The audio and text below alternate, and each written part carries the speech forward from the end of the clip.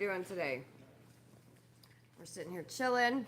Our concert got canceled, so I thought it would be a good day to give a bunch of updates since I haven't been able to do that in a while. It's dark. I need a better light. I just don't like that damn light up there. It sucks.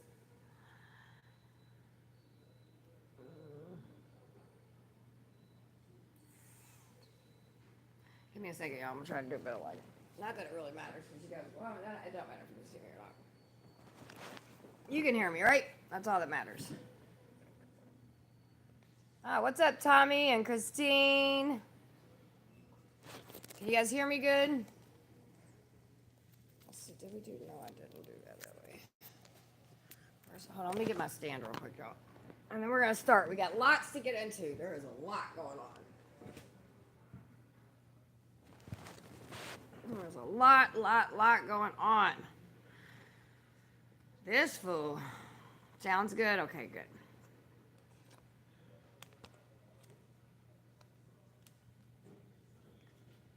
I'll do it like this. So my mic's not necessarily.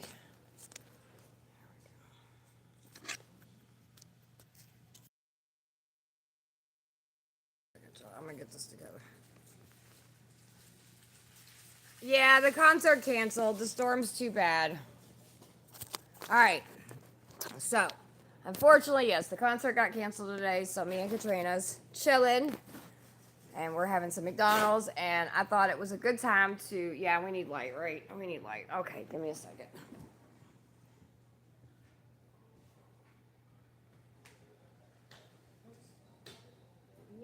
You're not gonna eat it inside.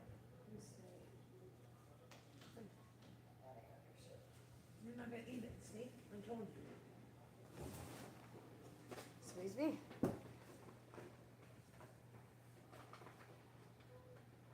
Alright.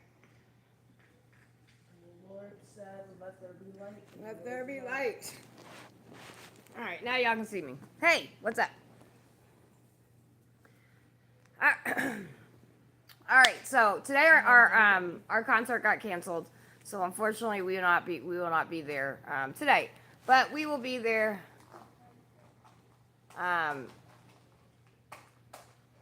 no, it's not canceled. No, I got a text saying it was going to be canceled the rest of the weekend. No, it's not being canceled the rest of the weekend. I don't know who's saying that, but that's not true. Not even close. So it will be going on tomorrow, so we will be there. But it's all right. I mean, I'll be honest with you. Out of all the days that it got canceled, if it was going to be canceled today, today's the day to do it. Because, like, yeah, there were some good bands, but, like, all the bands I want to see a lot are tomorrow and Sunday. And same thing with Katrina and same thing with Curtis. So we're not, too heartbroken. Nothing I can do about it. Yeah, I know we can do about it anyway. We had a great time last night. Amazing concert. Amazing show. The rain held off for a while. And so make sure y'all hit those thumbs up. If you have not subscribed, please subscribe. We're trying to get to 2,500. That is my goal for the end of the year goal. We're at like 2,100. I'd like to get at 2,500. That's kind of my end of the year goal. So if you have not, please subscribe. All right. So I thought I would take and hit that thumbs up.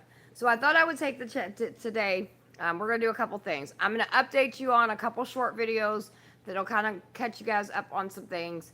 And then, no, not going to. How are you doing, Hannah? Nice to meet you, sweetie. Welcome to the channel. So we're going to do a couple updates because there's been a lot going on in the P. Diddy case. As you all know that follow me, we have been given as many updates as much as I can. And there's just been a lot going on. So so we'll do some updates, and then I'm going to start reading from the book, Kim's Lost Words. So that'll be really cool. To hear what she has to say. It's not actually really cool. Awesome. So this is the first update. Yes, we know it's going to rain, but it's not getting canceled, so we're here. I don't know where your son is, but is he here? It's not being canceled tomorrow. It's not, and they definitely haven't called it for the whole weekend. They just canceled today, and it wasn't because of rain. It was because of wind that it got canceled today. So I don't know where that information's coming from, Sissy, but yeah, it only got canceled. We actually made it down. YouTube wouldn't let me go live, but Facebook did. We were actually live all the way down in the parking lot and everything. And it was the wind. It actually wasn't raining that bad. I mean, it came down earlier, but yeah. So. But yes, it's going to rain tomorrow and it's going to rain Sunday. And it rained yesterday. And the rain's okay. As long as it's not lightning and there's not a lot of wind, then we'll have it. The thing with the wind, it was really windy. And you got people that have to get up there with the lights and all of that kind of stuff. So, so tomorrow night we will be live streaming again from, hopefully, if everything works out, from Louder Than Life. So, but in between all of that, there has been a lot going on with this whole P. Diddy thing. So I'm going to give you guys a couple updates on what's been going on. I don't even know where to start. There's so much. So there is here. I'm gonna start. We're gonna listen to one of the chicks that I listen to. She does amazing work. Tisa Tells. She's amazing, and she really puts the work in. And so she's thrown out a couple updates, and since I've been busy and working and all that kind of stuff, I have took the time to go back and look and see if these updates are good, which they are. So we're gonna listen to some of the stuff that she's saying, just some audio. Pay attention, you guys. Pay attention. Doing Sean Diddy Combs. If you guys haven't heard the rumors, I've heard them for a while, but I didn't want to speak on them because let's be real, Tara Marie has been through a lot. Tara Marie. So Tara Marie is a actress. She's really I like her a lot. She does a lot of different things, and she is a woman that has been through a lot of things, and so that's who she's talking about. Just in case you didn't know, is a Cassie that has not yet navigated. We knew Tara Marie at one time was set to take over the industry. She accused multiple people of sabotaging her. It was very sad the way she started off so young, and it looked like the music industry kind of ate her up and spit her out. No, I don't blame Tara Marie. I am blaming all the demons and vultures that live in the music industry. Okay, fine. So we got that. But here's where things get deep, okay? So I believe it was reported on like Tough News. I believe it was Tough News, correct me if I'm wrong, that reported that Tara Marie was the actual Jane Doe that was involved in the lawsuit with Diddy. If you guys don't know, Diddy's lawyer did this weird thing where they asked for two things. One, they said, we absolutely need her identity to be revealed. When they said that, people said, you think someone's slow. You only want to reveal this so you can shame and mock and humiliate her. Now, how could they be so certain she would be shamed, mocked, and humiliated? Well, just take a look at what's going on with Tara Marie right now. 50 Cent is still mocking and humiliating her about that $50,000 that he got granted in a judgment. As a matter of fact, Tara, that judgment should have never went through. Tara must have had Tasha K's lawyer, Olga, working hard because she never should have been held accountable for that. Okay, right?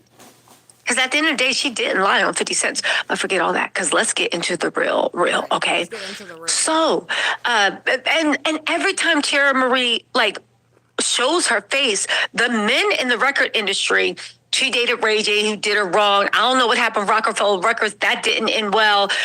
Even Carrie Hilson was sitting there, like, throwing shade and clowning her and whatnot. She's been through at least back in the day. 50 Cent is always trying to mock and humiliate her. Every time Tara Marie's name is mentioned, the men in the record industry think that they can just say what they want or go after her because she did not reach any type of success because her career was sabotaged. And also she doesn't come from a big family name or with family money. So those vultures are like, we don't have to protect you. Okay, right? So are you guys with me? So I still was like, it's odd though, because the time frame kind of checks out, but not really. Because that woman now, hold on, let me check and see how old Tara Marie is. 1 second. Okay, so when all this happened, that girl's name, this is the woman that is said that she hadn't reached like 18 candles yet. If you know what I'm saying, she was not the age of consent. Harvey Pierre, the woman claims that Harvey Pierre got her in Detroit. Tara Marie is from Detroit. Claims that she was flown over to see Diddy. And at that time, all these horrible things happened. There was an unnamed producer in the room as well. People are speculating that Harvey Pierre met Tara Marie in Detroit, flew her over to New York to get in front of Diddy, and also Jay-Z might have been the unnamed producer. Now, listen, this is not verified. I don't believe that Jay-Z was actually in the room. He just doesn't seem like he would be that stupid and or that sloppy. Do you know what I'm saying? Say what you want about him. Like, there's no stories about him at all doing ditties on people. However, when it looks at the age of the girl as opposed to when it happens, Tara Marie is 36 years old. Okay. However, I didn't want to drag her name into this, but you know who just did drag her name into this? Hazel E. Hazel E has done an interview with Tasha K. If you haven't gone to see the interview, I believe it's on Tasha K's website, right? At the end of the day, Hazel E is saying that she, right, was invited into a situation, a freak off with Tara Marie, Cassie, and Diddy. And they were trying to pull her into the freak off. That's right. Hazel E is confirming that Tara Marie was in a freak off with Cassie and Diddy, and she saw with her own eyes. Now, y'all, when I heard... So the point of this is, she's supposed to be one of the star witnesses. So that was the point of that one. So this is the one that I wanted to really get into. So I don't know if you guys know who Foxy Brown is. Well, let's do this one first. Hold on. Costco's, by the way, has denied that P. Diddy bought his baby oil from him. Speaking of baby oil, I don't know if you guys heard yet or not, but supposedly the feds are supposed to be testing the baby oil because they think that the baby oil is a carrier oil. Okay, so there's been a lot of speculations about people saying that they would empty the bottles of Ciroc and put drugs and stuff in the liquor and stuff like that. But now they're saying that the feds are testing the baby oil because they think that it could be what's that word one more time? Carrier. So in other words, they would put GHB and different things like that in there, and then it would go into people's skins. And they're saying, well, that kind of makes sense because there's a lot of people apparently stepping forward. So many people are stepping forward that the judge actually put a statement out because people are calling the judges' chambers and different things like that, saying that they have videos and they have evidence of all the things that are been talked about. And the judge told them that they have to contact, Homeland Security and the FBI because that's who's doing this case. So there's a lot of different people coming on. Maybe Tully. I mean, it kind of makes sense. Like, it hasn't been confirmed yet. Apparently, it's all being tested. But I mean, why would somebody have 1,000 bottles of baby oil? You know what I mean? Now, to me, it wasn't odd to me before the speculations of it being drugs, because there's sex crimes that are involved in this, right? So anything toy-wise, oil-wise, anything that they can tie to the sex crimes that might be going on, they're going to take it.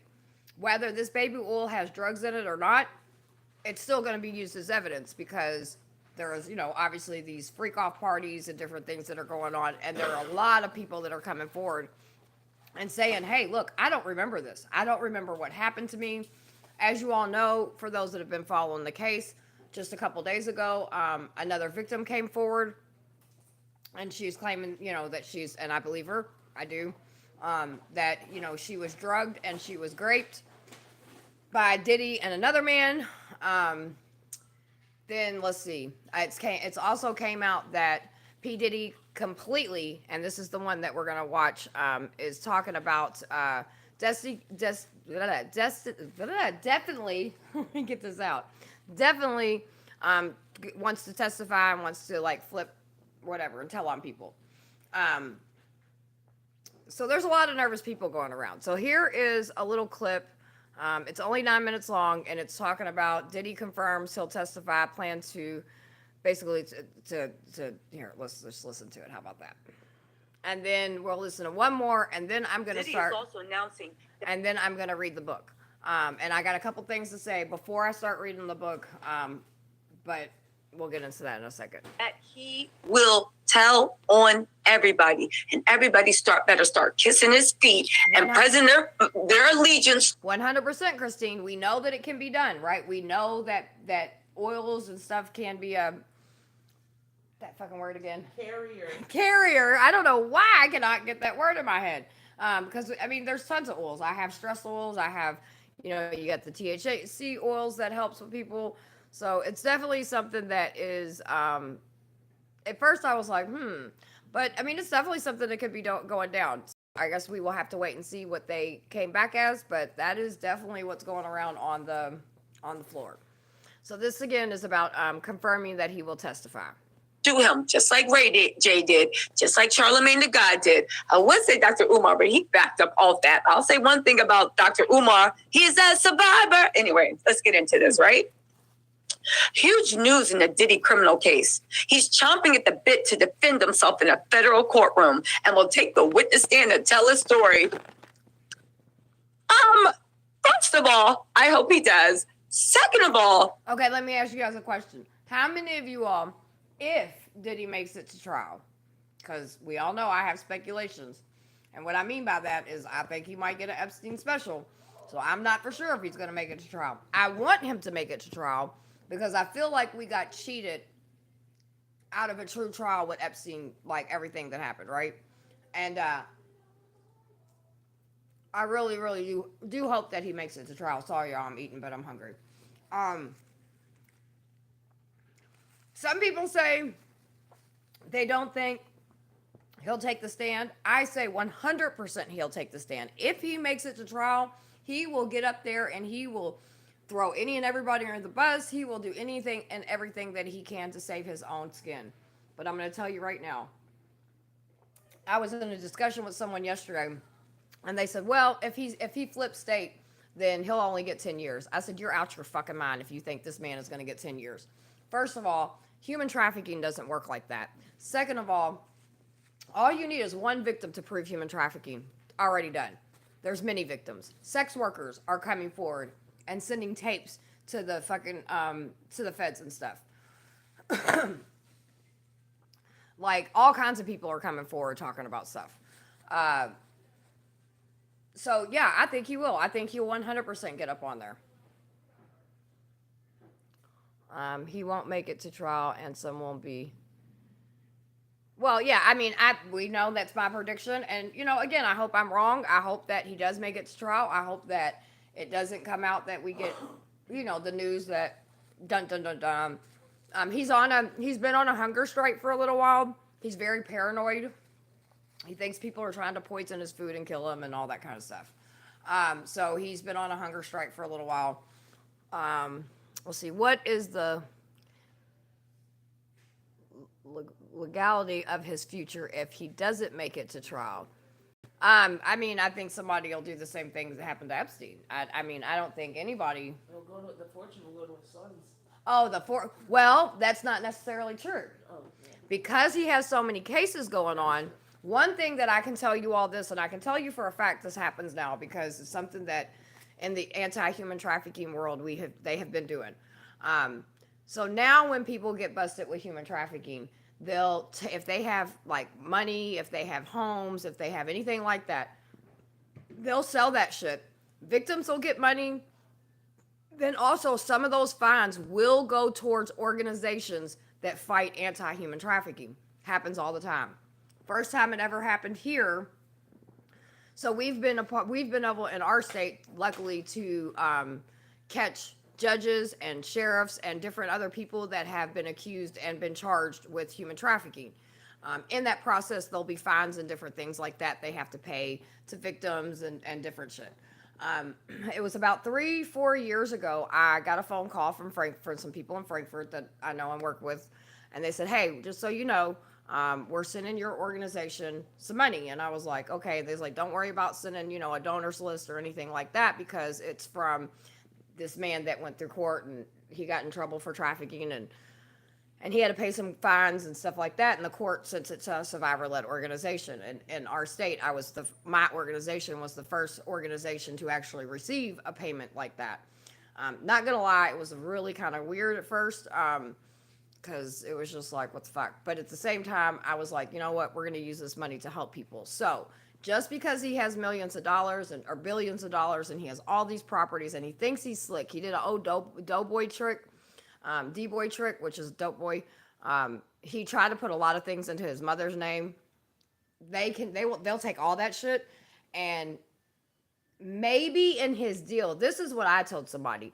If he flips a deal and gives some big fish up, he might say, can some of my resource, like some of my homes and shit like that, whatever he has left after fighting this, fighting everything, he might try to make in the deal because he's never going to get out. I do not believe he'll get out. I don't think he'll see the light of day. I think he'll die in there.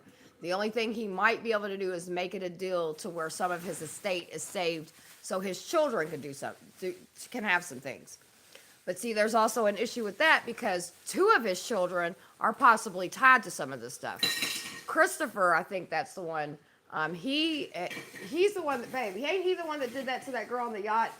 The one that looks like Christian. Christian and King. Christian and King. So those are the 2 sons that are possibly kind of, their names are around a lot in some of these indictments. And Christian has, he specifically has a case going on because there was a young lady that was on a yacht and he beat and raped her, allegedly. So, but he does have other kids that, like his twins and a couple other kids he's got or whatever. But yeah, his estates may be a part of his deal that him and his lawyer make with the feds and say, hey, if we give you these big fishes, can we save some of the estate for the kids? But I'll be honest with you, I don't know if that'll happen because in human trafficking and in RICO and all this shit that he's being charged with, they don't give a fuck about none of that. They don't care about you. They don't care about you. They feel like you should have thought about your kids before you did all this shit. And especially in his situation, what's really disgusting and sad to me is, you make the life decisions that you make, but then you groom your children to also follow in your footsteps. Like, dude, that's not, no. Nope. No. All right. So let me, I'm going to play a little bit more of this one of saying he's confirming to be testifying. Diddy's lawyers, they have to be the ops. They keep putting this man in the wrong situation. One more time. Sorry, my guys, I'm crazy. It's okay, Dan. You're crazy too. Mwah. Love you. Have a great day and enjoy the show. Make sure you hit thumbs up for me. That'd be great. Anyway, his lawyer. So I do believe that his lawyer is setting him up in some sense. And the reason why I say this is because he's a fucking complete dun-dun-dun. His lawyer is a complete dun-dun-dun. And so his lawyer's wife actually helped build one of the districts or whatever you guys call it up in New York. One of the whole human trafficking task force and stuff like that inside that district, she helped build that. So for her husband to be the lawyer of Diddy, which, hey, lawyers have to take cases that they're gonna, if you're, they're gonna do what they're gonna do. But he's just really asinine. Like some of his language that he uses, he goes out here, him and some of his other lawyers go out here and victim shame and different things like that, which pisses the lawyers off. So sometimes sometimes it feels like his lawyer's not working for him, that he's the ops. And I'm cool with that because you know what? I mean, fuck him. He deserves everything he's gonna get. You saw the Bubba's gonna make him his bitch. He's gonna like that from what I hear. apology that Diddy did. It went down. Yes, I am gonna play Thule. I am going to play the Costco one next. So that'll be our next video right after this video. That Costco did put a little video out or did put a statement out, and so we're gonna play that too because I'm like a lead balloon. Every time Diddy opens his mouth, his delusion his arrogance, his anger, and his weirdness comes out. Once we took off the rose-colored glasses of who Diddy is, it was like an unmasking. He can't not stop being weird to me. I'm just going to see him rubbing himself with Johnson & Johnson baby oil. But also, this is clearly stating you're going to defend themselves. You have been putting out people saying that this man has been a rug addict for the last 15 years and has been doing the Tucci slide and everything else. He loves taking everything in the alphabet, K, E, C, whatever you want to call it. You're going to put that man on the thing in the throes of withdrawal. A 15-year addiction does not get kicked like that. I'm saying it's not the smartest move. But if this is a warning, like a lot of people are saying, then I guess he's announcing this. Because at the end of the day, they can say he's going to take the stand and at the last minute be like, never mind. He ain't feeling like it today. You know, ooh, Tucci shakes.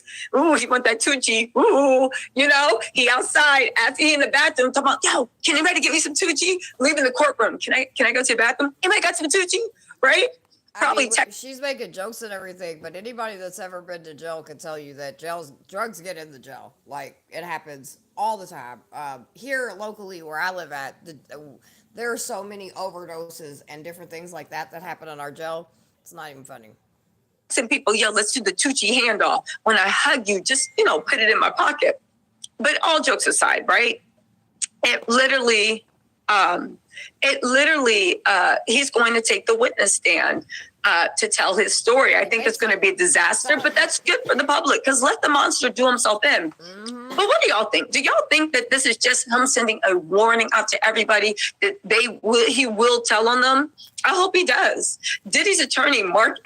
In my opinion, yes, I do believe that that's exactly what he's trying to do, because a lot of people still think that this man was arrested early because he was going to turn himself in or because of whatever. He was a flight risk. No, he was harassing victims, and he was having other people harass victims. After our Costco video, we're going to watch a video that addresses the young Miami, which is his girlfriend. Woo, honey. So, and then we're going to read in the book. So we have 2 more videos, so just hang tight. I promise y'all some good shit. Agnifilio, or how I like to say, Tasha K's lawyer, Olga, the one that ruined her case and got her $4 million, her brother, their brothers from another mother, appears in a new TMZ studio documentary, The Downfall of Diddy, The Indictment, which is dropping soon on Tubi and tells us Diddy can't wait to testify in court. Even TMZ admits it's a risky move. Right. Diddy's going to be able to tell his side of things, and he's also going to be cross-examined. Obviously, topics include the Cassie beating video, the famous freak-off parties, and accusations he blew up a car belonging to one of Cassie. I'll be honest with you, this is the only part of narcissism that I think is amazing, is when they do stupid shit like this, because they can't help themselves. A true narcissist, that word is thrown, it's like everybody learned what narcissism is in the last 5 years, right? And that word is thrown around so much. But I promise you, a true fucking psychotic, narcissistic person, it is a fucking show to watch in a courtroom. I can promise you that. These access. Here's the thing. First of all, I don't even believe Mark Agnifilio. I think that this is a warning, because the feds have said that they're not done with the indictment. More charges are coming, and it's an ongoing investigation. And if you would have listened when the feds put out their press conference the day after everything, they said, listen, because a news person said, hey, could there be more charges coming? Yes, 100% there could be more charges. We can't make any predictions, but this is very much still an open investigation. Again, you guys, they picked him up early because, one, if they pick him up, then they can give him no bond. If he turns himself in by law, he can have a bond. So that was number 1 reason. Number 2 reason is because he kept harassing victims. So those are all the charges they have him on now. Mark Agnifilio acknowledges the gamble here, but tells us there's no one better to defend Diddy than Diddy himself. The lawyer says Diddy's story involves love, hurt, and heart. Oh my God. Did I not tell you Mark Agnifilio? I'm reading this real time. Did I not tell you Mark Agnifilio was the ops? Did I not tell you that Mark Agnifilio was the ops? You're really going to say his story involves love, hurt, and heartbreak? Diddy was a merciless abuser to Cassie. Are you really trying to go with this was a Romeo and Juliet situation, star-crossed lovers who were both deeply toxic? Bro, move on to a different narrative. We do not believe you. You cannot be serious. You honestly cannot be serious, but clearly he is. This man is accused of raping a nation. He's accused of sex trafficking. He's accused of all these serious crimes. And also, Cassie's not the only accuser. And Cassie's not the only witness talking. And they have more than just Cassie's story. And on top of that, there might be attempted murking things. And you're going to say it involves love, hurt, and heartbreak. You're going to say that Diddy ravished Cassie's body, mind, and soul for love because he was heartbroken. I have a video, and if I have enough time, I might show it. It really shows, and it's a video that was leaked out, and it's a video of the very beginning stages. Actually, I'm gonna show it right after this. It's a real quick thing. I'll show you guys.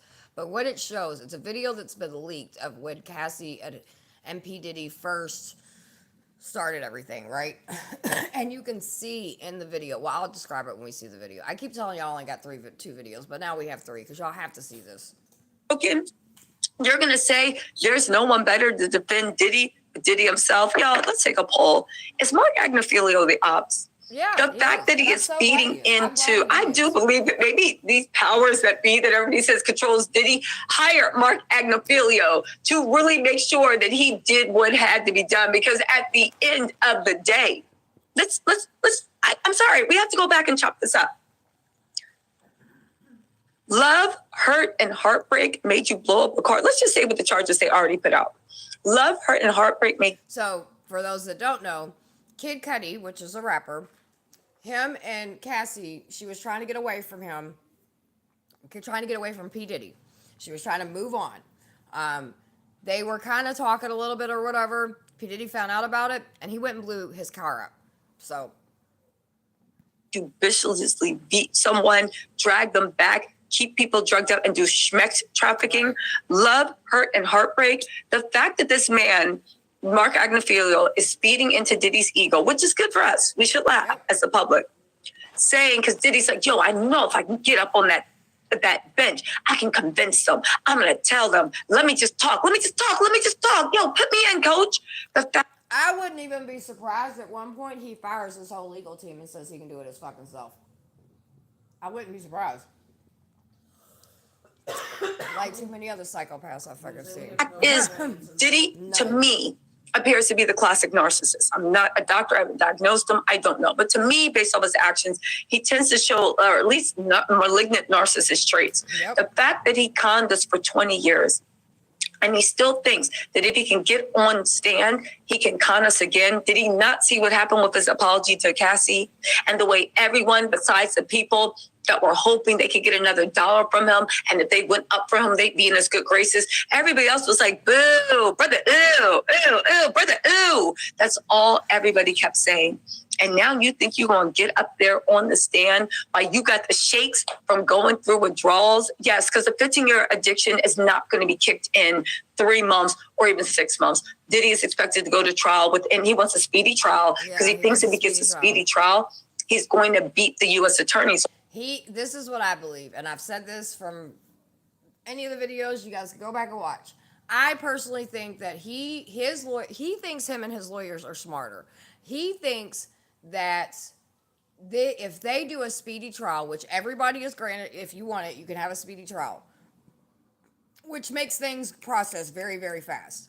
Now, in some situations, a speedy trial could be really good. In some situations, a speedy trial will shoot yourself in the foot. They think that they've got this. They don't realize you're messing with the feds and Homeland Security. Now, listen, I understand on an activism aspect of it. All these systems are fucking crooked and fucked up. these are going to be videos. His own videos are going to put him in jail. His own phone calls, his own text messages. So people can say, blah, blah, blah, blah, whatever they want. But when you're stupid enough to, you know how like recently we've all watched some dumbass commit crime right on fucking YouTube?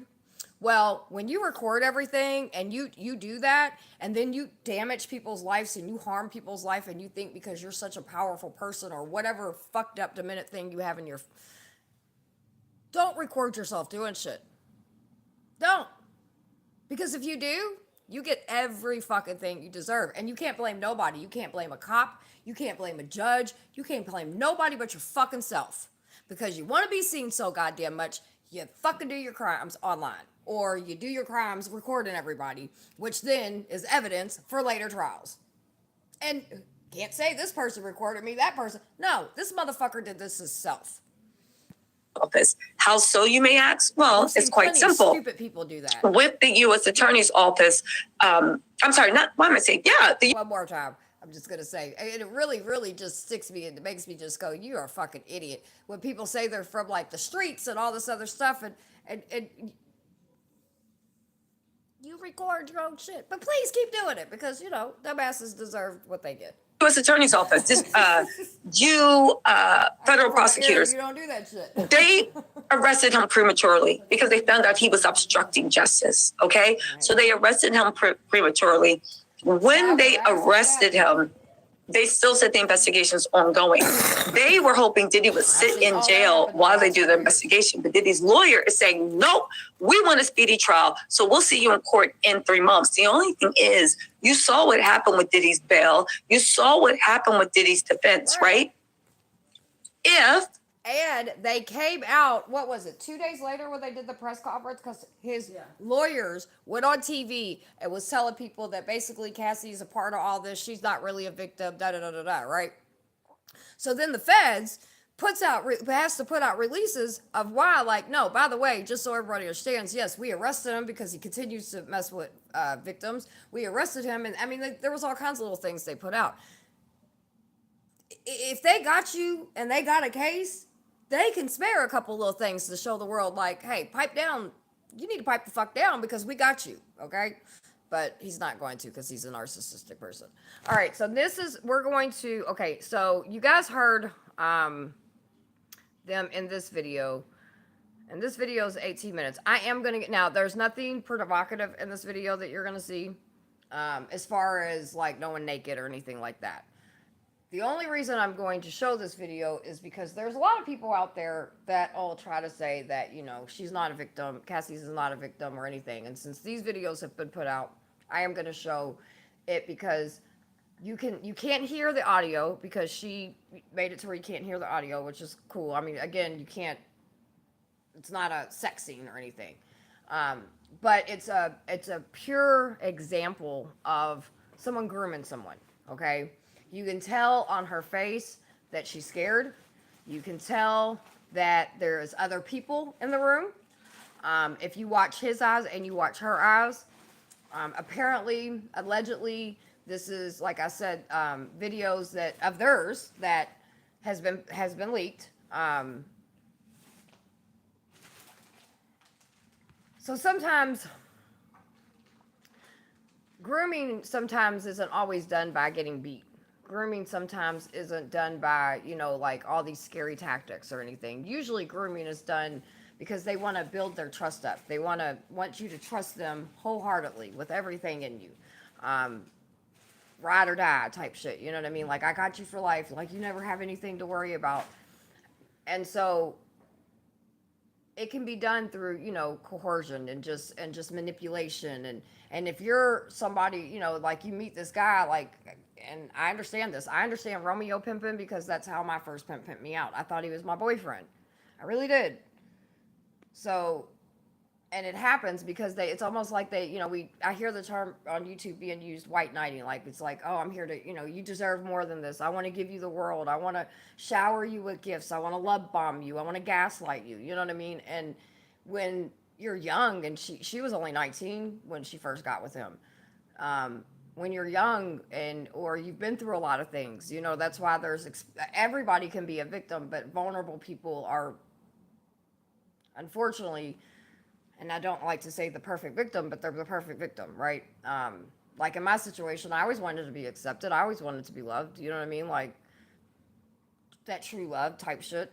Thank goodness I have that now. And now I know what love is. I've been married for almost 17 years. I love my husband. I have a family. But back when my shit was going on, I didn't know that. And so I just want you all to watch her face in this.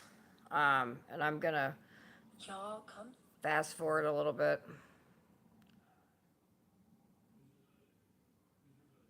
Cassie holding her camera.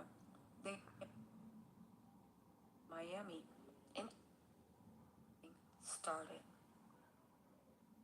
Beginning of a It's a hard slippery video to slope watch, but I that, think it's an according to important Cassie, video is to grooming watch in this case. sent her down a 10-year odyssey down your spine. It's a hard video to watch. I've already watched it, and like I said, they have sweatshirts and stuff on, so it's not you're not going to see any body things or anything like. And he's not beating her, but if you understand grooming, if you understand that manipulation, if you've ever been a woman or a man for that matter, and you know there was somebody that you were really into or whatever, and he was trying to, and I'm going to say he because I'm a woman, and the victim in this situation is a woman. Um, but yes, in this particular case, there are male victims. That's one thing that is so sad, but it's something that you don't get to see a lot of, especially on a scale like this.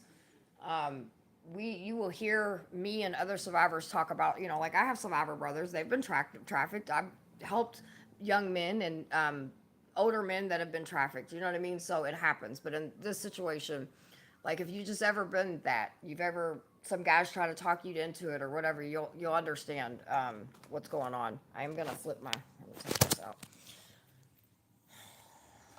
So, okay, I have to do it this way. Year nightmare for Cassie, otherwise known as Cassandra Ventura. Okay, so before we get into the video, once again, shout out to my girl Malika, up up on the west side. Now, what you're about to see is going to disturb you. It's going to send chills down your spine and put disgust in your stomach. You are looking at the beginning of a slippery slope that, according to Cassie of grooming, sent her down a 10-year odyssey into hell. This is how it started. Now, in this video, let me just point. Now, I feel the need to prepare you for what you're about to see, okay? So you know what you're looking at. You are looking at Cassie. She's going to be looking visibly uncomfortable. She is going to be filming her and Puffy. As you know, in her complaint, which she did file, it was landmark because I believe it was the quickest settlement that ever happened in New York State. She alleged that she would film some of these freak offs. She would also delete them. What started as something that Puffy and Cassie would do for their own quote unquote enjoyment turned into something darker. And people are saying that this was the beginning of where all grooming started. Let's get into the video, and I'm going to explain everything as it was explained to me, frame by frame. Let's go. Look at Cassie looking off to the side, okay? She grabs Puffy's face. Now, right about now, you're probably thinking what I was thinking. Wait a second, how can this be the beginning of an FO when Cassie's nails appear to be some sort of reddish color? That's until my sources had to remind you, me at least, you guys, this is allegedly, nothing's been proven, okay? This is speculation, but this is allegedly the beginning. This is the slippery slope that took her down that path to hell. So you got to think about it. Cassie, in her own complaint, said that the worst didn't start till 2 years into the relationship. People are And you have to understand the grooming process. You know what I mean? Like it can last forever. Like well, not forever, but it can last for a long time. And actually, grooming can happen off and on through it all, right? And gaslighting and all that. Like it's not something that just happens like boom, like super quick. Like oh, I mean, maybe some people it's a little bit easier to groom, but a lot of, especially nowadays, a lot of people have guards up and boundaries up and different things like that, and you know what I mean. So, And if you're really a dangerous person, if you're really a monster, you understand that that you do it over the longer you do it and build everything up, when everything finally starts to happen, the person's probably, it's going to be too late, if it makes sense. I don't know if that makes sense, but by the time they realize what's going on, or even in my situation, before I realized what the fuck was going on, shit, it was already too late.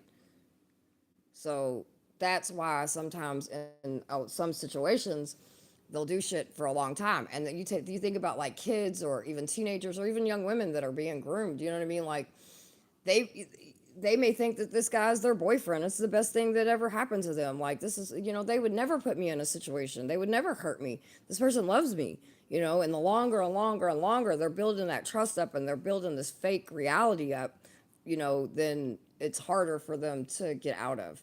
It's harder for them to break away from that, because those chains are, that's why, we don't need to, when here in America at least, it's, yes, do change still happen and different things like that? Sure. Um, but honestly, the chains in the mind those are the hardest things to break. Saying that Cassie was so young. If you look at Puffy and Cassie's eyes, they don't, to me, look like they're sober, but that's just my impression. Maybe they're not.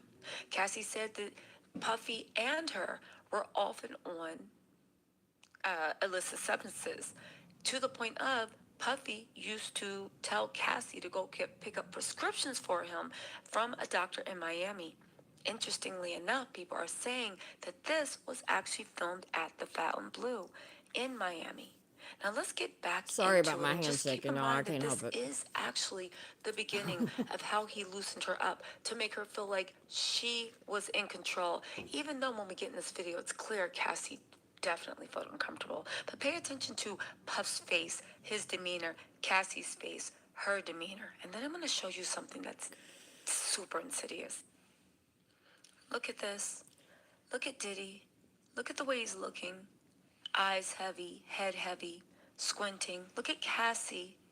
She's doing her best, looking at the camera. But do you notice she's also looking off to the left? She wants to be filmed. The whole purpose of this is filming. Look how she looks up to the left and smiles at somebody. Again, he was getting her ready, priming her to get used to have exhibition. Look at the way she's looking at him. Naive, trusting, but also disgusted. Puffy, the way he's licking his lips, saying it's okay, you can trust in me. Cassie holding her camera. They embrace the lustful look, the hesitation that Cassie has from seeing this. But more important, look at how Cassie is looking around the room because Right. there are others watching. Let's You go can in the definitely slow-mo. tell that she's looking at other things. There's other video devices, or there's other people, which I think there's both. Because if you have got dug into his case and understand what he likes, this is definitely people watching, lots of people being around is a thing, and lots of people participating is a thing. Because I want to show you guys something even more disgusting. The red lights, the open mouth. Ugh, his breath looks like it stinks. Cassie trying to grab his head, trying to loosen herself up. They both are allegedly on the illicit substances that Cassie said in her complaint. Now look as she looks off to the side. Remember she said there was always multiple things. There was a camera, there was a tablet, there was a laptop. Look at Puffy looking in. He looks like he is on something. Cassie is looking at the other camera angle. Puffy is looking at that. Okay? Now look in between Cassie and Puffy. You'll see something. Although Cassie's eyes keep darting around and she's smiling and laughing at other people and trying to make herself more Somebody back there. comfortable. Look, the scared look in her eyes, the red light, the turning the angle of the camera. Hold on, guys, it's coming. I promise you. This person. Right here, when she moves back, look at it. She looks like she's selling her soul right now and looking at other people in the room. Okay, Puffy's enjoying this. She tries to smile, but you can tell it is 100% forced. I turned the sound off because I don't want to get demonetized. Now look right here. Here we are. Hold on. 1 second. It's about to come on screen. Are you ready for this? It's coming, I swear. Hold on. She has it on slow motion. Cassie, look at that look of trust and Bam, scared. Now there's somebody. look what's coming into the angle. Right there. There's other people in the room. That is a man's head right there in the room. Diddy's looking at Cassie like, do you trust me? Cassie's looking scared like she doesn't. But she's trying to swallow whatever she feels in her heart and just keep going. They are in a room. Other people are around. Yes, there are red nails instead of white, but this was in the beginning when Diddy was just. So if you keep hearing her talk about the white nails, I've also talked about this as well. That is so that was one of his fetishes that he demanded the women around him that especially he was intimate with to have white nails. Now, what to me is really odd, and I talked about this the other day, looking into his mom and different shit like that. He has all the women, like even his daughters, his mother, they have white nails. To me, that's a little really fucking weird. Why would you have your mother or your daughters having things that you would have chicks that you know what I mean? Like I don't know, dude. That's just fucking weird. Very cultish. There's a lot of very cultish, weird. I mean, but then again, you know, looking like he's got a whole trafficking ring. So that they're into freaky that's a stuff form, in my and opinion, just of having cultish. fun. This is before Cassie lost. All right, so this is total pretty control. much the video, right? This is hard for me to watch myself, so you get the gist of it on that aspect. And why I showed it is because there's a lot of people that are, you know, like she was with him for a long time and da da da da, and that's a part of it, unfortunately, especially how trafficking and serious abuse happens, especially here in America. Because I know I have people that watch all over, and you know, if we're talking about human trafficking in like the red light district across seas and different shit like that, it's different than that it is here. Here in America, the grooming process is really how trafficking, I mean, happens a lot. It's probably the biggest grooming, and especially pimp control trafficking. So, and there's Romeo trafficking, which is like I said, it's that gaslighting, it's the love bombing, it's the, you know, I'm your boyfriend. My first pimp that was that way that got me into being trafficked. That's how he did me, and I had no idea. I thought he was my boyfriend, like I really did. And then what'll happen is either a victim sometimes can stay with that Romeo pimping, and then he turns into a gorilla pimp, or you know, through the cycle of trafficking, a person can end up with a gorilla pimp. And what a gorilla pimp is, that is who leads by fist and fighting and torture and different things like that to fuck with you. And then just another reason why those chains get on you in your brain, and you're scared and you're not going to leave because you think that they'll kill you, or they'll kill the people around you, or they'll kill your kids, or they'll kill your animals, or whatever. And when, especially in a gorilla pimp type of situation, you may have seen them kill somebody, or you may have seen them beat somebody to the inch of their life, or maybe people that were in your stable, which sometimes that's what they're when they're trafficking a group of women. All the women involved in it that's the stable. So in some situations, not all situations are different. Not all languages are different. It just, these are the languages I know. In our experiences, that's the different things that we're called. So that's what I use. But they're, you know, could be whatever they decide to call their group of women, their stable of women. Anyway, so the gorilla pimp will lead by force and anger and hurt and just lots of pain. So in that video, like I said, the video was from the very beginning, and you know, he groomed her, it seems like, over about 2 years time span. And so there was a lot of you know, and I'm sure, and he got, it looks like to me, from the videos that are being released, that he probably eased her way into things. I don't think it just was you know, it probably went from simple things into then a little bit crazier and a little bit crazier, and then that. And then obviously he got violent, as we've all seen the video of him, you know, hurting her in the hotel. Then there's also, I've seen videos of her curled up in balls, hiding under blankets. we've heard stories about how he's brought plastic surgeons in to fix her up. He would make her stay in hotels away from the mansion. Someone knew that she was beat up.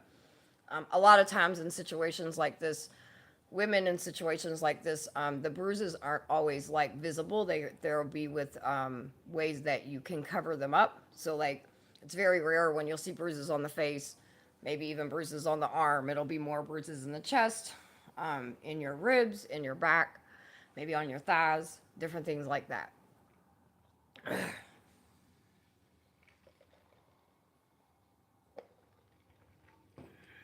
need a cigarette. So, we're going to go to one a little bit lighter. So you get the gist of that. That's why I wanted to show you that video.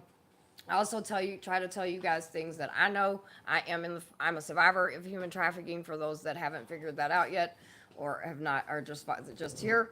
But I also do a lot of work in the anti-human trafficking on a national level. And so people have known about P. Diddy and his people and his group of friends for a very long time. I think I don't see how people are not seeing how all these cases are pretty much entwined together. R. Kelly, Epstein, you know what I mean? Like, it's crazy. But, I think as a public, our responsibility is to try to learn as much as we can with these cases, because then, you may see some of these things happen to somebody around you. You may maybe not see all of it, you know what I mean? But you might be like, damn, you know what? I've seen some chick on fucking YouTube talking about this shit. Or I was watching, this case that's been going on. One thing that I don't like in some of these cases is parents, the way that they've been allowed to kind of get away with fucking giving their kids out. I'm not cool with that. I think a lot of these parents need to start having some answers to them. I don't give a fuck if their kids are going into actresses and actors or music or whatever the fuck they're doing. When you're handing your children to the devil and there's plenty of signs and you just let it happen, I think you should be held responsible as well. Now, Cassie is grown, so I'm not particularly talking about her. But there are children that are allegedly tied to this case. And so it's just, people need to do fucking better, because kids should not have a price tag on them. And unfortunately, in a lot of this Hollywood and different things like that, we see that happen a lot. So Costco put out a statement because they kind of had to, because his fucking lawyer gets up there and runs his fucking mouth as always. So I'm gonna share a little clip that I listen to a lot of Tisa Tells things. I share her stuff on my community page. She's amazing. I like her because I also do my own research, and things that I have found that I didn't know are things that I have found have been able to line up with the things that she has, and so that tells me that we're looking at facts, not feelings. Now we will, if I hear a rumor or something, I might say something, but then there's some stuff that I didn't know, and I'm like, shit, let me share this, which was the Costco statement. So a couple days ago, my days are kind of all blended in together, but at this point, his lawyer said something along the lines like, don't everybody go to Costco and get baby oil or some shit like that. I can't remember exactly what he said. So Costco. It looks like Costco said, "Baby, you go." Costco put a little little statement out, and so she kind of covered it. So we're gonna listen to it. It's a quick 10-minute video. I'm sure I'll stop and go giggle a little bit, and there's nothing. And now again, what I was saying earlier, allegedly these baby oils may not be just baby oil. It may not be just baby oil. It may be drugs. Carrier oil to put other things in them, which would kind of make a little something, I feel, is being put in stuff, because there is people that have came forward and been like, this latest victim didn't even know about her stuff that happened to her until she's seen a video, and because it was videotaped and it was sold. So and that's how she's seen that she was raped, because she doesn't remember anything. That happens. That happens whether you're in a trafficking situation or just an everyday thing. That's why I think a lot of women now, and men, because there are men victims, have been very vocal about, like, don't leave your drink anywhere. Don't, you know what I mean? Like, be fucking cautious, man, because people are fucked up these days, you guys, like, for real. And the ones that you think can just be cautious. And listen, even if you don't like me, because you may see me cuss people out on a panel or whatever issues you may have with me, the shit I'm talking about right now is shit that we all need to listen to. And I know this shit because I've lived it, I've experienced it, I survived it, I've lost many friends to it, and now I help as much as I can, whether it be all the way from I've been able to have the honor to help with some legislation, stand and speak in United Nations. I used to run a shelter until the pandemic. Like been able to do a lot of really amazing things. And I don't do it for me. I do it for my sisters and brothers that no longer are here. And to educate you also, your family member doesn't become a victim. And if they do, then maybe you can help them. Our So names out of this mess. We don't want no association to Diddy. I'm no, waiting no, for leave us the fuck Johnson alone, Johnson homie. baby oil to send Diddy a cease I and don't know why I desist. keep Listen going to through this. comments. Costco actually went to TMZ and made a statement. Diddy didn't get his baby oil from us. They said Diddy's lawyers offered a potential explanation for why the feds found a large stock of baby oil at the rapper's home, namely buying in bulk at Costco. First of all, everybody's had the same old bottle of baby oil. A bottle of baby oil lasts 5 to 7 years. Sometimes it lasts 15 years, and you only know to throw it out when you're packing up to move. It was dumb to say that Diddy even needed 1,000 bottles. And 1,000 bottles is such an odd number. Because if you were really using it, it would be 900. I was like, dude, something's weird because I'm not seeing. Go up to the 3 buttons up at the 3 dots on the top. Uh-huh. Top right. What top Top right? right of your screen. There's 3 little dots. No, they're down here. Okay, we'll tap it. All it has is share. Oh, weird. Right. Okay, hit top message chat filter. Go to all. Oh. There we go. I'm like, what is going on? Ain't nobody talking? Which is cool. Maybe you guys are listening, but I'm like, I was like, what is going on here? Let me look at the chat. Sorry, chat, y'all. Oh, my baby. Okay.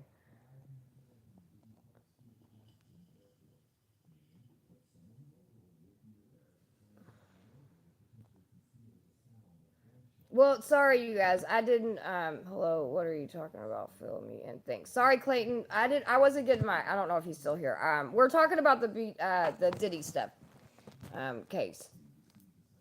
Sorry, y'all. I was not getting any of my comments. I don't know what the fuck was happening. I was like, what is going on here? All right, so we're gonna listen to the little Costco thing right now. And so for anybody that doesn't know, we are talking about just stuff surrounding the Diddy case. And I'm sharing some personal experiences and trying to, but yeah, I wasn't getting comments, but I'm getting them now. So, all right, let's go. I was like, what the fuck? I've never had a comment 97 or whatever. That implies that none of the baby oil was open. It was all boxed up and it was being ready to ship, leading it so people have been speculating that Diddy's baby oil had rugs in it. As a matter of fact, I'm going to put that clip in right here for you guys to watch and then meet me after the jump so we can get into the way Costco said, don't put our name into it. All right. I'm going to leave that right here and then meet me after the jump. Okay. So this is a guy that, there's a lot of people that are speculating on this. And like I said, we'll find out because one thing is for certain, they're going to test everything. Right. And so if there's anything in it, then it'll come out. But it does not surprise me because some people are like, why would they take it if it's not drugs? Well, because this is a sex crime case. What's up, Diddy? You gonna oil up, all right into a turtle suit. That's where you went. So because this is a sex crime, this crime, they're going to take all evidence. So regardless if there's anything in it or not, it's still going to be used as evidence. But there are a lot of people speculating, and I'll be honest with you, it makes sense. Not every speculation I'm like, okay, yeah, that, whatever. But this one I was like, some of it makes sense. And also there's a lot of rumors, and in one of the guy's cases, what the fuck is his name? I can't remember right now. My bad, y'all.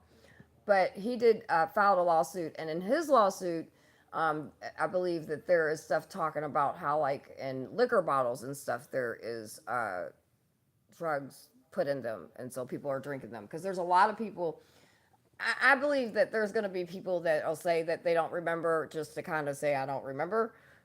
But I do believe that there's going to be people that have been drugged. I do, because I've been in those kind of atmospheres. Not I've never been in many of these, so that's not what I'm saying. But I have been in atmospheres similar, and yeah. Not baby oil. It's drugs. And I don't mean the fun kind that you like to take. We've all been cracking jokes about Diddy and the baby oil thing. And so this is why Costco made the statement, by the way. That's what she's showing. The substance is funny, but something just didn't make sense to me. One, why does he have so much? It's one thing to have 10, 20, even 100 bottles between his properties where they rated, even 100 bottles between all those properties, that's somewhat reasonable. And it's like, okay, whatever, you like to do some weird stuff. But it was 1,000 bottles, and the FBI took it, which was weird because, okay, you like to do some freaky stuff, but then why would the FBI take it? Because they would take it because, again, this is a sex crime. So anything that would be even thought about being used, they're going to take it in for evidence. They're supposed to anyway, right? They know what it is. We've heard about Diddy talking about his parties and stuff like that, but no one ever brought up baby oil, which is kind of weird because even talking about the parties, if that was something that was going down on a regular basis, people kind of bring it up as a joke within the industry and they would kind of throw things out there because people don't know what's going on. I've never heard of anything about that until now. For years. And the main reason why I know it's drugs is because of this movie. Blink Twice, starring Channing Tatum, that came out not even fucking 3 months ago. So spoilers if you haven't seen it. I hate to ruin this movie for you because it is a pretty good movie, but this makes sense once I explain to you what happened. Long story short, Channing Tatum's a tech billionaire who has an island they bought all his people to. The women that he invites to the island, he gives them this perfume. It's just like regular perfume. That doesn't do anything special about it. What they find out later is that this perfume erases your memory for a short term. So throughout the movie, these women keep using this perfume on a regular basis, don't think anything of it, but come to find out later it's been erasing their memory. And the reason why it's been erasing their memory is because these dudes have been taking advantage of them at night, and then the next day they don't remember what happened. And the key part about the perfume in this movie, that the reason why it's tied to Diddy, is in the movie you find out that basically he's been giving the perfume to a lot of his, billionaire friends and all his influential people, and showing them, hey, you can use this perfume for this thing, whatever, to do these terrible things. All you can do is invite them to the island, you get the perfume, you can do what you want. You know, it's crazy, and this is why people have to be careful, is because there's people out here doing shit. You know what I mean? Like, there's people out here doing crazy shit, and just be careful. Do I think Diddy's baby oil can give people short-term memory loss? It's possible. Because as crazy as having 1,000 bottles of baby oil sounds, it makes perfect sense in the fact that he had it laced with drugs. He was just going to take advantage of people, having them forget what happened, and the fact that no one talks about it, but everyone kind of knows what's kind of going on, makes perfect sense. Because a bunch of people talking about it, like, oh, it's not a crime to be freaky, which sounds freaking stupid when they say that, but it makes a lot more sense when you think about the reason why the FBI took the baby oil, because they know it's laced with drugs, because other people told them it's laced with drugs. That's where all the stuff starts clicking. A lot of people are saying that why the government or FBI say exactly what's going on is because I think they're trying to find out who exactly has the baby oil or has ties to Diddy. So they're keeping their mouth shut on what exactly happened, and they're starting to pick up little pieces as they go along. Because this is Because personally, this is just what I think.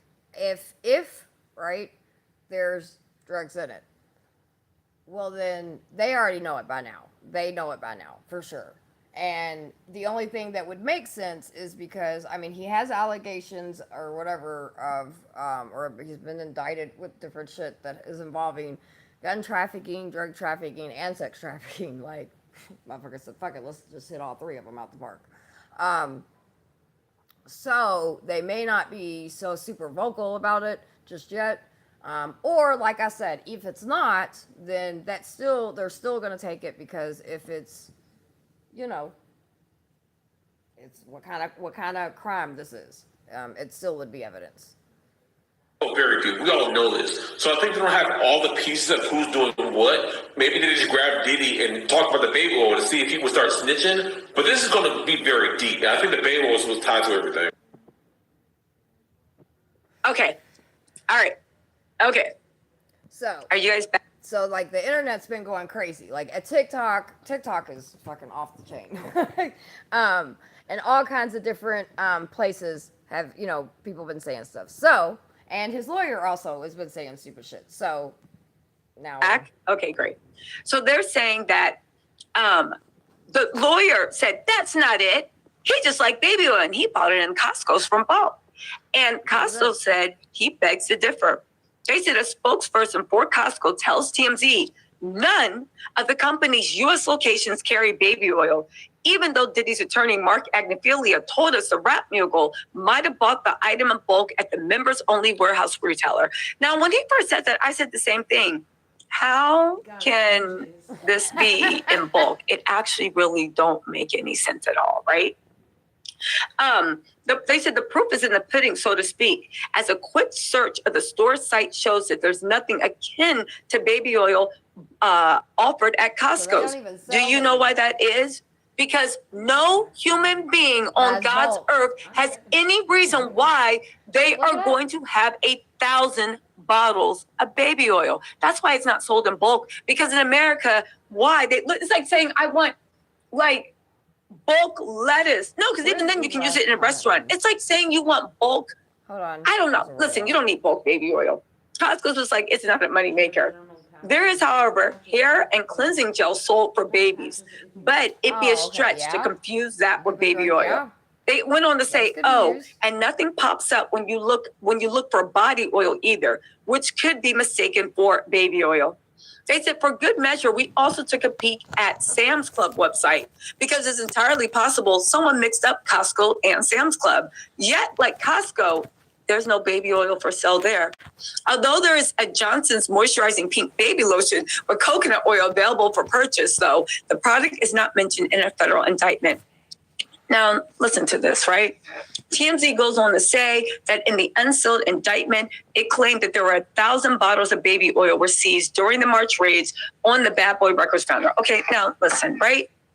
Now that Diddy's lawyer, who said that Diddy is going to testify, Idiot. It's a bad move, but go ahead and do it because, you know, we want to see Diddy pay, and he looks like he's helping us along the way. Right.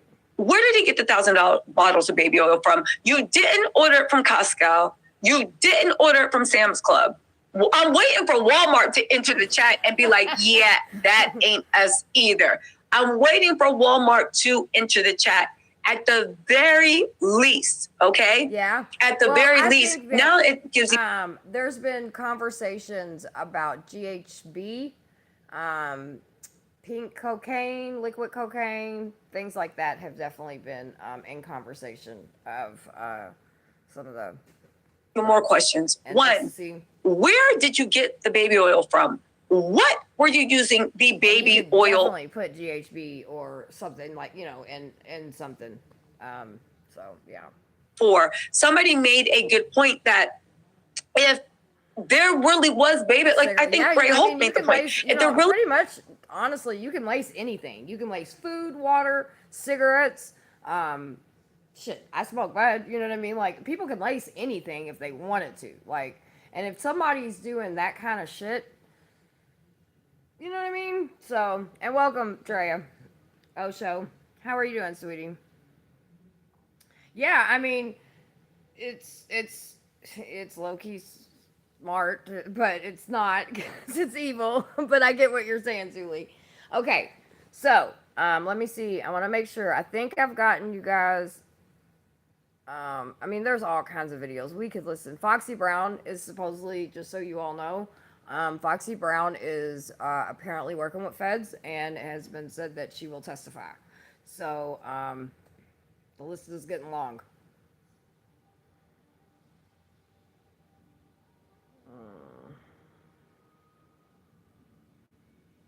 Oh, one more. We're gonna watch. Well, actually, I'm not gonna watch it because it's super long. I'm gonna share it later on my community page. You guys can go and watch it later. So, Young Miami is his girlfriend, right? That's who's been dating him for a while. She's been with him. I can't remember how long. Anyway, she's been with him for a while. So she is like, I'm in love with him. I'm gonna have his back and everything. And the feds is like, listen, we don't know if you're a victim as well because sometimes. Okay, so sometimes in the trafficking world, right? There's like the trafficker, and then there's what they call, some people call like the bottom bitch, which is like the main chick, right? and that person can be responsible for all kinds of different things whatever that trafficker wants that person responsible, all the way from recruiting girls, keeping them in line, collecting money, setting appointments, whatever. And what happens a lot, the reason that they'll put a bottom bitch in play is because that is kind of the to keep the heat off of the trafficker, the pimp, whatever. Usually they'll go to jail and the pimps will just get away with whatever. Now, some people don't see this way, but I'm going to explain something, and not everybody agrees with this train of thinking. In some situations, not all, but in some situations, the bottom bitch, the main chick, whatever, can also be a victim, right? They could have been, one of the chicks, just regular chicks, they were, trafficking or whatever, and throughout whatever, this person has felt like they were loyal, or whatever reasons they felt like to make them the bottom bitch or the main chick. And sometimes in a trafficking case, what'll happen is, if there is, for lack of better words, the bottom bitch or the main chick, they'll say, okay, we know you're his right hand. We know that you know everything. We want you to testify against him. If you don't testify against him, we're going to charge you as his co-conspirator. If you do testify, then we'll treat you like a victim, and pretty much, it could all the way be down to they don't get any charges. If they do get some charges, it'll be for, whatever, because unfortunately, this case is not just a human trafficking case, and that's something people have to understand.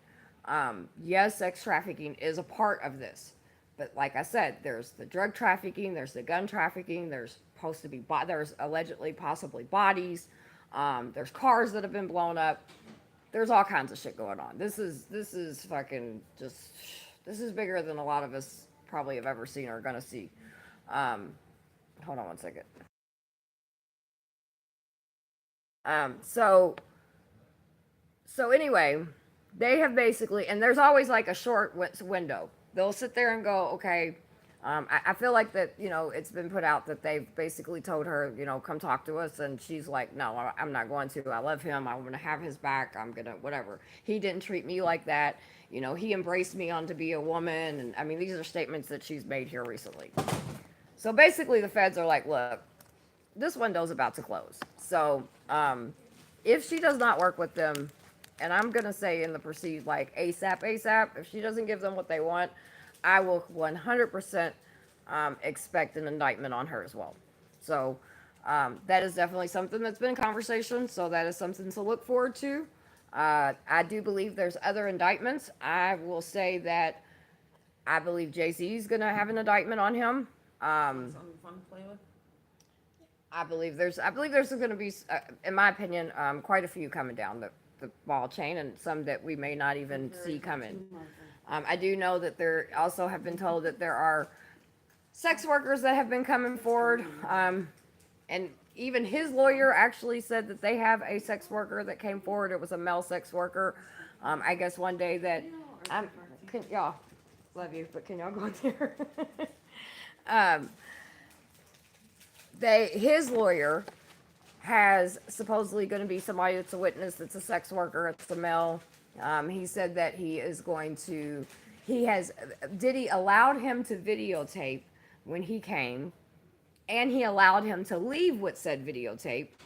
And so his lawyer's like, we have somebody that will tell you that this isn't forced and he wasn't abused and da-da-da-da. And I'm like, oh, so, okay, so you guys are letting everybody know that, yeah, the rumors are not just rumors, he's bisexual, which I don't give a shit what somebody is, but they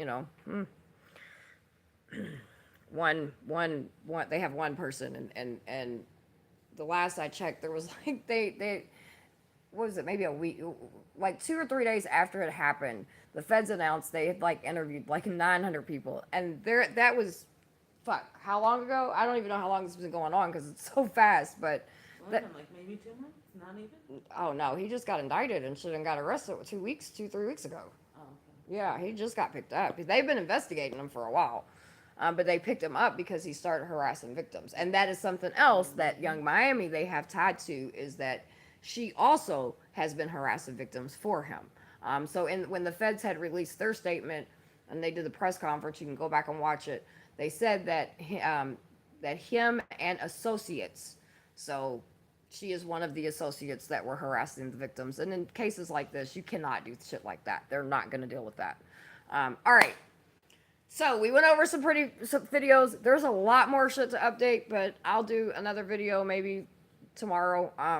What I do want to do is I want to get in and read the book. So there has been a book from Kim Porter, which Kim Porter is Diddy's ex-wife, the mother of some of his children. And so there's been a book that has been put out. Supposedly when Kim died from pneumonia, which no one believes. Oh, speaking of pneumonia, no one believes that she died from pneumonia. But in my research of things that I have been looking at, and this is something he's being investigated for, from my understanding, there have been some people, whether it was people that didn't take a deal, whether it was people that interfered with some business of his, whatever it was. These people miraculously died from pneumonia, every one of them. Well, Kim supposedly was putting a book out, and then she died of pneumonia. Nobody believes that her death was that. Everyone, all of her close friends, everybody says that, they think that it was suspicious. Her death was. Anyway, some people say that she was Gary put out a children's book. I believe that she was probably working on some children's books.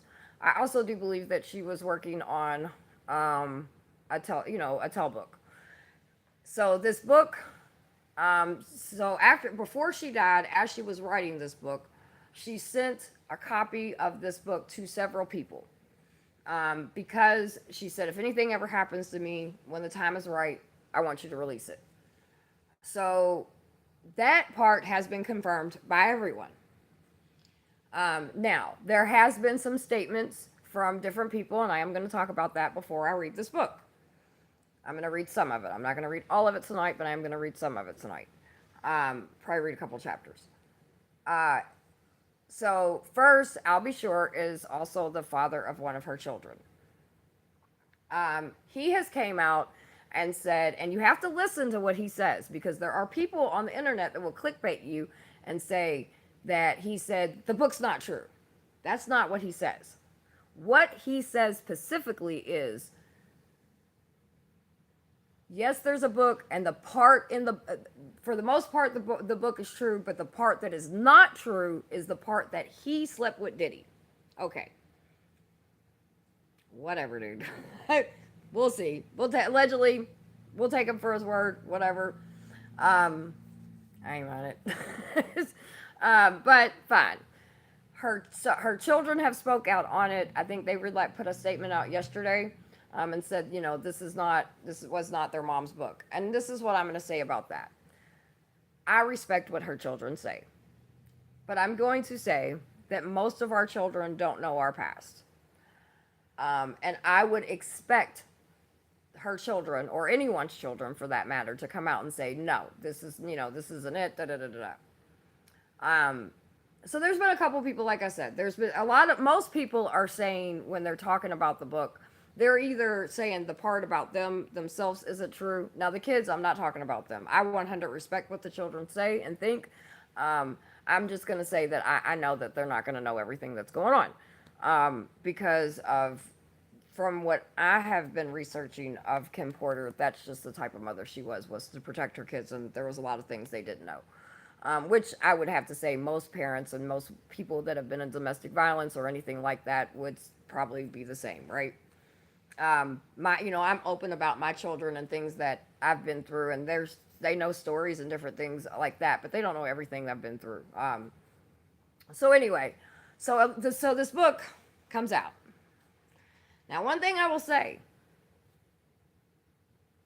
and this is something I paid attention to after Cat Williams' interview, and this stuff that's been going on, if you've been paying attention to this shit for years in the music industry and beyond, you're not surprised about anything that Diddy's being arrested for. If you're somebody that was just not paying attention, then you would be like, oh my God. But Cat Williams did an interview in the beginning of the year, and he basically laid all of this out as well.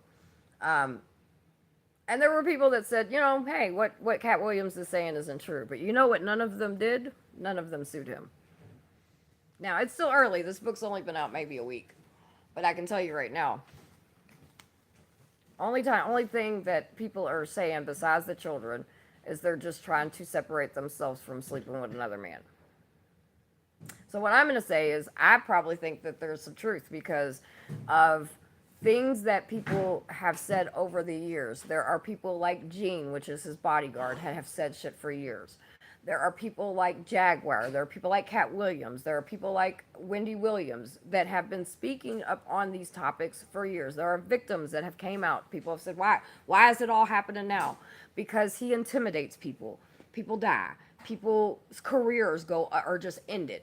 And so there's been that many examples to where people are scared to come forward, right? And so now that he's in custody, and now that, you know, Cassidy she started the ball and they have something that they can actually do, I believe that we're going to see a lot of shit. And there's going to be a lot of shit that most of us are not even going to believe. Like, it's going to be so, I mean, you know what I mean? So anyway, so I'm going to read this book. Not the best reader in the world. Katrina's here too. I might have her read a couple pages. She won't get on camera, but she can read. She's got a way better voice than me. I just got to find it now because it's in here. But I'm going to tell y'all right now, this book, I'm not shocked. I have heard the things that are in this book for a while. And the only thing that some of this book has done is made me want to dig on certain things. Actually, certain people. Like Kim Kardashian's mother. What's her mother's name?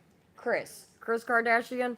Her husband, Corey, he's mixed all in this shit. I'm digging a lot on him. I'm going to be doing a show on him because... no, Willis. I ain't feeling him. I ain't feeling him at all.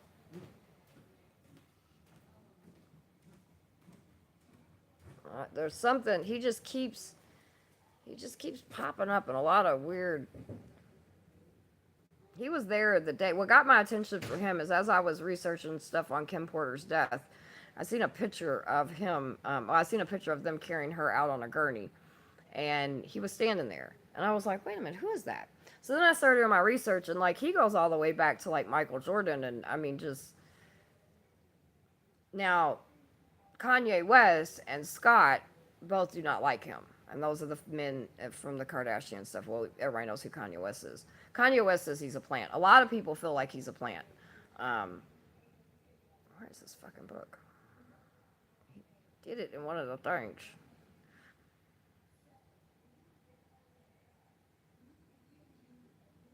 Hold on, y'all. I gotta find it.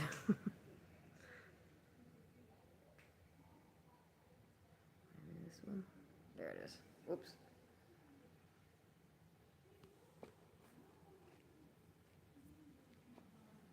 All right, so this book is called Kim's Last Words.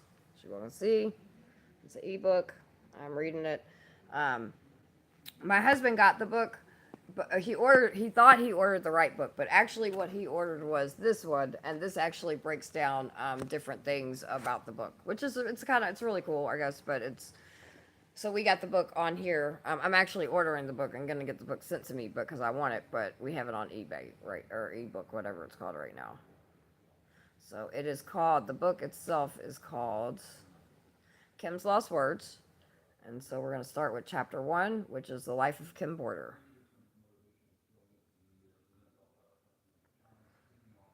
Beginning and career, a path of notoriety. Kim Porter, also known as Kimberly Porter, also known as Kim Porter, came into the world in Columbus, Georgia, on December 15th, 1970. Ambitious and what's this? Here, come here. I need your help.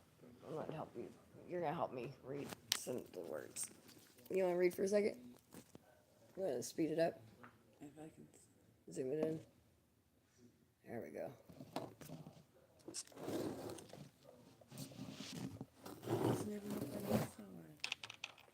Regularly characterized her formative years in the South.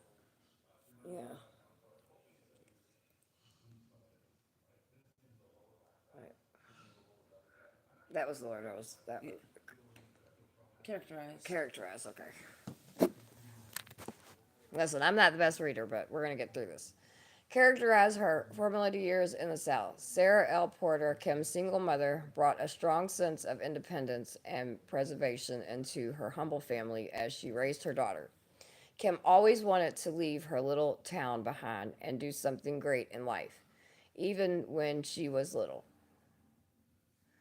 girl. Her ambitions to leave an indelible, indelible impression on the world propelled her and others' characteristics her as energetic and brilliant. She relocated to Atlanta, a city with fast-growing entertainment industry, and her path to stardom started there. Atlanta was a place where Kim's modeling career began. Her towering stature, stunning good looks, and incredible charisma propelled her to stardom in the fashion industry. After appearing in a number of high-profile what's that word? Periodicals. Periodicals and advertisement campaigns in the 80s and 90s, her modeling career really took off. But her varied career in modeling was only the start. Kim had a soft spot for the acting world as well as the modeling world. She made the leap into acting and quickly found herself in supporting parts on both big and small screens. Single Ladies and Wicked Wicked Games were among her many well-known stage appearances. I need some eye drops.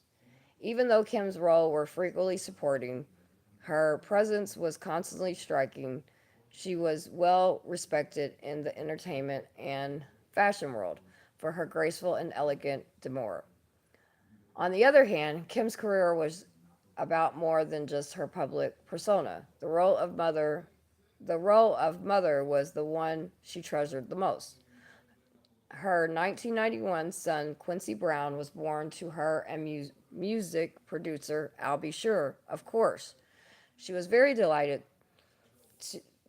dedicated to her children, and her role as a mother was fundamentally to who she was, according to her friends and family.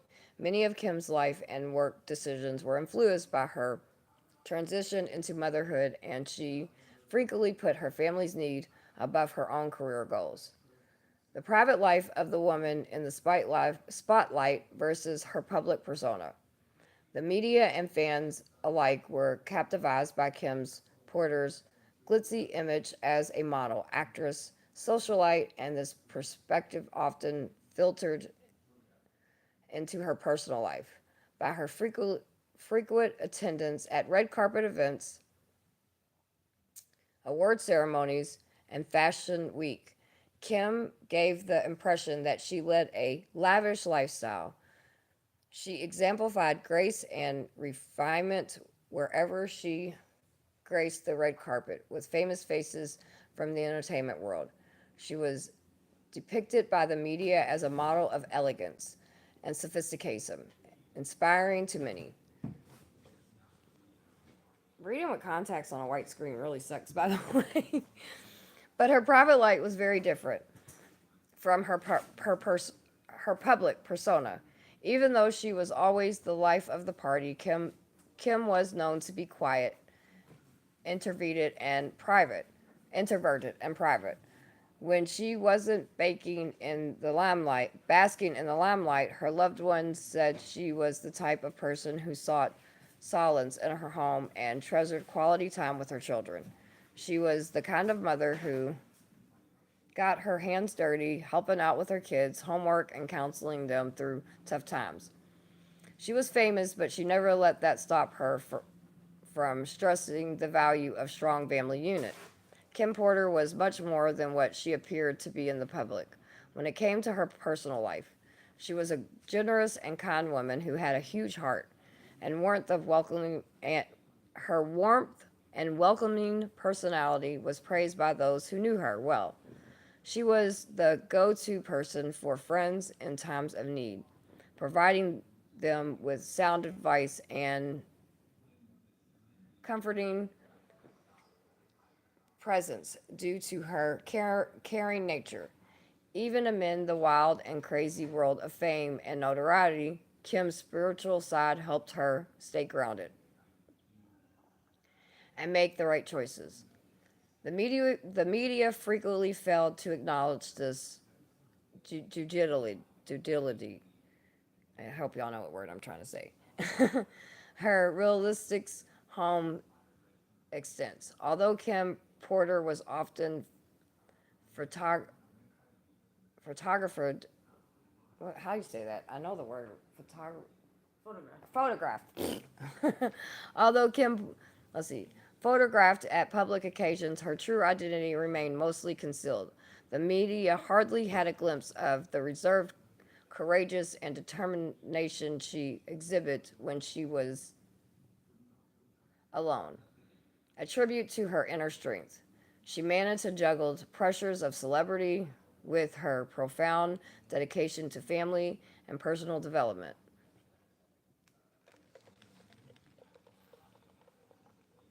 Kim Porter's connection with Sean Diddy Combs was a major public and private figure in her life. When they first crossed paths in the early 90s, they hit it off right away.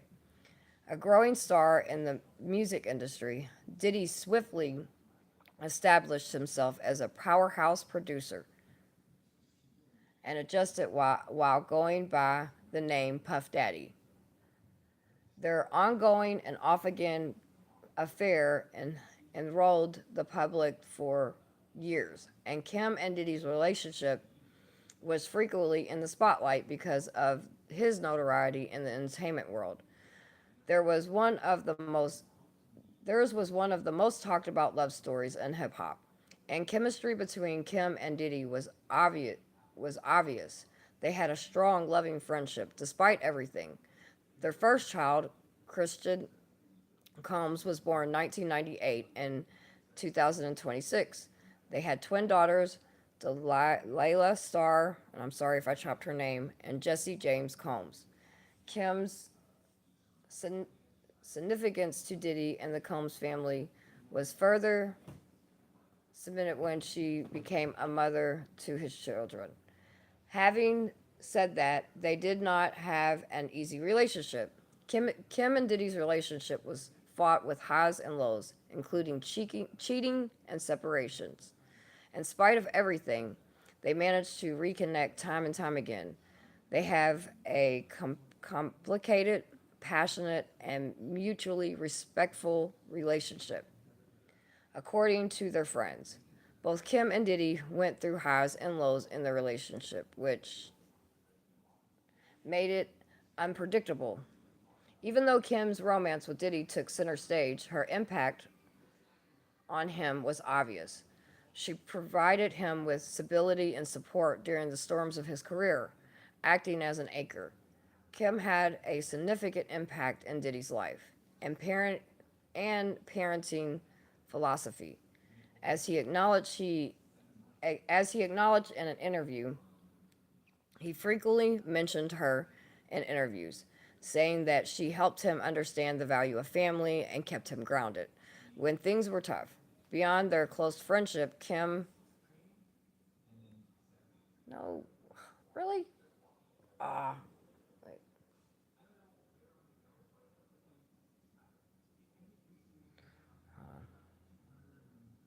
Has and was in their relationship, which made it unpredictable. That was what I just wrote.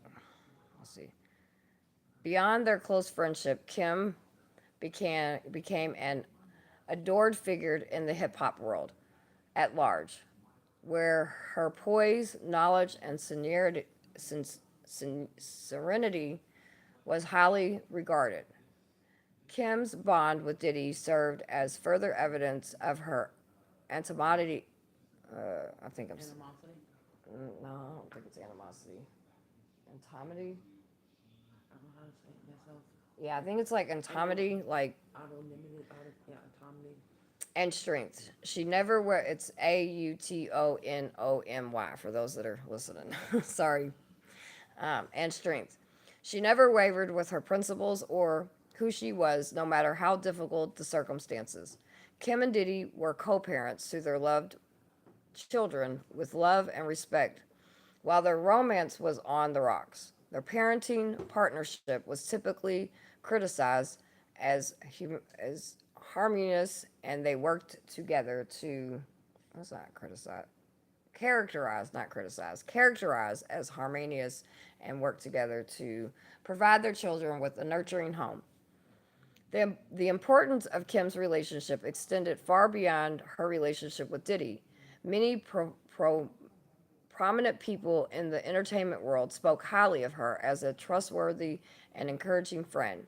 Quincy, her first son, was born to her and Albie Shore, and their relationship was another happy memory. Although Kim and Albie Shore's romance ended, they remained good friends, and Kim made sure Quincy was close to both of his dads. Kim Porter's life was full of ups and downs. She went from being a girl from a tiny village to becoming an actress, model, and adored mother. She was profound. She had profound relationships, reflected on her spirituality, and devoted herself wholeheartedly to her children and loved ones in her private life. In contrast to her glamorous and fabulous public character, both the love she enjoyed and the difficult times she encountered were profoundly influenced by her relationships, especially her one with Sean Diddy Combs. In the end, Kim Porter left behind an enduring testament of the importance of family, poise, and resilience. So that was chapter 1. So this is kind of getting you guys to know who she is and stuff like that.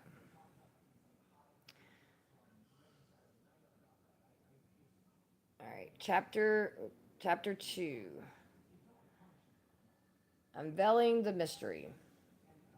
Unexpected demise, the heart-wrenching tragedies of 2028. Unexpectedly passing away at the age of 47, Kim Porter startled the world on November 15, 2018. Just a few days before Kim had been feeling ill and with what she thought was the flu or a common cold. But apparently, routine illness took a sinister turn when she was discovered lifeless at her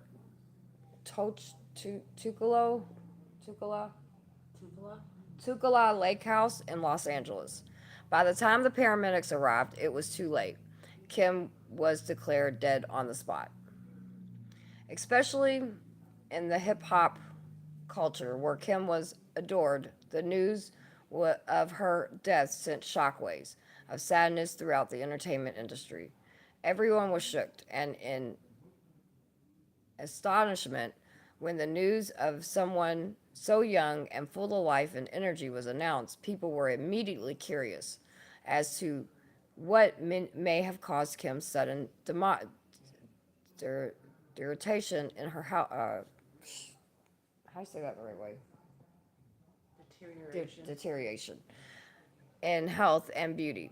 She had previously been portrayed as the epitome of both. The medical examiner coroner office in Los Angeles County started looking into her death shortly after she passed away. There was an initial indication that Kim had been fighting pneumonia, but no official cause was announced right away. All of her family and friends were devastated by the news, but Sean Diddy Combs in particular, reports indicated that Diddy, who had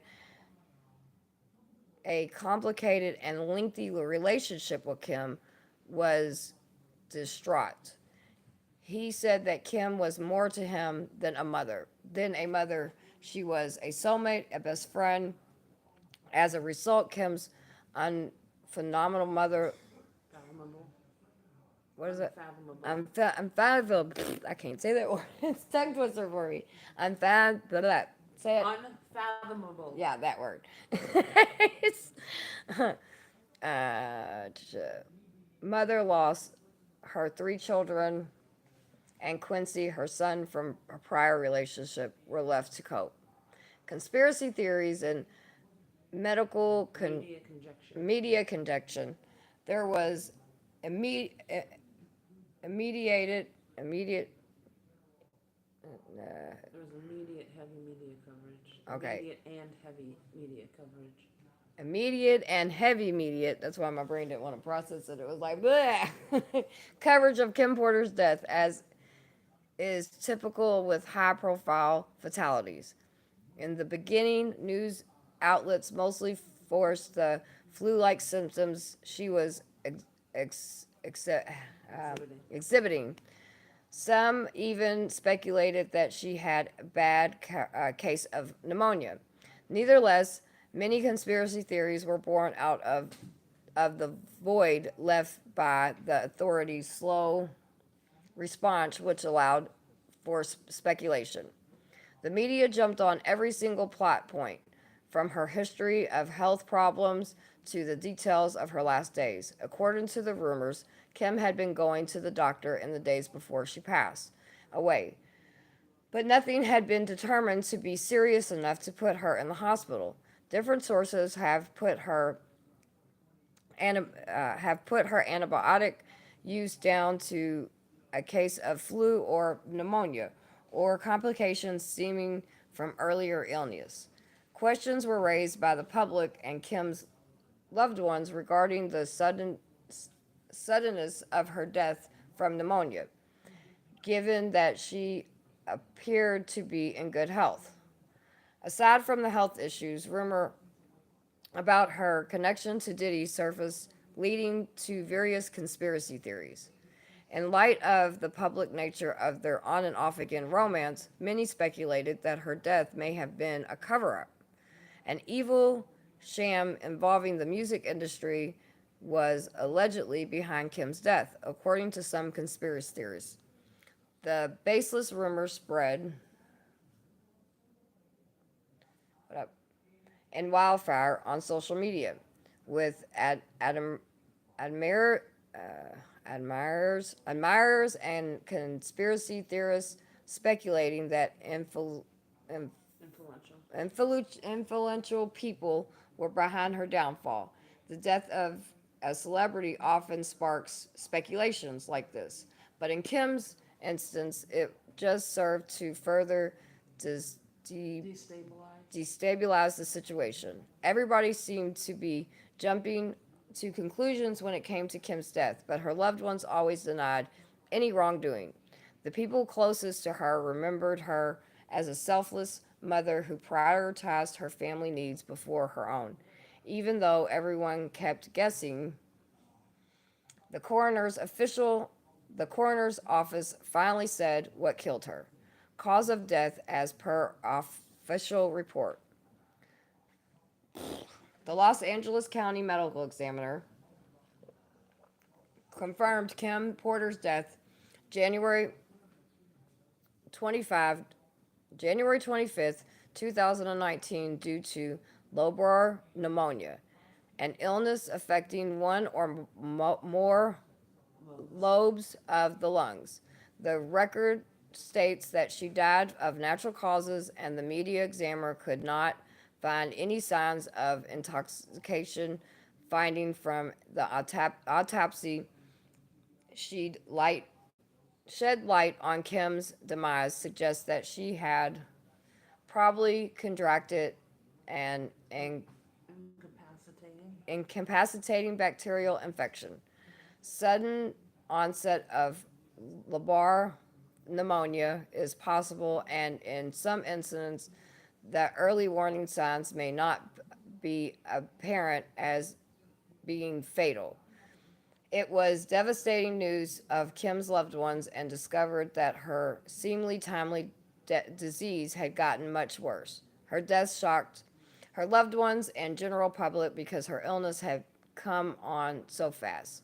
A family quest for understanding. The family of Kim Porter had a hard time accepting her death. Even the lobar pneumonia was officially determined to be the cause. Even though it's a serious infection, pneumonia can usually be treated with medication if found early enough. Her loved ones wondered how such a healthy, living woman, lively woman, could have died so suddenly from this illness. Prioritizing health and wellness for herself and her children, Kim had reputation for taking a holistic view of life. Upon her passing, her loved ones developed, developed, I know the word, I just can't say it right. Delve deeper. Like they put out Like delve. Yeah. It's like delve. deeper into the mystery of how the condition slipped, diagnosed until it was too late. All right, give me a second, y'all. I pop my hands. We're getting there. We're getting there. And this is pretty much, kind of laying out some stuff. I'm gonna light a cigarette. What I'm trying not to do is put any personal different conversation or anything. I'm just reading the book how it is. I'm gonna light a cigarette real quick, though.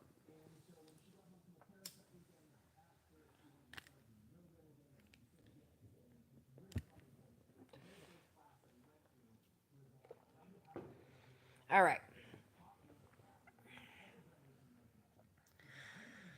The devastation, the devastation was especially great for Sean Diddy Combs. Speaking about his deep sorrow, he described Kim as his soulmate and lifetime companion in interviews given after her death, confessing that losing Kim has been the most difficult thing he had ever gone through. He began to doubt everything. On top of making sure their kids were taken care of, Diddy wasted no time in trying to figure out what went wrong and why. Even though Kim's children, especially their 11-year-old twins, had it tough, Diddy's story was quite similar.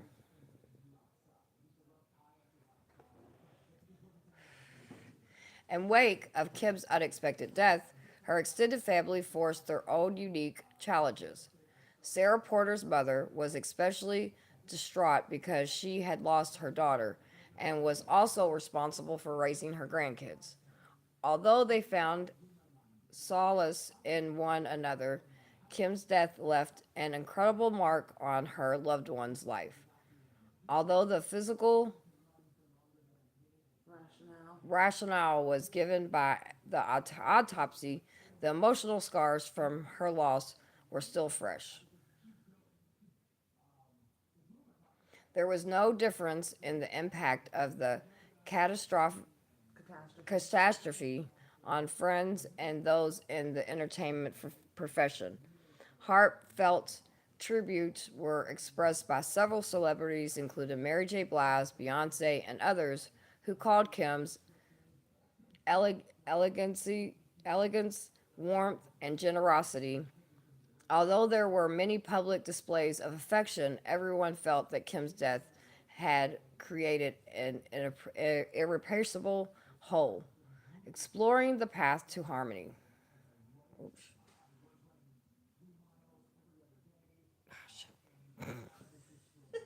Imagine trying to be able to read it like that. I just want the word. There we go.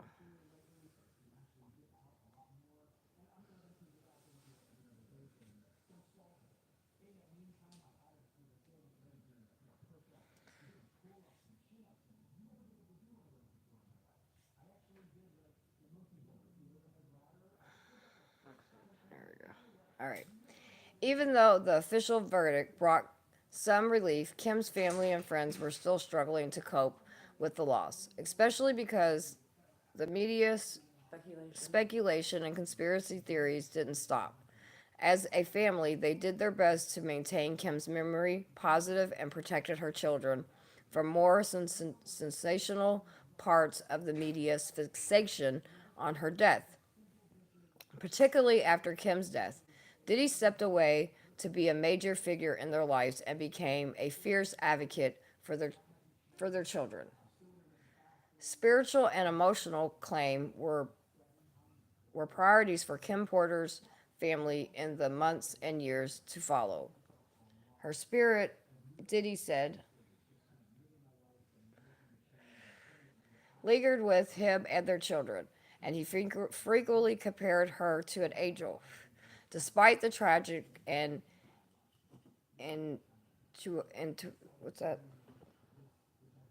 Despite the tragic and initially mysterious circumstances surrounding her death, her loved ones have endured and respect her legacy by making sure that Kim Porter is remembered for the love and strength and light she brought into the world rather than the details of her demise. Despite the formal resolution of mystery surrounding Kim Porter's death, her loved ones and followers are still on an emotional path of recovery.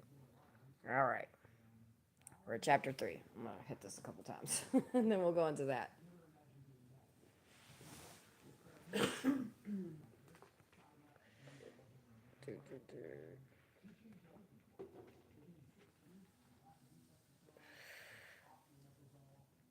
See, it does that. It'll, like, go for a second and I can't see the chat. Then I fix it and then I can see the chat again. Sorry, chat. I'm not ignoring you guys. I promise.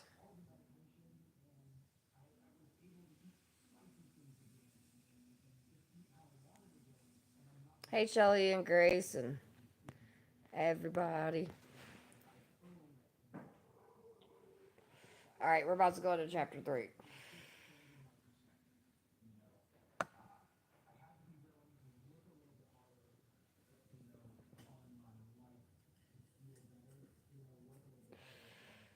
Hopefully everybody's having a good night.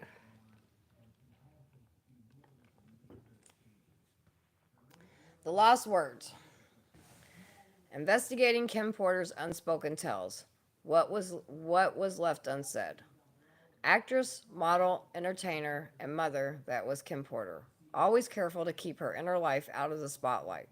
She skillfully juggled her public and private lives. As a result, when she went away so unexpectedly in 2018, there was a sense that much of her tale had been left untold. That there were secrets, memories, and emotions she carried with her in this world would never know. If possible, that Kim had a purposeful strategy to avoid discussing some matters.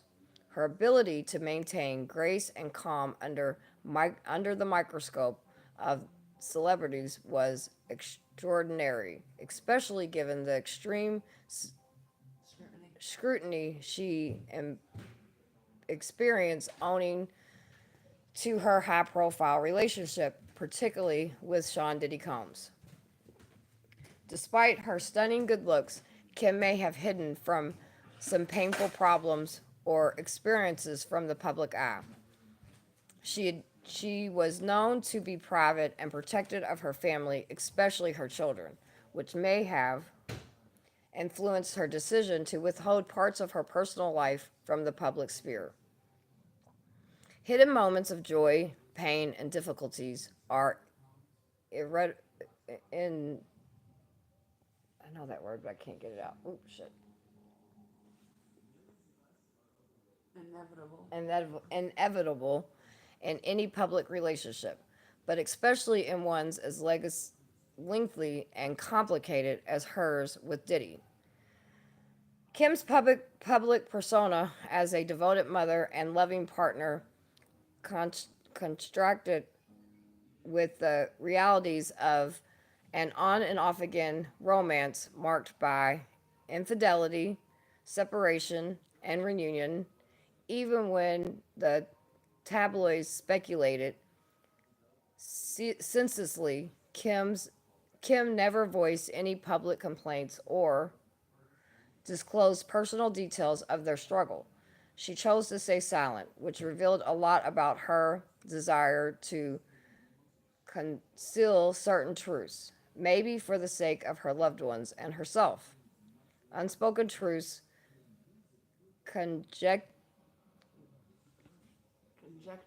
conjecturing about what she may have desired the world to understand. Through Kim Porter's life, there was largely in the public eye. There is a sense that she had her own set of unspoken truths, personal thoughts and feelings, and experiences. She may have wanted to share, but never did. Exactly what were those facts? Had been had she been granted the opportunity to share her narrative according to her wishes, what would she have wanted the world to understand? If Kim hadn't shared her story as a mother, her perspective might even be overlooked. Even though she had a stellar reputation as a loving and involved parent, she may have faced enormous pressure as a public figure raising children. The pressure of raising four children, two of whom were fathered by one of the most famous men in the world, must have come with significant stress and sacrifice. While she was admired for her calm and collected demeanor, it's possible that Kim may have harbored feelings of loneliness or isolation as she navigated the complex of being a public figure and a single mother for much of her life. Moreover, as a woman who endured the highs and lows of a 13-year relationship with Diddy, Kim may have untold feelings about their romantic journey, feelings she never shared publicly. Their relationship was pre Punctuated. punctuated by breakups. Thank you guys. Sorry about. I know I'm not the best reader, but I'm trying. um, punctuated by breakups, rumors of infidelity, and Diddy's high-profile romance, with other women. Kim, however, always looked to carry herself with dignity, rarely speaking ill of her boyfriend or indulging in public disputes. Did she ever feel unfulfilled or overlooked? Was there unresolved pain or emotional turmoil she never vocalized, either to protect her children or out of loyalty to Diddy? These are questions that linger in the minds of those who followed her story closely, as Kim remained steadfast in her decision to keep such personal matters out of the public domain. Another area where Kim's voice may have gone unheard is in her own health and well being. In the months leading up to her passing, Kim reportedly had symptoms of the flu or pneumonia, but it's unclear whether she knew the severity of her illness. Some suggest that Kim, always the strongest matriarch, may have minimized her symptoms to avoid upsetting her loved ones. Did she completely grasp the risk of her health? Did she feel silenced by the pressures of being the constant source of strength for her family, even when she was unwell?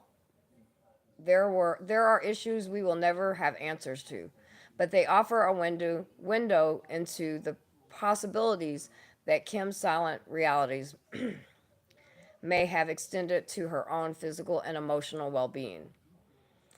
Symbolism, a loss of words, unresolved issues, unheard stories, and missing justice. The theme of lost words serves as a significant metaphor in inter- inter- Interpreting. interpreting Kim Porter's life and death. It depicts the unspoken and unsolved and unheard components of her story to represent the mystery surrounding her death, the suspicions about her personal life, and the greater quest for justice in the world where the in a greater quest for justice in a world where the experience of women like Kim are routinely ignored or overlooked. Kim's abrupt demise was a shock, not just because of her comparative young age, but also because because of numerous unsolved health issues it left behind. The lost words significantly, no wait, Signify. signify the. Can y'all shut y'all's door, please? Thank you. I was trying to listen to cartoons and read at the same time. My brain's like, no, that ain't gonna happen. Let's see. Not just because of her, what was that word? Comparatively young age, but also because of the numerous unsolved issues it left behind. The last word significantly, or no, signify the aspects of her life and her legacy that were cut short. Thoughts and experiences that will forever remain a mystery. There is an uncanny sensation of incompletion while pondering on her death, as though Kim had unfinished business, hidden wishes, and undisclosed truths that she never got a chance to speak. The stillness that follows her death speaks louder than words, increasing the sense of loss, not just of her physical presence, but of her voice. That the metaphor of lost words also applies to the unresolved concerns surrounding her death. While the official cause was revealed to be pneumonia, the quick manner of her demise had many wondering if there were deeper unknown elements to play. Could more have been done to avoid her passing? Had someone messed up with her medical care? They continue to be unanswered, adding another layer of lost words that her loved ones and general public might never get out of her. On top of that, lost words might be interpreted as a symbol of the stories that are frequently ignored. When it comes to notable women of color, the medical picture of Kim Porter as a stunning, sustaining spouse of a prominent man influenced her story in numerous ways. She frequently felt that the more powerful the people in her life drowned out her opinion. While the media paid close attention to her romance with P. Diddy, they hardly ever devolved into her personal life, exploring her goals, desires, ideals, apart from her romantic relationship. The allegory emphasizes how people in general prefer to pay more attention to the dramatic parts of a woman's life than her inner life, emotionally, complexity, and depth. Lastly, lost words symbolizes the larger problem of justice being absent.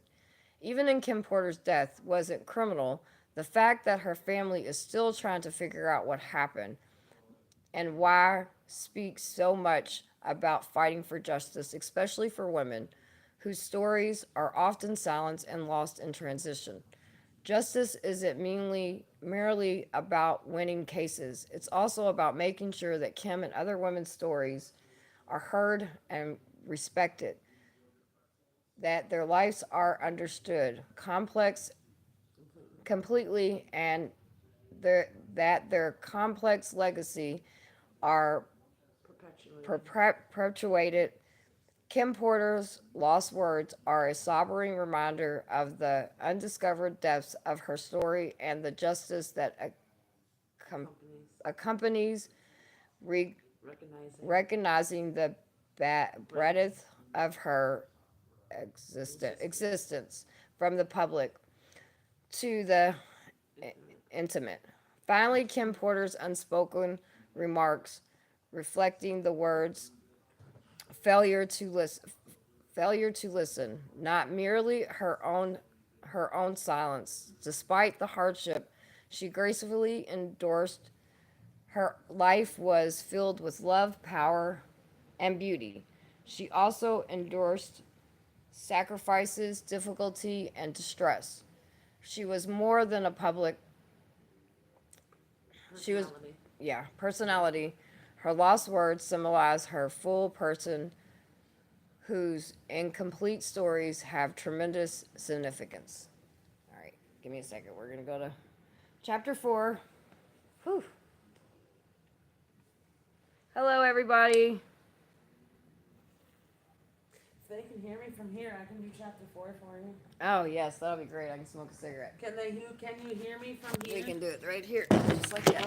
Oh, all right. All right, Katrina's going to take off reading chapter 4 for a minute so I can smoke a cigarette. Journey from the other side, viewed from a spiritual aspect, pursuing justice beyond death. Afterlife justice is a deep and complicated idea, particularly when seen through a spiritual perspective. The belief in a life beyond this one suggests that death is more of a passage into another dimension. For individuals who hold this view, looking at it this way, even after death, the soul is still involved with the living world, but in a different way. Her untimely and mysterious death left her loved ones and the general public curious about what happened to Kim Porter.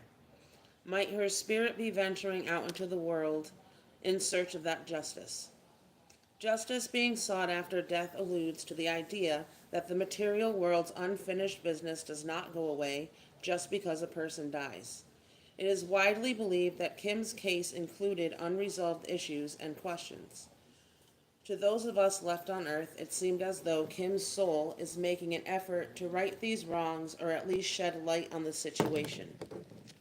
Where physical constraints of time and place no longer hold, the pursuit of justice may assume a new shape in the spiritual sphere. Instead of a courtroom, the awakening of truth, the disclosure of buried knowledge, or the healing of the left behind might be the manifestation of justice here. When Kim Porter looks at justice from a different angle, she may see a path of healing for herself and the people she cared about. The absence of her physical presence was not the only thing that her death emptied me of. The unanswered questions, unfinished feelings, and lack of clarity all contributed. Maybe once Kim gets over this world, she'll be able to help her loved ones find peace amidst the complexity of lost, and make sure the truth, whatever it may be, is revealed. Finding peace and harmony is the ultimate goal of the spiritual pursuit of justice, not vengeance or retribution. The concept is that in the scheme of things, mistakes must be corrected, and in due time, everything must come to a balance. Perhaps Kim's soul is moving in the direction of harmony, where her loved ones can finally accept and comprehend the reality of her life and death. Insights from other side, mediumship, dreams, and symbols. A large portion of society holds the belief that the hereafter maintains contact with earthly entities through symbolic means such as dreams and spiritual signs. Many of Kim Porter's loved ones have a lingering sense of her spirit, which they say brings them peace, wisdom, or even indications regarding the reality of her death. In order to keep her story from fading into oblivion, Kim may be continuing to engage with the material world through these messages from beyond. Among the many forms of spiritual communication, dreams are unique. The living can communicate with the departed through dreams, which are considered as a conduit between the material and spiritual worlds in many civilizations. People closest to Kim may believe that dreams are her way of communicating with them, sharing feelings, insights, or cautions that she was unable to express while she was alive. Dreams like this aren't always literal. Sometimes they carry hidden meanings that only the dreamer can decipher. Natural occurrences in dreams are two common ways in which the living and dead are thought to communicate. Skirts, birds, or unexpected shifts in the weather could be messages from Kim's afterlife, according to many, in the form of a gentle wind, a familiar tune, or the unexpected arrival of a treasured item. Her loved ones may sense her passing. These indications might not be immediately apparent to everyone, but to those sensitive to spiritual messages, they are constant reminders that Kim is with them. Semantic intuition or unexplained epiphanies are some possible manifestations of these signals from beyond.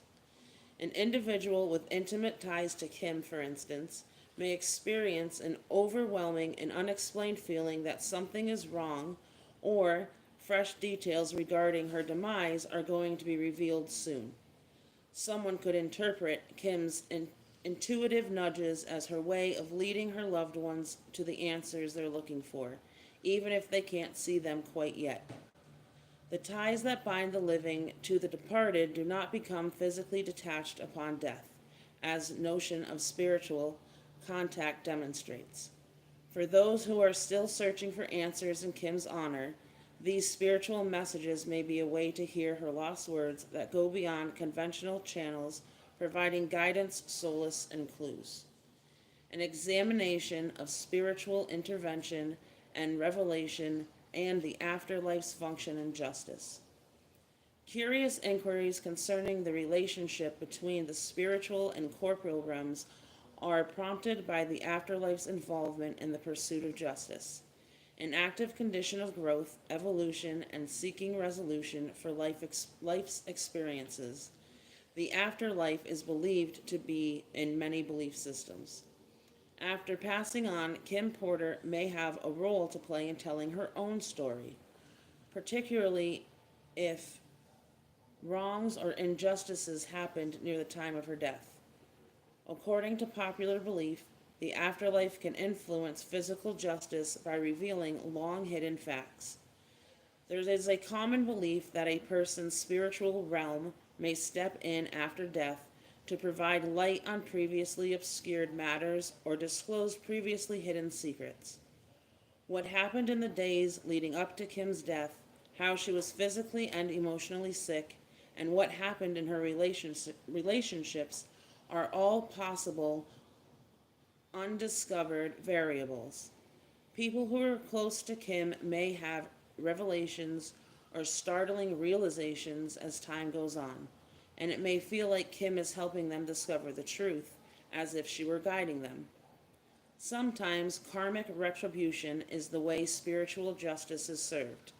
Whatever we do, good or evil, it will eventually come back to haunt us according to the karma theory. Spiritual law may require that anyone or whatever caused Kim's pain or her premature death to face the music at some point.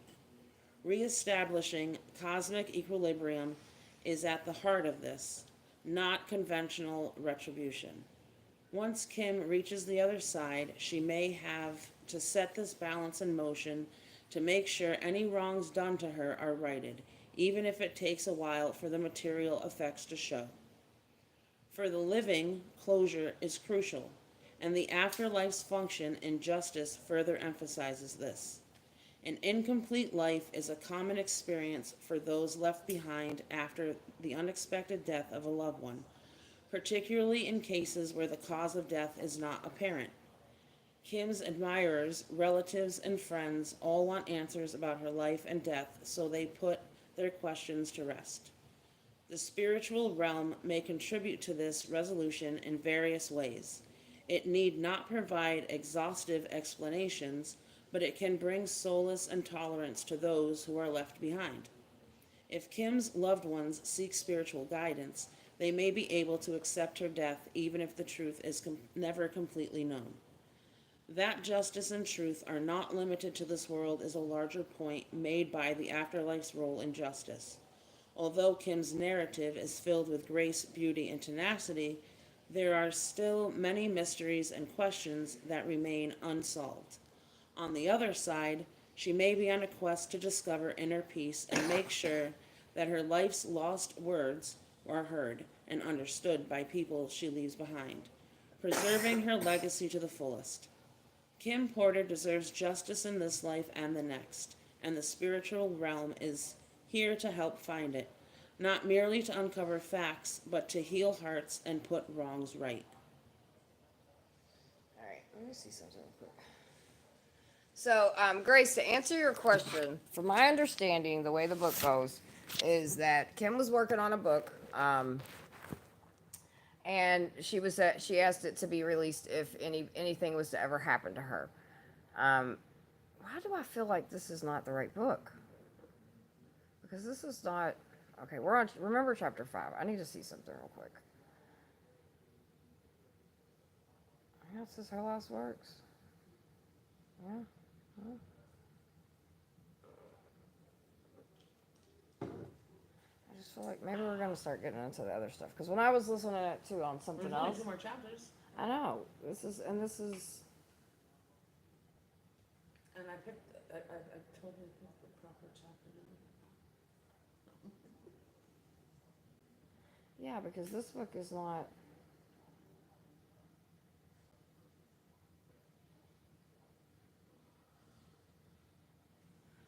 I really hope I'm not reading the wrong book, you guys. I'm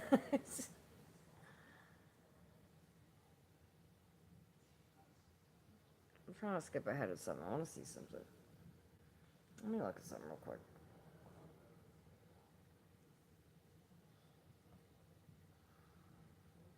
We're gonna finish this book. I don't know why. I just feel like I've downloaded it. Wrong book.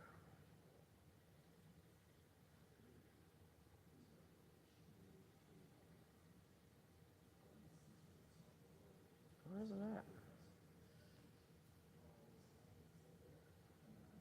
Did they take it off?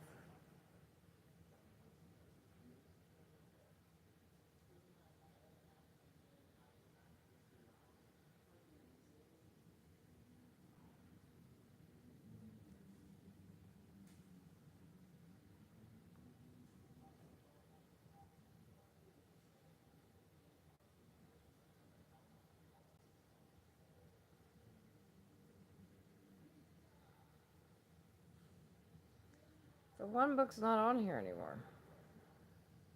This one says Kim's Lost Words, A Journey for Justice from the Other Side. What? That's what this says. That's what the name of the book is. Let me see. If I can unplug it. It's the stuff that right above where the volume is.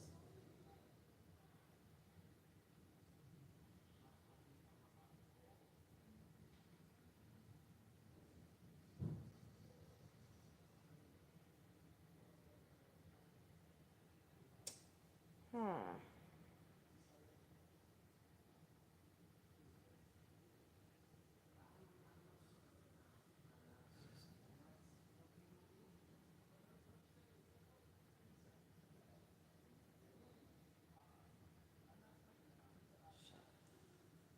I'll see if I can see what time it is. Cause see, this is what the cover's supposed to look like. But this isn't what I listened to on. What's up, Captain? How are you doing, sweetie? All right, we're gonna finish this. We have 2 more chapters left in this. This is not what I was listening to on the other one.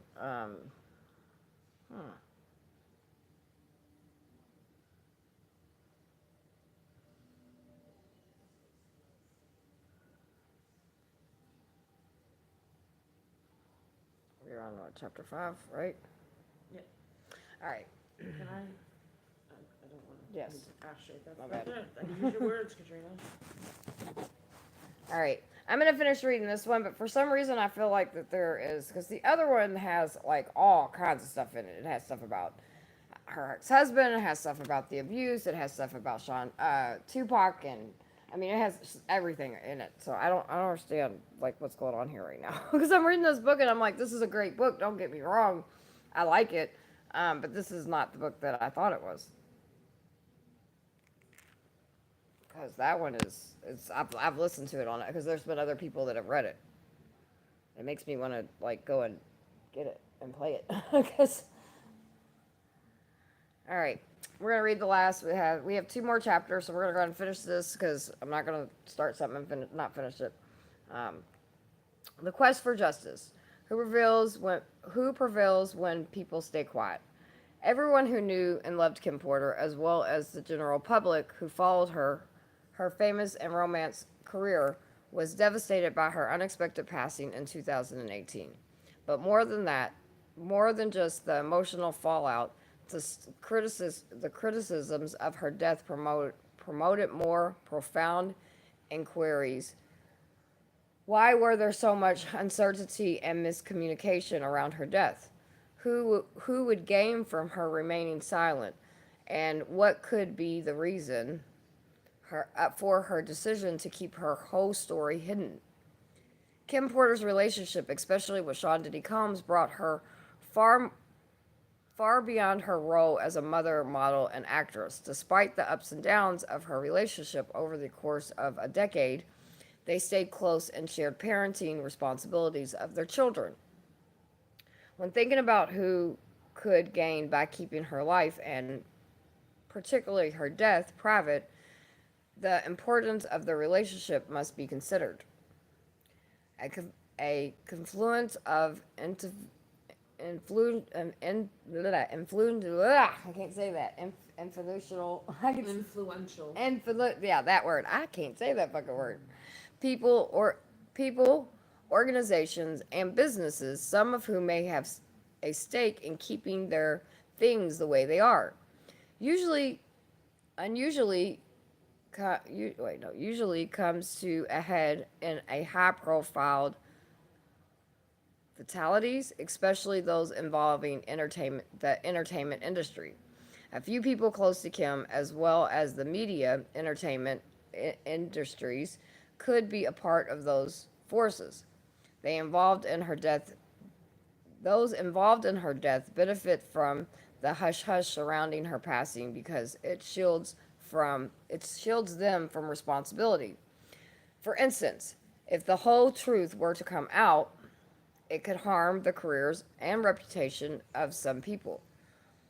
What would emerge from a thorough investigation into her death, including personal connections, commercial dealings, or even legal concerns? In addition, media companies and record labels, which are closely linked to celebrity culture, may prefer the public to forget about the tragedy. What's that word? How do you say that right? Tragedy in the background, so as not to damage the public perception of Pacific individuals linked to Kim. In this setting, remaining silent becomes a tool for manipulation of the storyline, a means to avoid confronting unpleasant realities. People in charge can prevent unfavorable revelations from getting out and protect their own instance by controlling the flow of information. Regarding Kim Porter, it begs the questions: who is dictating the account of her life and demise, and why is it critical to withhold the complete account? Aims to discover the reality. The official story about Kim Porter's death has been met with official silence, but her loved ones and those who refuse to accept it at face value have been trying to find out the truth. People were curious about her untimely demise from the start, particularly because she had reportedly been suffering from flu-like symptoms in the days preceding her departure. The original reports of her deceased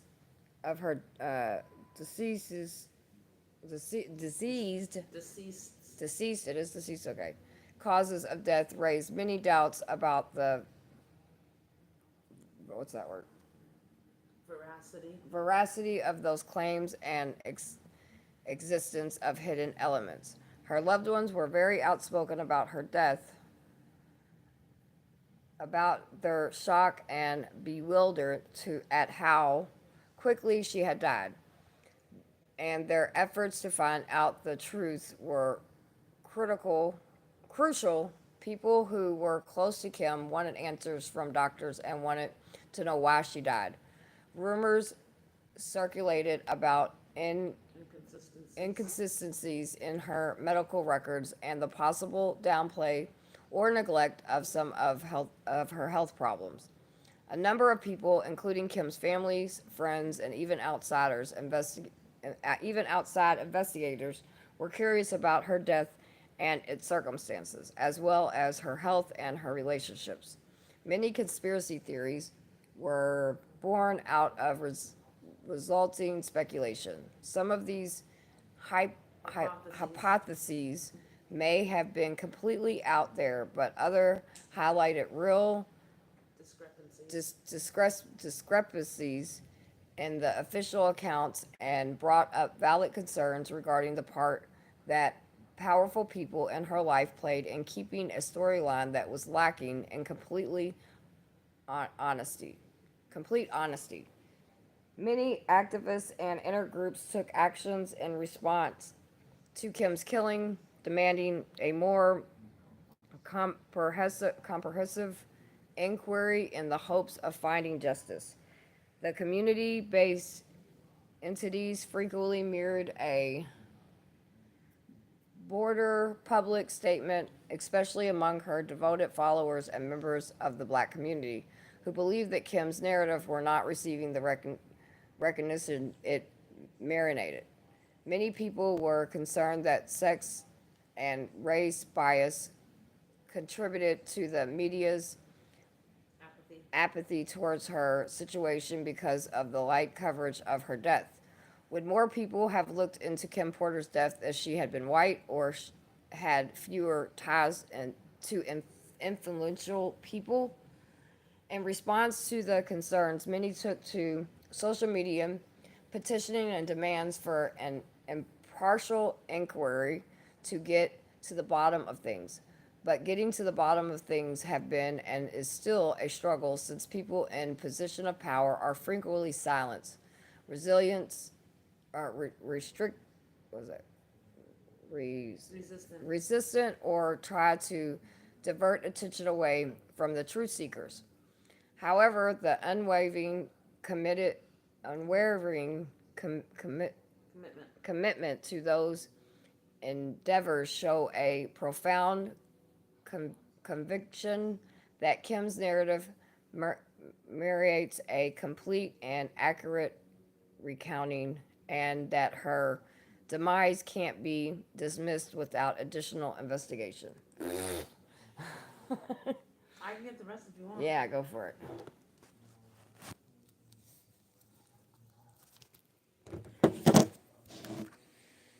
Beyond death, justice reigns. The pursuit of justice in the Kim Porter case goes beyond merely elucidating the details surrounding her demise.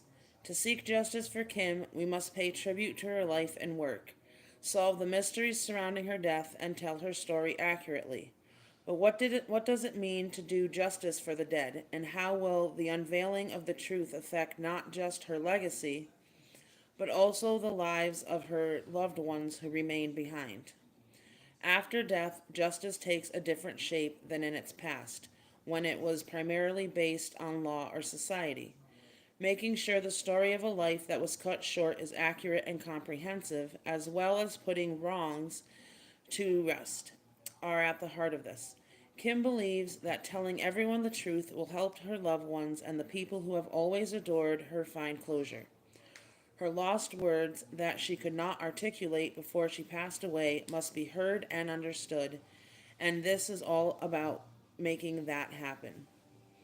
From a legal perspective, what is fair is that we look into her death more, review the medical records, see what her loved ones did in her last days, and punish anyone who could have been negligent or involved in some other criminal act that led to her untimely death. Another interpretation is that all of her private life, including her health, relationships, and economic activities, will be made public. Emotional and spiritual justice are equally as important as legal justice. The truth about Kim's death may finally give people who loved her the peace of mind they've been seeking. Particularly during this difficult time of mourning, her children would benefit from having all the facts about their mother's life and death laid out for them. By preventing her legacy from being shrouded in secrecy and false information, justice serves as a means of both righting wrongs and healing wounds. The pursuit of justice for Kim Porter may, in the end, affect society at large. Powerful people and institutions can dominate narratives, suppress information, and dodge responsibility. Her story exemplifies this. Encouraging the pursuit of truth in Kim's case demonstrates to the world at large that no individual, regardless of their fame or influence, is immune to legal process or examination. The media's and the court system's tendency to downplay or ignore the experiences of black women is also brought to light. Ultimately, achieving justice for Kim Porter goes beyond simply unraveling the enigma surrounding her demise. It encompasses the utmost importance of honoring her life's entirety, amplifying her voice, and unveiling the truth in all its intricate complexity. Justice will be served by bringing those responsible for hiding her tale to justice, allowing her family to rest easy, and her legacy to live on. Chapter 6. Legacy and Reflection. The Lasting Impact of Kim Porter.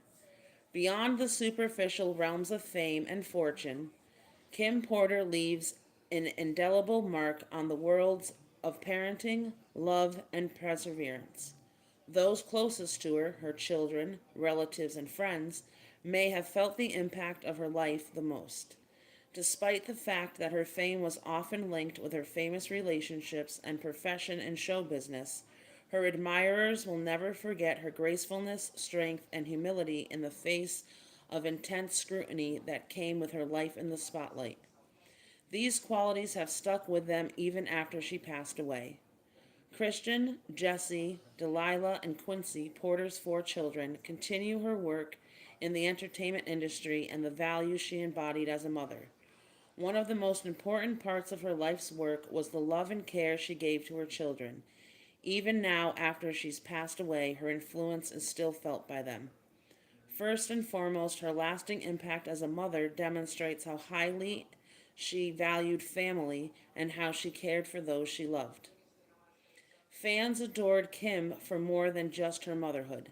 They adored her composure, inner strength, and gracefulness.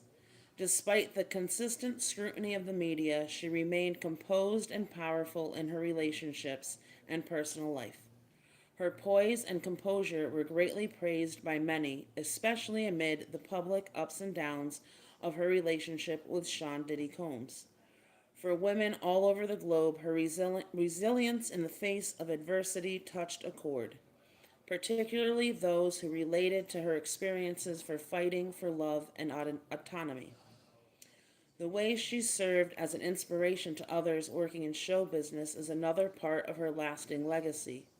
Modeling and acting were her bread and butter, and she showed countless women of color that it was possible to be beautiful, talented, and a mother and still succeed in the entertainment industry.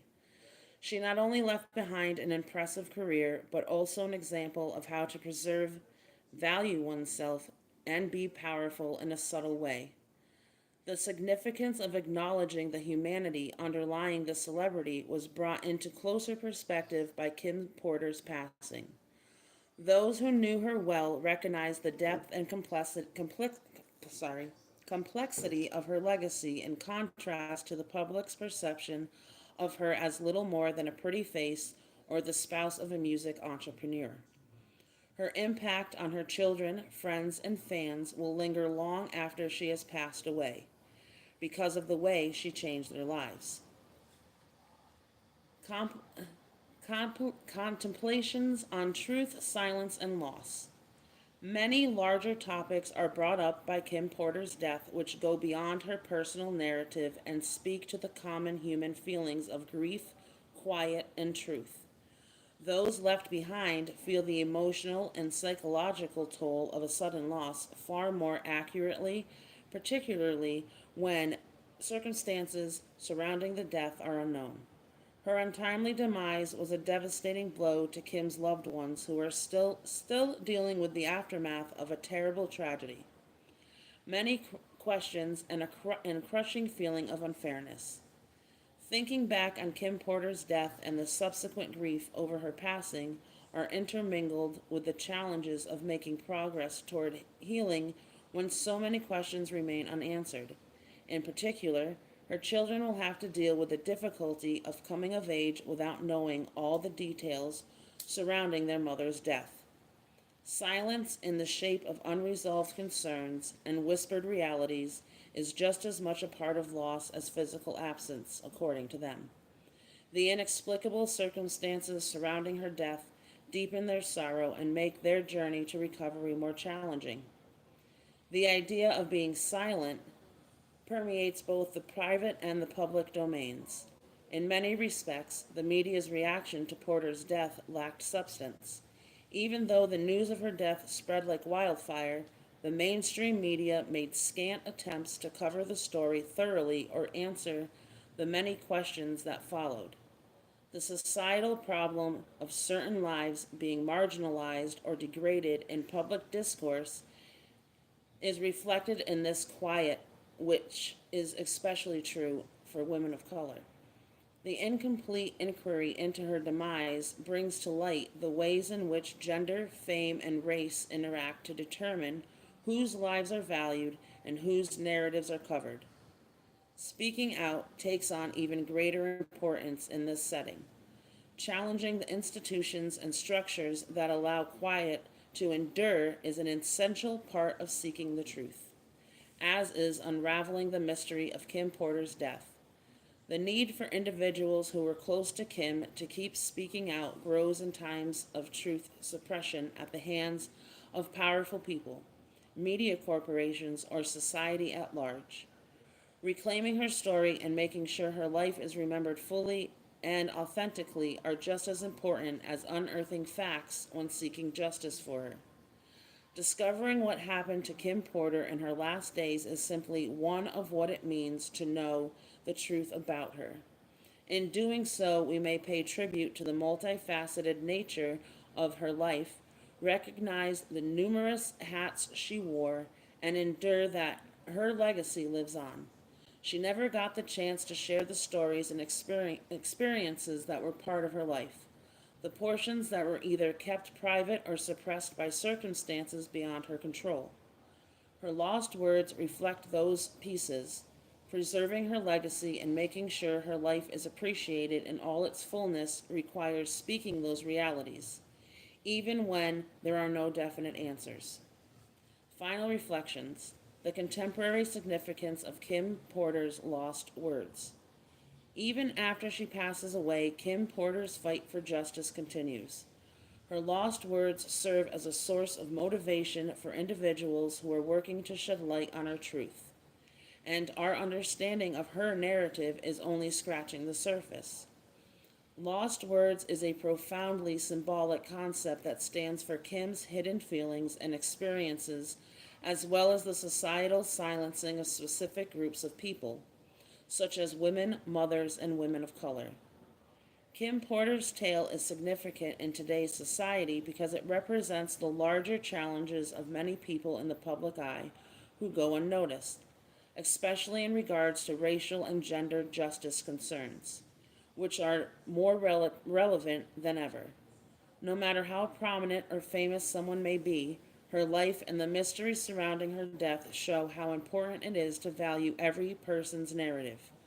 Her lost words make us think about the ways in which our culture favors some stories over others, and about how to give a louder voice to those who are too frequently ignored. Furthermore, her quest for redress highlights the importance of truth and responsibility even in the afterlife. Preserving her legacy includes seeking answers for the people left behind, including her children, relatives, friends, and fans. We can make sure that the legacy of Kim Porter is still an important part of the discussion about equality, justice, and truth if we keep asking questions and don't let her narrative go away. Kim Porter's lost words are significant because they stand in for the experiences of many people who, like her, have had their voices suppressed by dominant social structures. She still has a long road ahead of her in the pursuit of justice, but there is optimism that the truth will emerge when more people learn of her death's circumstances. Until then, her children, loved ones, and the countless others who were moved by her poise, dignity, and unassuming courage will carry her legacy forward. The end. The end. It literally says that. I'm not just joking. It's so weird how I don't really want to find this book. I looked and I didn't see anything. That all seemed to be all like written by third party. Well, all of it, the person that put, so from my understanding, so Kim sent, those little things, what are they called? They go on the computers, It's disk or whatever. yeah, SD card or whatever. Yeah, she sent it to numerous people, some of her close friends, just numerous different people. Well, one of those people took it into someone that, a reporter or something like that, put it on his desk. He's not telling who that person is. Right. Obviously. And so it came out. Now the book and I've listened to it, like I've heard other YouTube people read it, and this is not the book that was. No, we'll find Now this was still a good book. I think it was an important book to hear. I also have this book too, Lessons Learned from the Kim Borders book, and that's also how I know that. But what's crazy is this book is the same cover. So if anybody, oh shit, I keep hitting it. It's like the same exact cover. Like that's the cover of the book. And so, I don't know, but.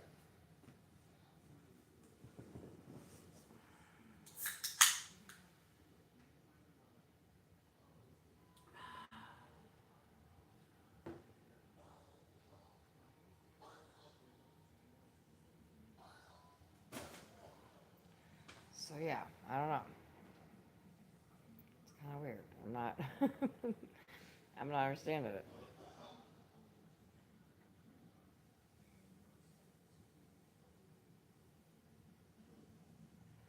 Right, yeah, this is not the.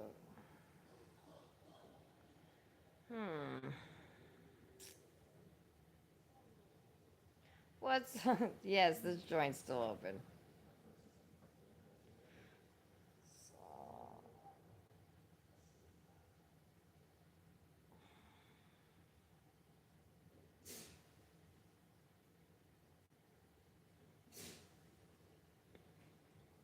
Bless you. Big ass D's.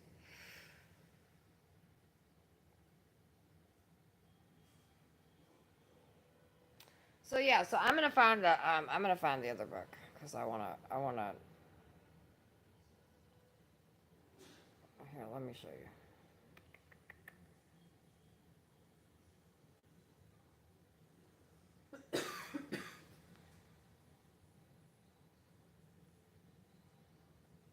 Yeah, Diddy's definitely screwed. He's done. Let me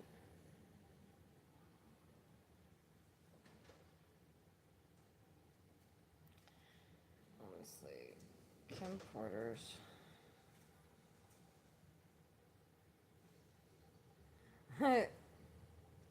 Well, I'm going to try something real quick. Because y'all really need to hear this. I want y'all to hear some of this. I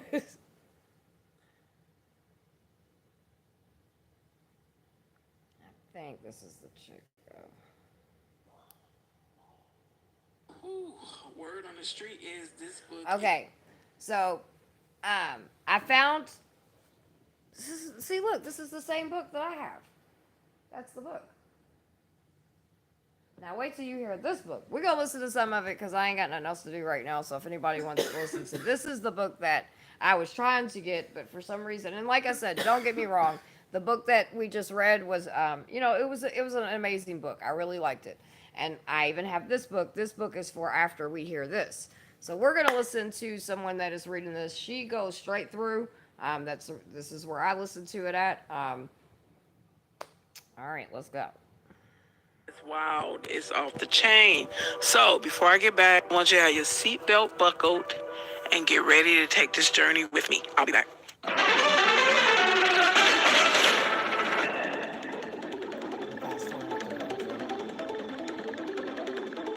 So yeah, good book. This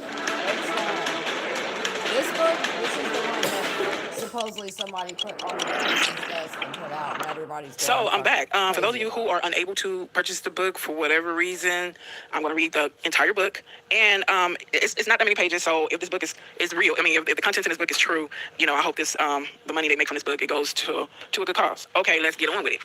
Wait a minute. It has some disclaimers. It says one of Kim's Porter final wishes was for this memoir diary to be made public out of protection for certain parties and their potential criminal activity. Some celebrities, performers, and events have been represented with X's due to their highly explosive nature. At some point in the future, this information will be revealed to the public. Regarding Kim's sudden death and the mysterious illnesses of Albie Shore and Jamie Foxx, evidence does exist that points to foul play and or poisoning. God bless Kim Porter and all of Sean Combs' victims, both male and female. Okay, that is page 1 disclaimer. So let's get into chapter 1, introduction.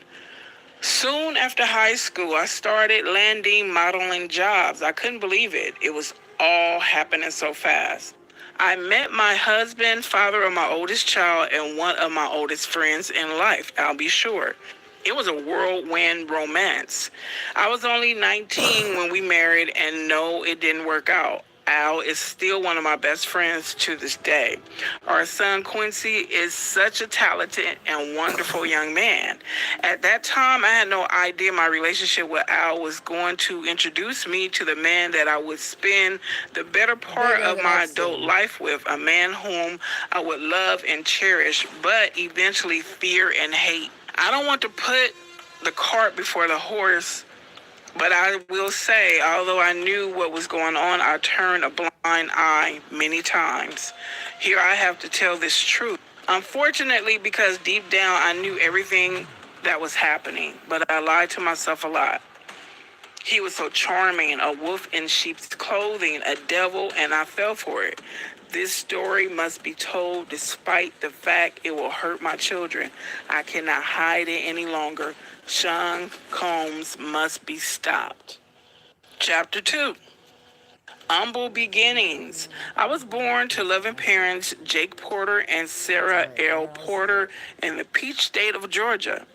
All through Columbus High School, when I graduated in 1988, I knew I was going to be famous. In the 10th grade, one of my best friends, Tina, said to me, "You won't make it here in Georgia." I knew if I really wanted to be famous, I would have to leave my hometown and my home, Georgia. That conversation was so important, so I look back now. It changed my life. I met Al while I was working in the industry. He was so dope and charming, and I had such a crush on him. We were married before I knew it, and Quincy was on the way, but I was young, and it felt like it wasn't going to last. It was a little heated between us after we separated, but we got past that quickly. He is just a super dope guy and an amazing father. Though we separated, we were forever bonded through Quincy. Thank you, Al. I will always love you.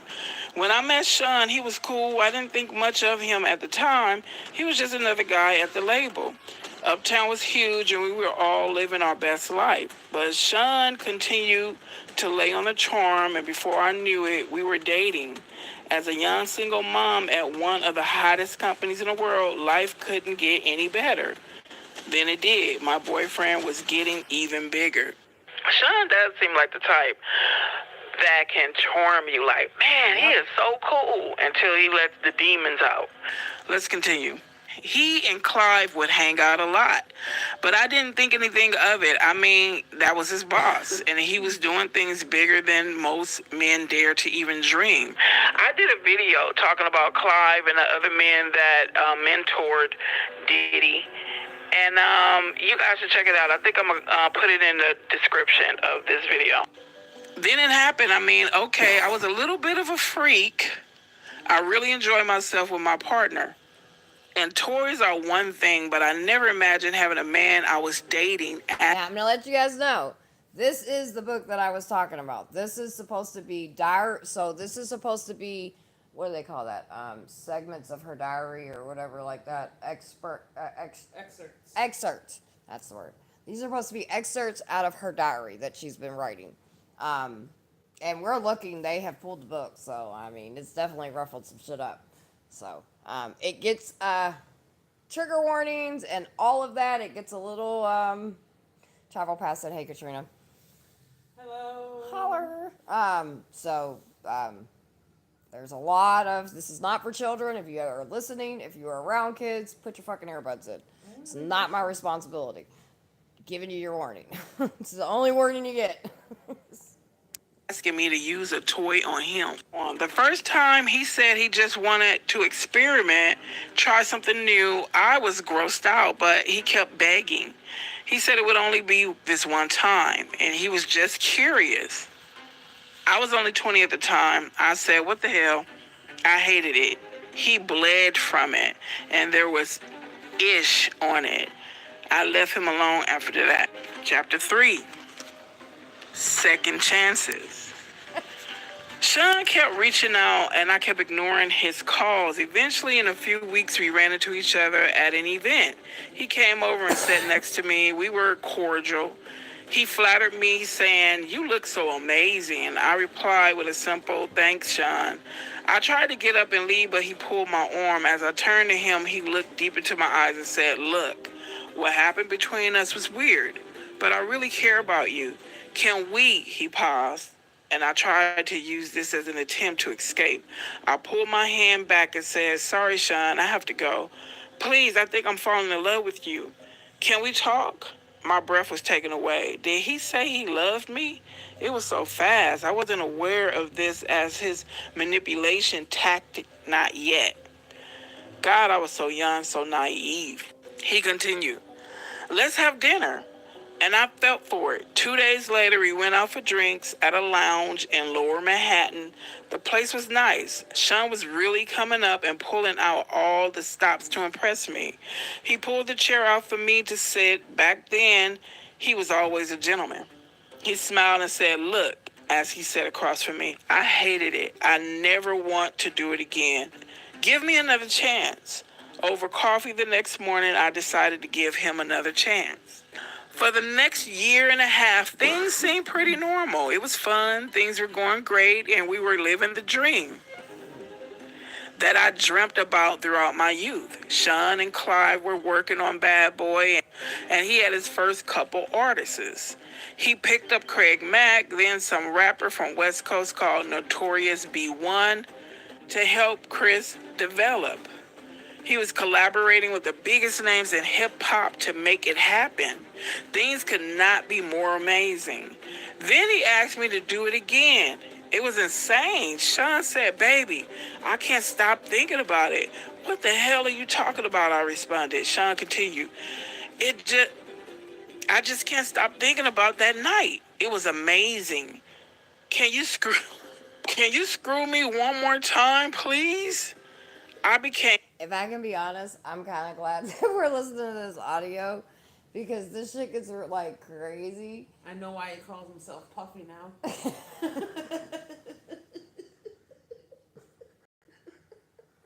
Listen, shit's about to get real. Okay, y'all. And I'm just glad we're doing the audio. I'm glad we read the first one first, even though it was the same book, it was the same title, everything. They've done pulled it, whatever, but we read it. But this is what's out. And here we go. I'm infuriated. She does a much better job than I could. Oh, I would be dying. Great job. Why don't you go to Clive? He is the one screwing you, isn't he? Then Sean hit me. This was the first time he slapped me hard. Before I could form words, he began to beg, I'm sorry. Holding my cheek where he hit me, I turned and ran off. That should have been it. But I guess I'm a glutton for punishment. He sent flowers and a bunch of expensive gifts. Then we bumped into each other at another industry event. He sat down next to me. This was deja vu. Sean started. Imagine running into you here. Get the F away from me, I forced out. He became more serious as he said, look, baby, I'm sorry. But I just glared at him. There is nothing you can ever say to me, nothing. After an awkward silence, he finished, you know I love you. I love your son. He's my son. I don't know how to fix this, but I'll do anything. I'm sorry. Ish, he can be so sweet. Here we go with the love thing. This time is not falling in. He was great with Quincy, and to be honest, despite everything, I missed him. As he stood to walk away, I remember hearing myself say, call me later. What the F is wrong with me? Chapter 4, Forgiveness. Sean arrived with flowers in hand. He wanted to see Quincy. He was so good with him.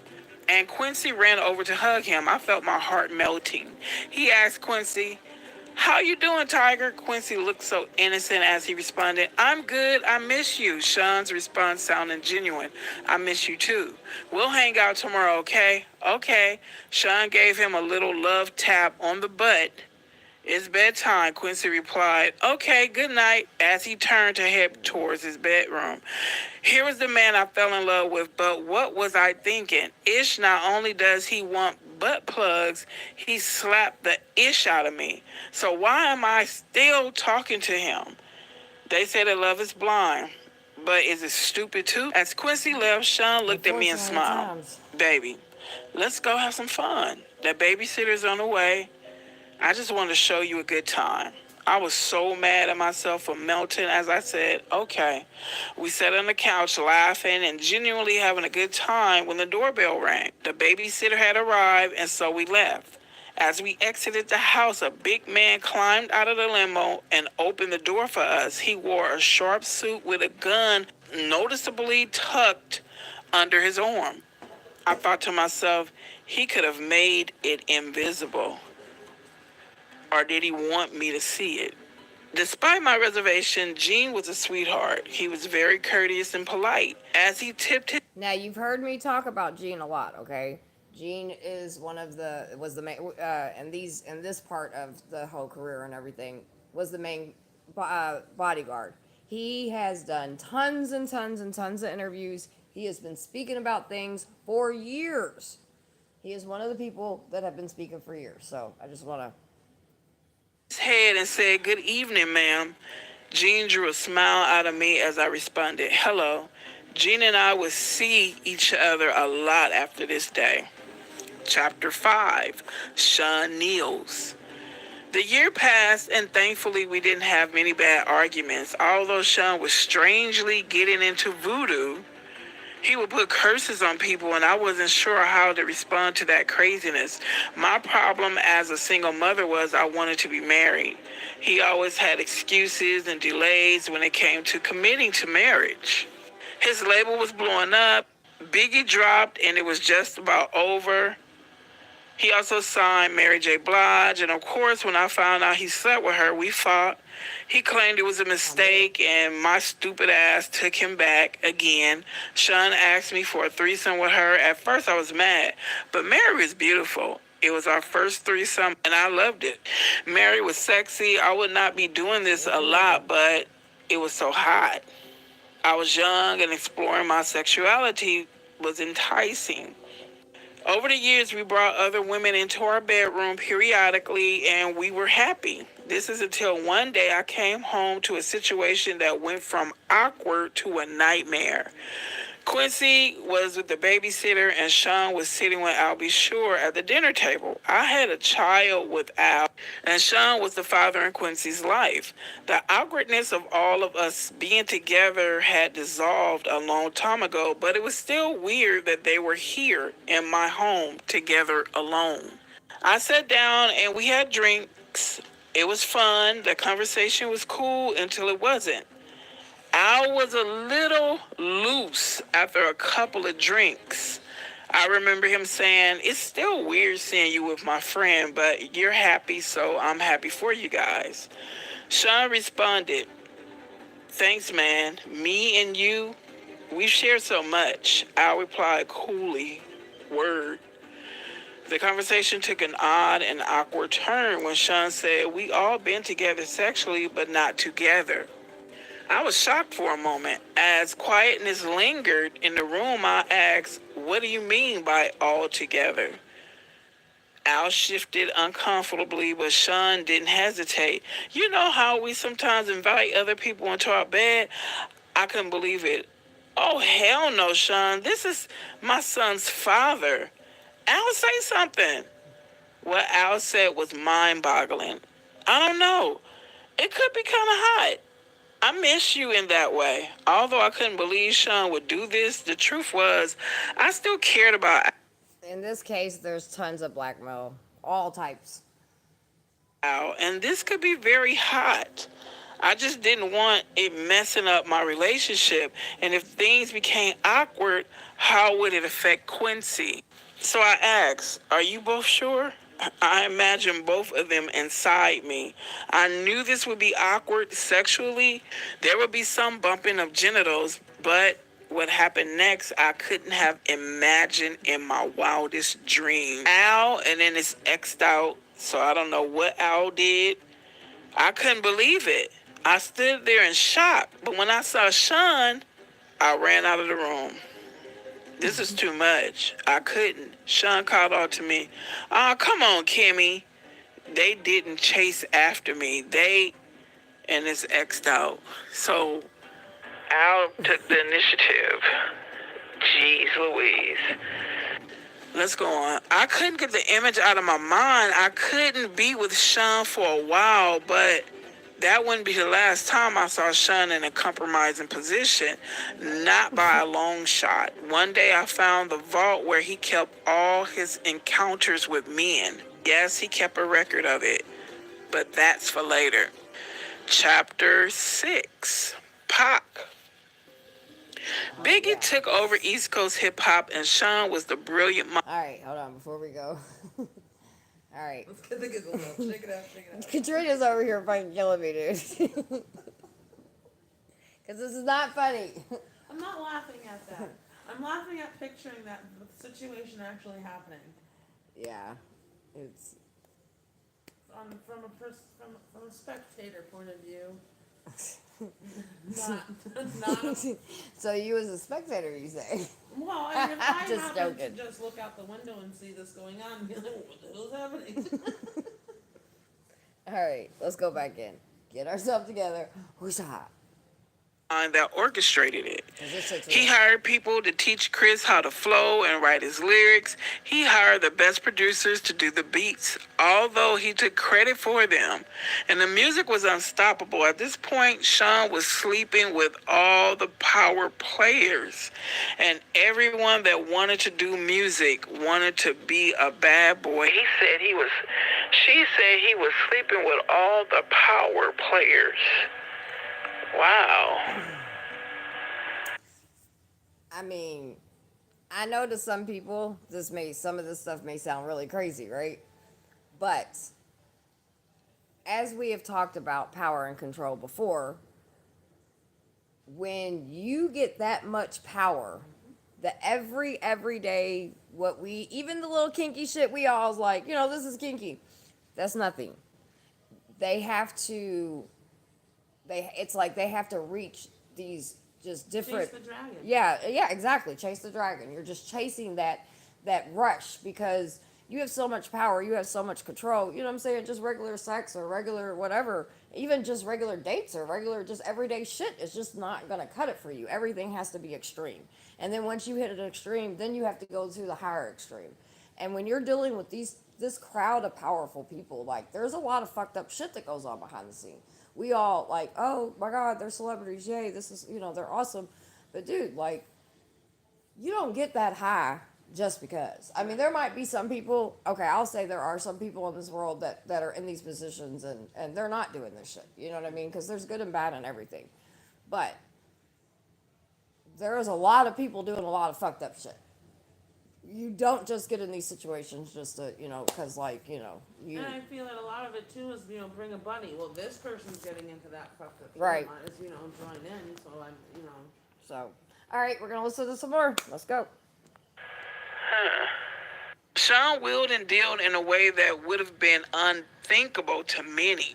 He slept with the guys that really controlled the music to stay on top, and a lot of the names average people have never heard of. These are the guys that make the decisions on who is winning and who is not. He hosted parties that were just a fancy name for orgies, and everyone wanted in. When I met Tupac, Sean and I had an open relationship, and yes, I slept with Pac. Ish, he was sexy. Sean didn't mind, well, not until he tried to get Pac to join both of us.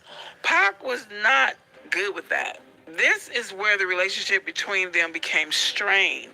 Tupac wasn't going to accept Sean's advances. Pac wasn't gay, and he was pissed about the advances. We were all in Sean's house. I was drinking, they were smoking, and everyone was just relaxing. Sean came in on what I am sure he would call a smooth approach. My baby is bad, isn't she? Pac threw me a sly smile. Hell yeah. I felt myself blush. Sean was now in full swing. You think you hit it better than me? I couldn't believe he disrespected me that way. I was not playing with my response. Sean, what the F? Pac came to my defense. Damn, bro, you ain't got to do the sister that way. Tupac appeared upset behind Sean's words, but Sean went in for the kill regardless. I think my dick's bigger than yours. I bet I could make her come faster than you. What's up? What? Pac was appalled. What the F are you talking about, nigga?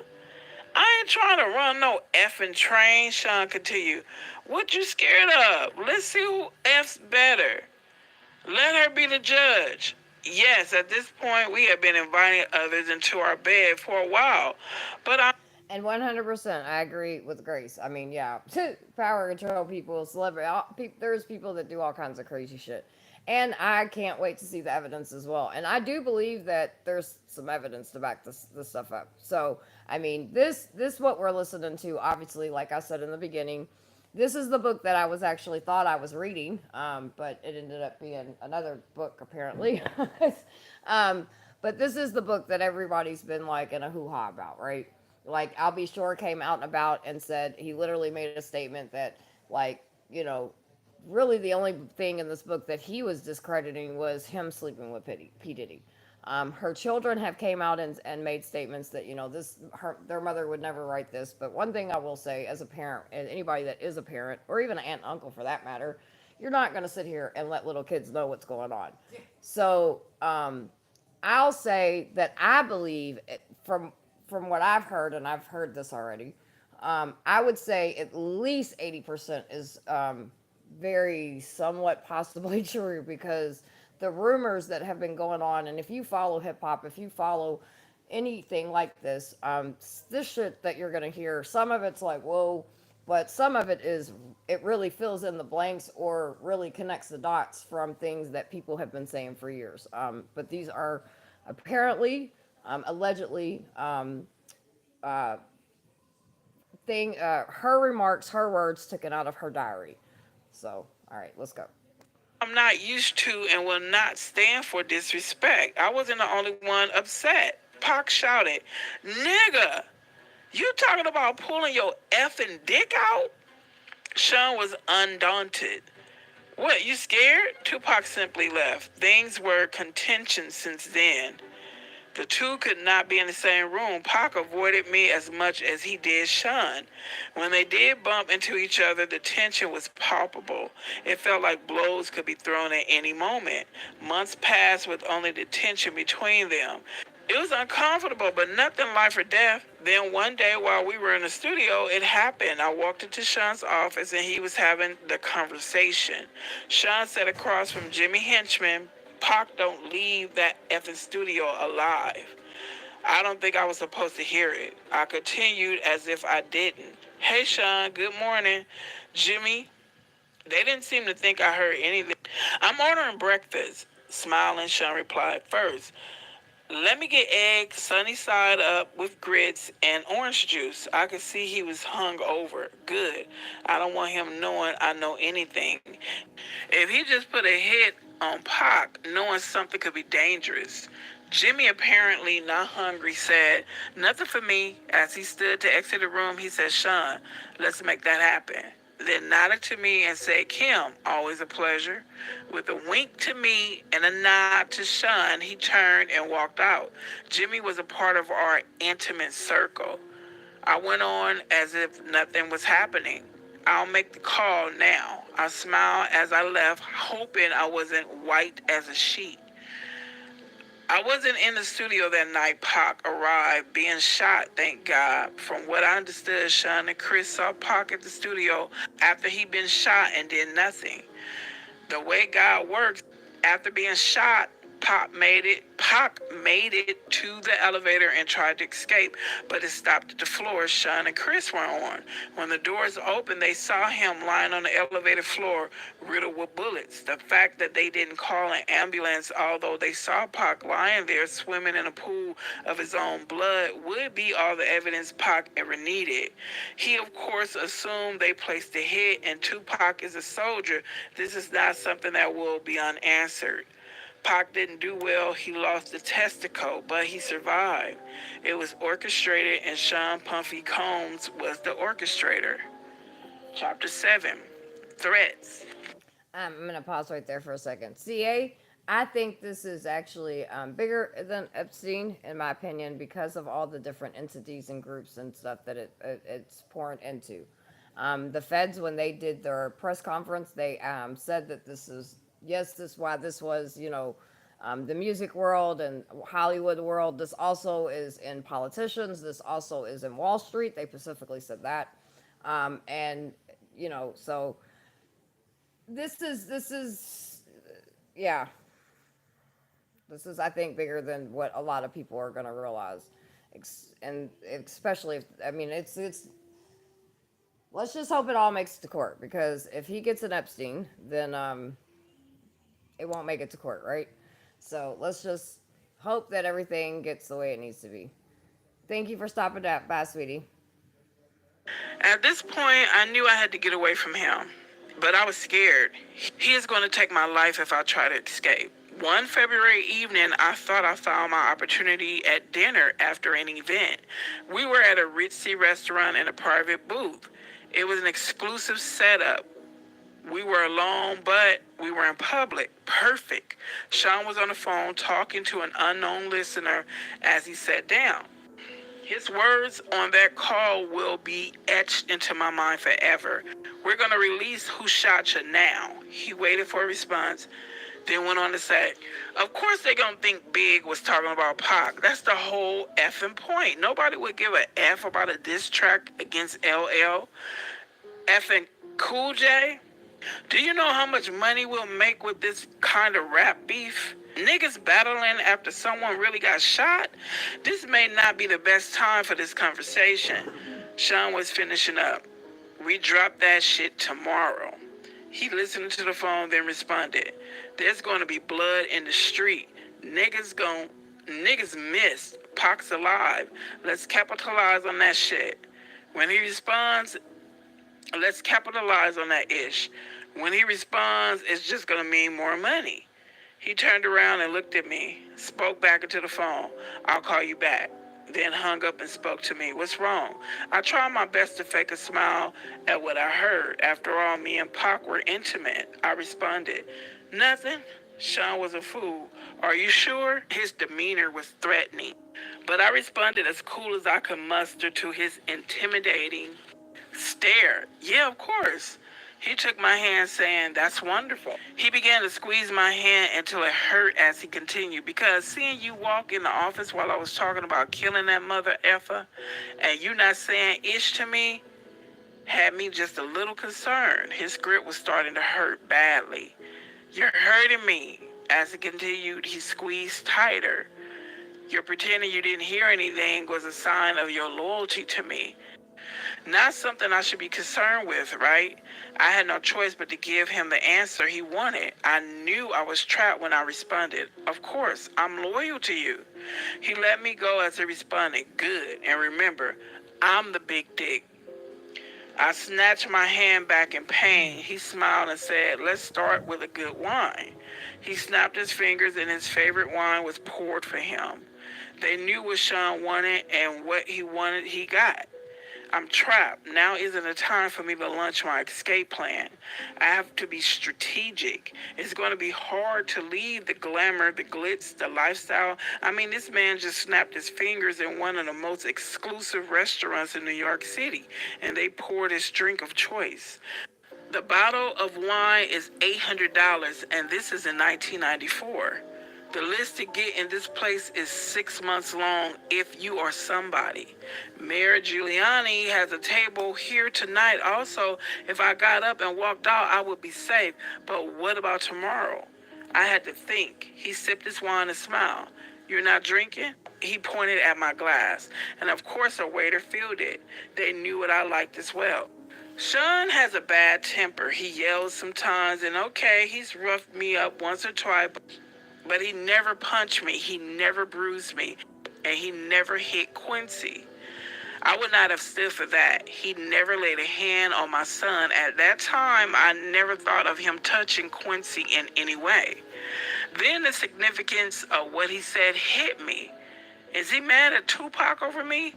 I'm the big dick. Oh my God, the last time he put his hands on me, it was because I enjoyed Jamie Foxx too much. He enjoyed Jamie too. He gets so insanely jealous. It's not fair. He wants to bring other men into the bedroom, but gets jealous when he does. Damn, you're quiet tonight, he said, snapping me back into the presence. I asked a question that was burning in my mind since I walked into that office. What does Chris think of this? He looked at me coolly and said, his fat ass better just keep doing music. A third guest was escorted over by security. Sean motioned for him to sit. A waiter walked over to Sean Carter and asked, what, would you like something? Carter responded, no thank you, then said, hello to me. Then said hello to me with a smile. Smiling, I replied, hey Carter, and took a sip of my drink. The Seans may share a bed together from time to time, but thankfully I was never asked to join. Carter went on to speak to Sean. Did y'all catch that? But Sean. Jay-Z. Okay. I just want to make sure I you come thought back. we were meeting in private. Sean replied with a nonchalant shrug. I had to discuss something with her. It's fine. Go ahead. He wielded this kind of power. Carter shifted uncomfortably in his chair before continuing. It's true.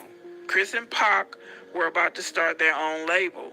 Sean slammed his fist against the table, shouting, doesn't anyone have any effing loyalty? Carter, well, that's not happening now, right? Sean peered at Carter with distrust.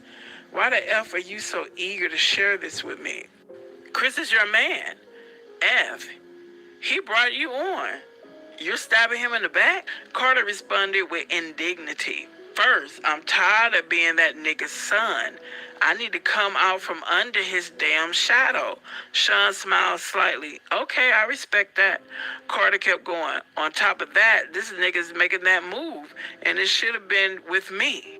Sean looked at Carter blankly. Pac put Chris on. You know this. What's this really all about, Carter? Don't effing try to play me.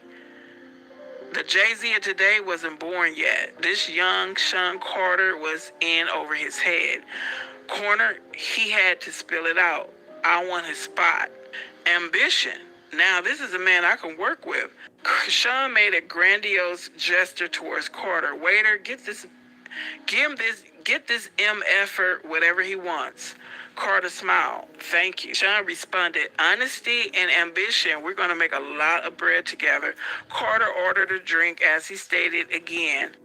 Guess he won't be leaving with that nigga to do their own label now. Sean responded with his normal air of arrogance. Why don't you let me worry about that? I took this as my cue to escape. I told Sean, I'm going to go ahead and get back to Quincy. Sean was wrapped up in his conversation with Carter and barely noticed as he excused me. Had a limo drop you off. I didn't eat. I didn't care. We didn't eat. He didn't care. I smiled and kissed him on the cheek and left. Chapter 8, Kadada. Act. Okay, so one more time for the people in the back. So this is allegedly clips out of Kim Porter's diary. They were put on a disc because before she passed, she was writing a book. Some people believe she told people that she was writing children's book, which I believe she was doing that as well. But also she was writing a book about things that she had been through. Before she died, she put them on those discs, not discs, but the little SD cards, and sent them to many people. Out of those many people, someone went to a publisher's desk or whatever, put it on there. That person is not saying who the person that did that. There's a lot of different speculations. There have been people that have spoke up about it. Albie Shore made a statement about it. Some people think that he's saying that the whole book is not true, and that is not what he said. You have to listen to what he said. What he said was the part of him and Diddy sleeping together is not true. Everything else is true. He danced. He did what most people do when they wrote the rest of the book, but he addressed specifically that aspect. Her kids have came out and said that their mother would never write something like that. And I understand why they would say that, but I'm going to double down and continue to say that children are not going to know everything that your parents do. It just doesn't. I mean, so I think that she has done, I think the first book actually showed how well and protective that she kept certain things away from her children. How big she was on that family unit. So even though I didn't really mean to read the first book, it was kind of good we did, because it did lay that down. Like, it showed that, she was a mother, and again, if you followed her story, you can go do your own research. She was very big on family.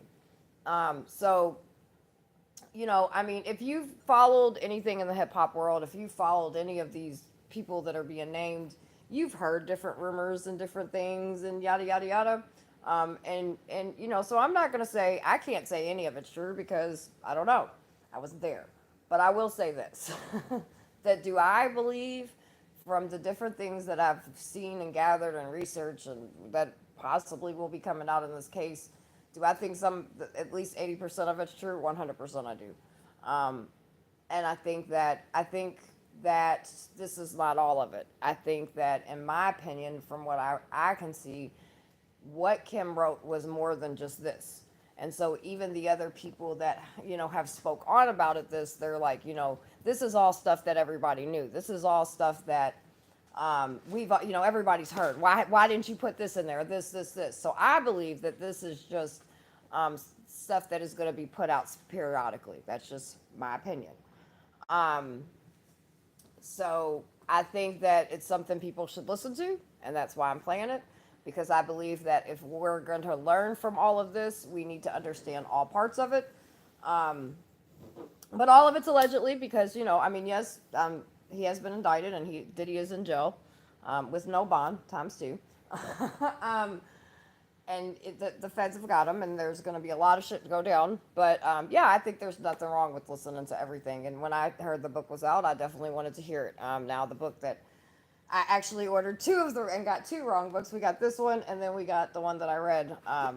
But now we're listening to the actual book that everybody's talking about. Let me look at the chat real quick. Am I mad? No, sweetie, I'm not mad. Why would I be mad, cousin? Hopefully you're having a great day. Welcome, by the way. Damn, I didn't get a notification. Are you going to leave this up so I can catch? Well, yes, I am going to leave this up. You think Sean will rat? I do, and I think both.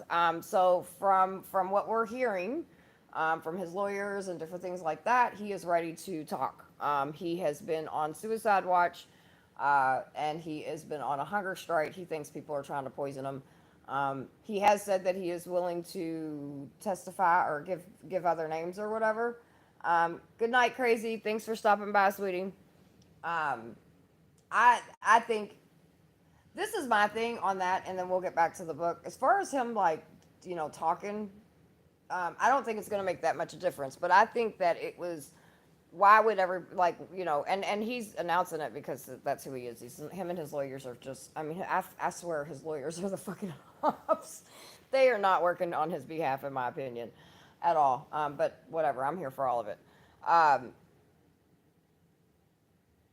yeah, I think a lot more is going to come out. So I think you just probably learn and listen.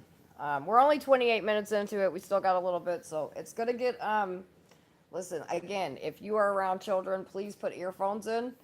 Um, and, all right, let's get back to that. Actress, model, and fashion designer Kadada Jones was Tupac Shakur's fiance and is the daughter of record producer Quincy Jones and actress Peggy Lipton.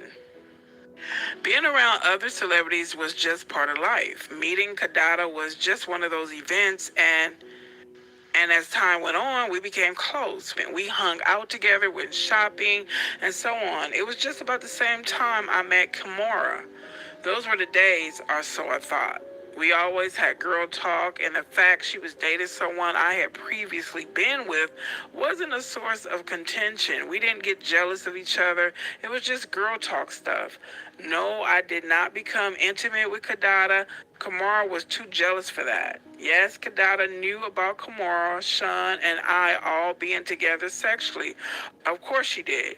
We shared that kind of thing. We were open and honest with each other about almost everything, a true friendship, except I couldn't be open and honest about everything. Not anymore. Sean made sure of that. Kadada and Pac were the greatest couple. He was always so cool and yes, sexy. She was so beautiful and fun. Before all the tension and beef, we used to all hang out together. It was always dope vibes. But with Pac's shooting and the suspicions surrounding Sean and Jimmy, the vibes between Kadada and I weren't always perfect.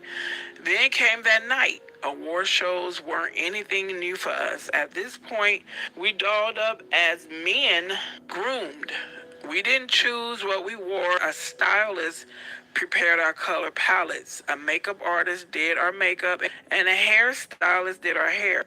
This was just the way of things. We shared the best stylists in the business. Sometimes we would all go to the studio for an event to get our measurements taken, but this time Kadada seemed different. I felt like something was wrong, but when I probed her, she wouldn't say anything. Then the day of the event was here. We would all see each other inside. Even though Sean was my man as far as props, I had nothing on Kadada. Being Quincy Jones' daughter had perks. Superstardom was among them. Pac wasn't there. When she saw us, she came over to our table. We sat around kicking it in a very dope vibe. Sean knew he was going to clean up this award show. He had all but taken over the East Coast musically. With all the hits, there really was no way he wouldn't. Bad Boy is Hall of Fame stuff now, and Sean P. Diddy Combs knew it. Sean smiled at Kadada as she sat at our table, but something about that smile didn't seem authentic. Soon I would know why. He's sick when he has a grudge against someone. As he sat, Sean said, Bad Boy is going to clean the F up. From his table with Faith, Chris replied, hell yeah. And that new-ish we busting out, gonna have these niggas sick. Kidada singled for the waiter to pour her a glass of ginger ale that sat over her table. As the waiter refreshed her drink, she said, Pac's music gonna get some love too. Sean grimaced. Oh, come on, Sean. I know y'all got your differences, but you have to admit the man makes great music. Sean looked at me out of the corner of his eyes, then took another sip of his favorite cognac and replied, Bad Boy got the hottest music on the effing planet. But I ain't tripping. Everybody got to get their shine, right? Kadada signed. Sean, Tupac thinks you were involved with him getting shot. You two were so close. You need to make this right. Sean responded indignantly. What the F would that nigga think I had anything to do with it? Kadada retorted. Sean, can you blame him? Sean was obviously not happy with that question by his reply. Hell yeah, I blame him. We had a good thing going. All of us. That nigga turned on me. And he has the effing balls to blame me for his shooting? The indignity he managed to spew out while lying through his teeth was something I did not expect. I was thrown back for a moment before interjecting. Duh. Do we have to do this tonight? It's Sean's big night. Kimora heard the ruckus and made her way over to our table as well. She sat down and said, "Hey, everybody," with that big dimple smile. I smiled and replied, "Hey." Kadada also seemed happy to see her as she said, "Hey, what's up?" "Hey, what up, Kimmy?" Kimura, never the type to hold her tongue, went straight to it. "The whole place is buzzing with the fact you're sitting here accusing Sean of having Pac shot. Y'all kinda, loud." She laughed. Kadada seemed embarrassed as she looked around to see everybody staring and whispering. But she wasn't about to back off. In fact, she doubled down. "Anybody here not talking about it ain't real anyway." "Honey, we don't have to do this here." Kadada made clear she was not to be silenced as she continued. "Oh, let's not hurt the feelings of Sean Puffy Combs. He only had one of the most prolific rappers in the game shot." Sean clenched his hands into fists. If this was anyone else, this would have turned ugly. But this was Quincy Jones's daughter. Sean was the monster in the streets, well feared by men that knew, but he did not want any of the smoke Quincy Jones could bring. Kadada could continue with impunity. Sean could not touch her. Christopher and Mary, both wanting to defend the super producer that made them famous, both started to stand and make their way over to the table. But Sean signaled them off with a firm motion of his hand. They remained in their seats watching helplessly. Kadada seemed to be on full rampage. "You're not safe in the streets, Sean. You think you're untouchable?" Kimura seemed almost red in the face when she grabbed Kadada by the hand, saying, "I gotta go to the restroom." Kadada, not willing to stop, snatched her hand away, yelling, "Let go of me." Kimura needed her to get a grip and said sternly, speaking to a child mid-tantrum, "Die." Kadada turned to her and yelled, "What?"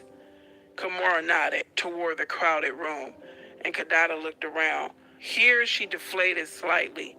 Kimura, now in control, spoke firm but softly, "Let's go powder our nose." Kadada nodded with a grimace and gave a sharp look back at Sean as she walked away. As the tension slowly melted away, I asked Sean, "You okay?" Sean didn't reply at first. He looked around, saw that no one was really paying attention now that the ruckus had died down, and stood to get the picture of ginger ale from Kadada's table. He poured himself a drink from it, looked around again, saw no one was paying attention, and put the pitcher under the table. What was he doing? Then I heard the distinct sound of liquid being poured into the liquid. "Oh my God, is he peeing in the pitcher?" He smiled at me as he brought the pitcher back from under the table and finally replied to me, "I'm good." He then stood and returned the pitcher to the table. I was in awe. I knew he had a bad temper, but this was disgusting. I'll never eat or drink something after we have an argument again. Kadada and Kimura made their way back to Kadada's table to sit. As Sean watched on quietly, Sean made small talk. "Which songs do you think they'll give me awards for?" As Kadada poured her drink, Sean's bodyguard made his way over to the table. I think he stopped her from drinking as everyone else just sat and watched. Gene risked incurring Sean's wrath, if I'm right. Relieved, I replied, "Babe, your catalog is crazy. It could be a lot of songs." Sean glared at Kadada's table the entire night. Going back to Cali, we had a wild night. It was after one of Sean's All right, this is chapter 9. How many chapters is in this one? Let me see.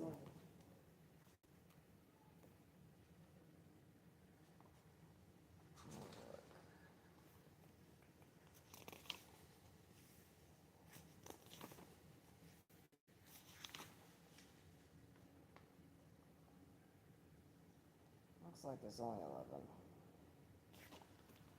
Oh, all right. I like listening to her read, but I'm like over here like dozing off. infamous parties. Listen to Everyone people was read there, this video. and we not only had threesomes, but we also swapped partners. Our sex life was crazy, but I got to do things with Sean I would never have been able to do with a straight man.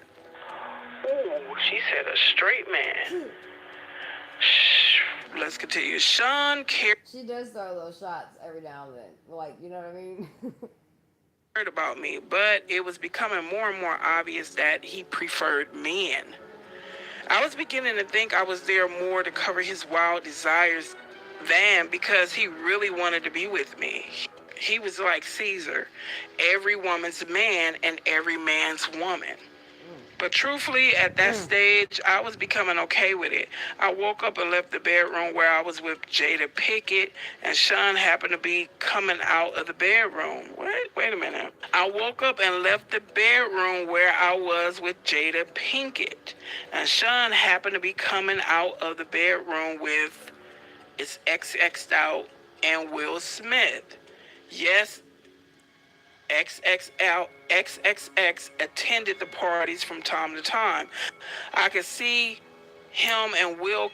Can I tell y'all, allegedly, the rumors, I have no stance on this, but just what the rumor spill says, that's Snoop.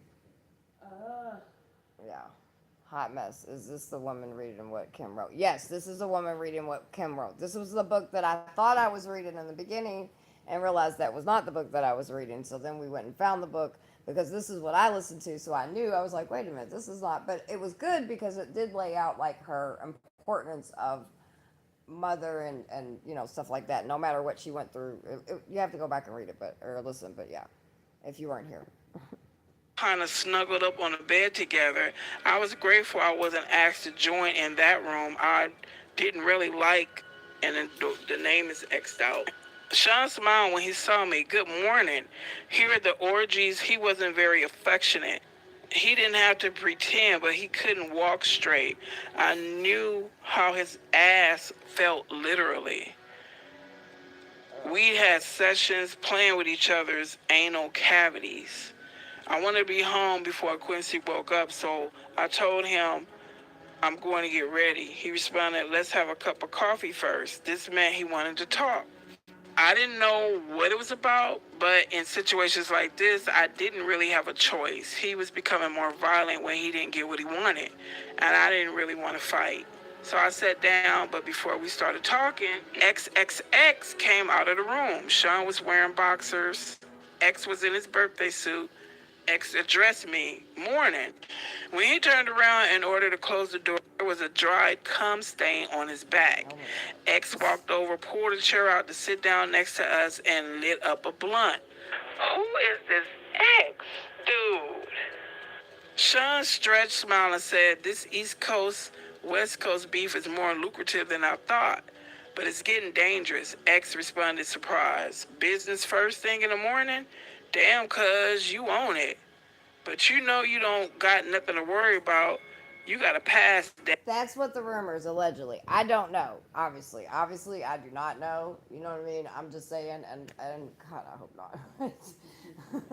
not. That's what the rumor mill is saying. So, Daddy, X smiled coyly. Sean apparently has something to talk about with X as well, because he said, I can't protect everybody, especially if someone is no longer going to be on my label. It was apparent X wasn't taken aback by this turn of events by his reply. Sean, are you saying what I think you're saying? Sean continued, it's taxing on my resources to protect people. Someone that isn't 100% of my team can't be 100% of my protection. What the hell is going on here? What does Sean want from me? This morning is turning out to be way more than I expected, and I have to go. Quincy will be looking for me. Meanwhile, X apparently wanted clarity. So to be clear, if something happened, X made quotation marks with his fingers to one of your artists that was leaving your label anyway, it would be considered, he makes another set of quotation marks, out of your control. Is that what you're saying? Wait a minute. Can they be talking about Biggie? Is Sean saying he won't protect Biggie? At this point, I was too young, too naive, too hungover to understand that this was not. So, again, if you follow the hip hop stuff or whatever, at this point in time, Biggie was about to sign a $62 million contract with, I can't remember right this moment, with another big time, I can't remember exactly who. Also, there was rumors that Tupac and Biggie were gonna team up together and do some shit and kind of go against Puff Daddy. So those have been going around for, and again, if people that are in the hip hop, world and understand it and listened to all the different things, um, like I said, a lot of what she's saying, I mean, I'm just saying, you know what I mean? If you know, you know. And that's why it's important for the people that don't know. And also remember, this is in the beginning. This is, you know what I mean? Because like we have this chapter, but then there's many chapters of P Diddy, and you can see over the years of how he just grew into what I call the monster today. Excuse me. I don't think this is a psyop because I don't understand. Well, we'll talk about that later. I'm not going to do that right now. Because no, I don't. Lack of I think protection. this is real. Whether every single story I can't, whatever, do I think in a whole is this shit been going on? I do. And I think for years people have been scared because of the power not only he holds, but the people that aren't in the streets and some that are in the streets. But mostly, we're not talking about street power. We're talking about way upper power. Um, so people are scared to fight that. You know what I mean? And not only has he been indicted, but also the mayor's been indicted on some other shit. And I'm just saying, like, y'all need to pay attention to a lot. Just pay attention. There's a lot of shit going on. This was a hit. Where did this come from this morning? But an older, wiser me understands now what I did not comprehend all these years ago. Sean was just getting to the real reason that he had X there. The world was about to lose Biggie. X laughed. You a cold mother effer. Sean said, why the F should I protect someone that isn't going to stick around? I made him. That nigga should be worshiping the ground I effing walk on. I was thinking Sean's ego is rearing its ugly head. And I wanted to get out of there, but instincts told me I need to tread carefully. So my next move had to be calculated. I don't really want any part of this, not even implicitly. But I was just dragged right into the middle of it. If what was happening here ever comes out, will I be held as an accomplice? But even as those thoughts crossed my mind, I couldn't just pretend this was okay. So I said, but Sean, he hasn't left yet. They're just rumors. Are you going to let him die because of some rumors? Sean glared at me, the anger in his voice obviously stemming from hurt as he said, I know when I'm being betrayed. I'm not killing anyone, but I'm not protecting somebody that doesn't have my back 150%. F that. This was railing out of control. My mind began to race. Is there a way to get through to him? Maybe I could use the finance route. Sean, he's bringing in so much money. You put so much money into cultivating him. Are you going to throw away all that money? That's when he revealed how thought out this meeting really was. If he leaves, he takes all the money I invested into creating him. Sean sighs, but if he can't protect himself and something terrible does happen, then the money I would make off his death will blow away all the money we made so far. I was perplexed. Sean, he continued, he's worth more to me dead than alive. Sean Combs is a calculated monster. X chimes in. I get that, fam. A lot of people out there want Biggie dead too. Without your protection, he doesn't stand a chance in Cali. Biggie's going to die. This is crazy. I dare not say anything else about it. I think I know who X is, but I'm not going to say anything until something else, come out to confirm it. But I have an idea. Sean smiles and stands to walk over to a safe behind a picture. There he pulls out a bag marked with X's name. He turns to X and says, that's why you're worth your weight in gold. You understand me? Here's a little something for you to take care of my people. X smiles. Sean, I love you, baby. You know I got your back. Your problems are my problems. I'll make sure to have my people take care of your people. I need to get out of here. This is crazy. I attempted to leave again. Sean, I want to go get Quincy before he wakes up. Sean looked at me responding, it's getting late. Give him a kiss for me. I'm going to get out of here. Thank God. X always with something to say. I'd love to meet the little tyke sometime. Not a chance in hell. Something about this guy creeps me out. I forced a smile. That would be great. I made my ex. Who the heck is X? She did not like him. She did not like him. Let's continue. Chapter 10. The lie. All right, and so we're at chapter 10, so we're getting there. You know, it's crazy because again, like there's beefs in the music industry and especially in the music industry, and not in just one genre of music, and a lot of genres of music, and it just sucks because stuff that shouldn't take people's lives and shit like that, it just does because there's just so much money, power, and control that they make money off that shit, and it's just insane. At this point, the relationship between Sean and I had been off and on. And by the way, if you haven't yet, go on and hit that thumbs up and hit that subscribe button if you haven't either. For quite a while, and we were off at this point. He had put his hands on me again, this time for something that didn't even happen. It was all in his head. When the phone rang, I picked it up anyway. Hi, Sean. We've been broken up for a while this time. Yeah, he continued. I don't want anyone to know about my... He paused to search for the right word. Proclivities. I replied. So you don't want people to know about you being gay? Sean exploded. See? That's why I effing lose control on you. So I just plainly stated, goodbye, Sean. Wait, he screamed. What, Sean? I'm sorry, okay? You're always effing sorry. He took a deep breath. I have to do something to cover myself. I sighed. Do whatever you effing want, Sean. When you see this is in the news, it's not real. This made me calm down a moment. What could he be talking about? He continued. I'm only doing it for the press. Doing what, Sean? After a long pause, he continued. She knows what this is. Actually in the She video. is just pretending to cover me. Sean, what the hell are you talking about? Another pause. Publicly, I'm going to be dating someone else. A video girl? I laughed. Why would you do that? I have to cover myself. I was getting mad. I was actually angrier at myself more than at him. Why was I getting jealous? But let me ask you this, Monica. So you really think nothing in this book is not true? Just from all the things we all know from different, you think I mean, maybe some things, I don't know, maybe. I've said that too. But, and do your kids know everything that you did in your life?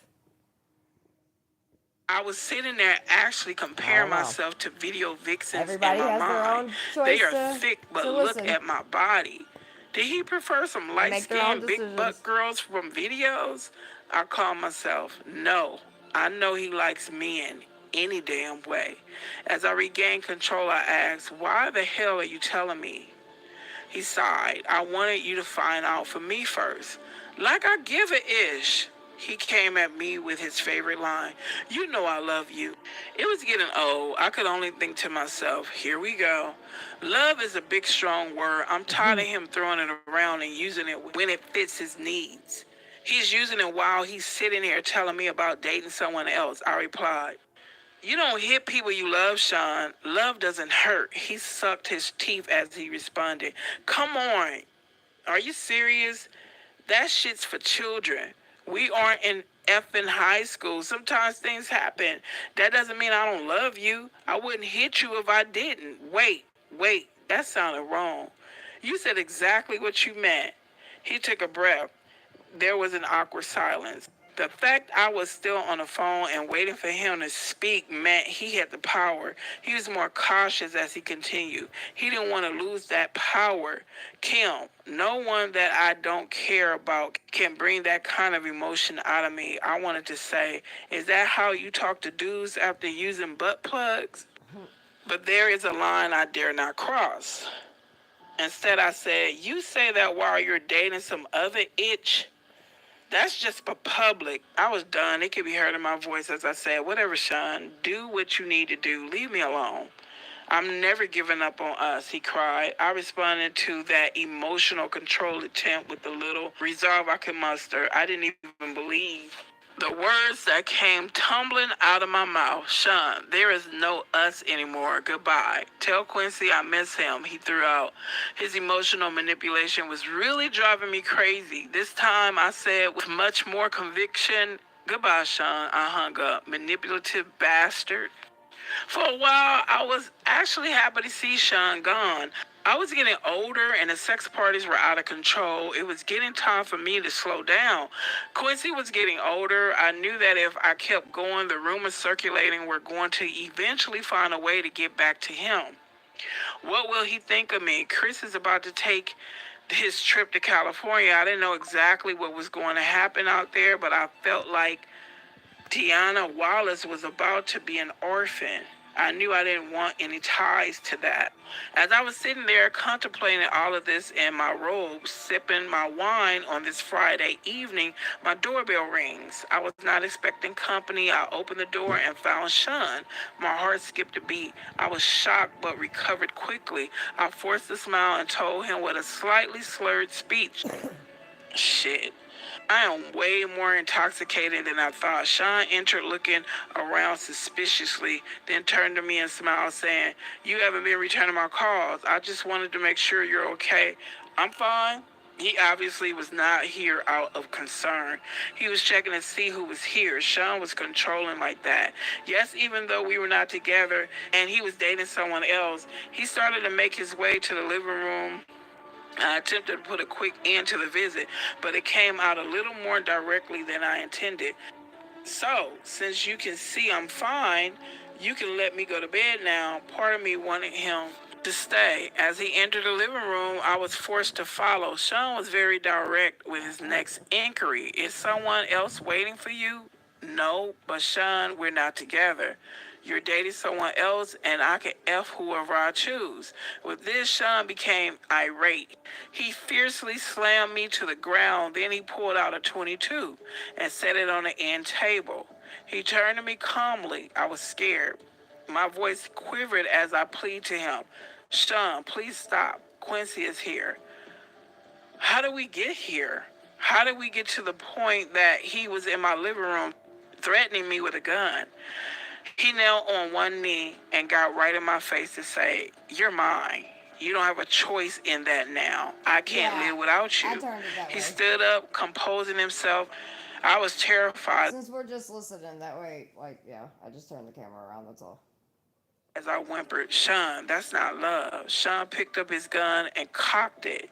He looked at me almost thoughtfully and asked, have you ever heard, if I can't have you, no one can? Sean, please don't. Please. Quincy will hear.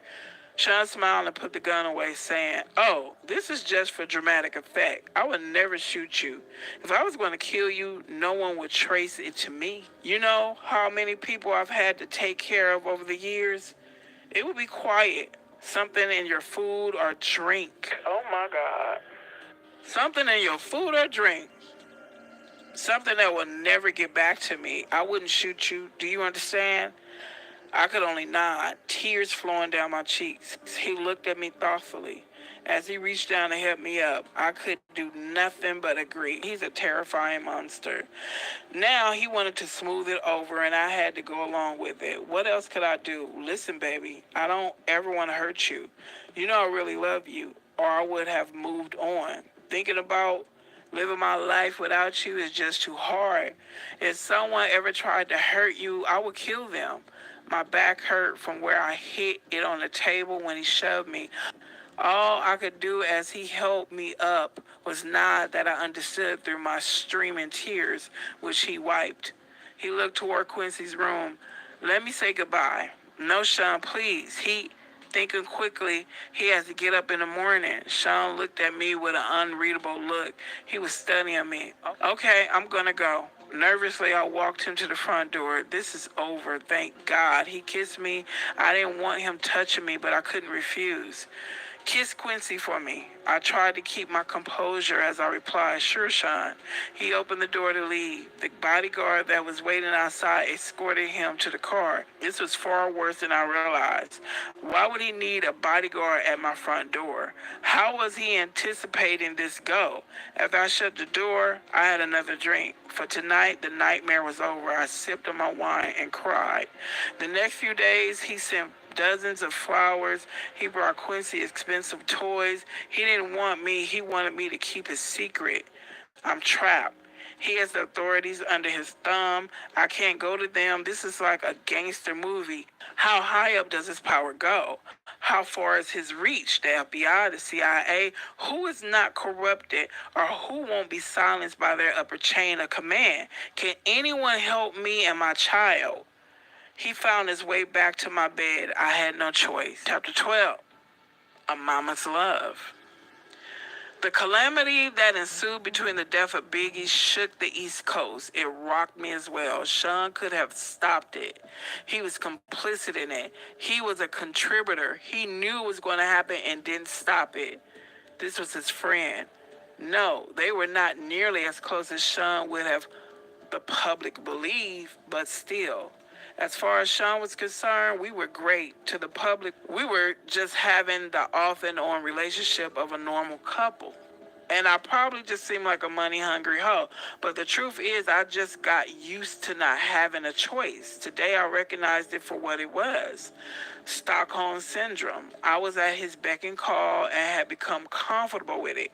Quincy had everything he could ever want, with the exception, of course, of a normal parental figure. That is why this chapter is so powerful for me. A mother's love is so real. One night, I was out with my boyfriend. Yes, we were on again. We were joined for dinner by none other than Miss Wallace.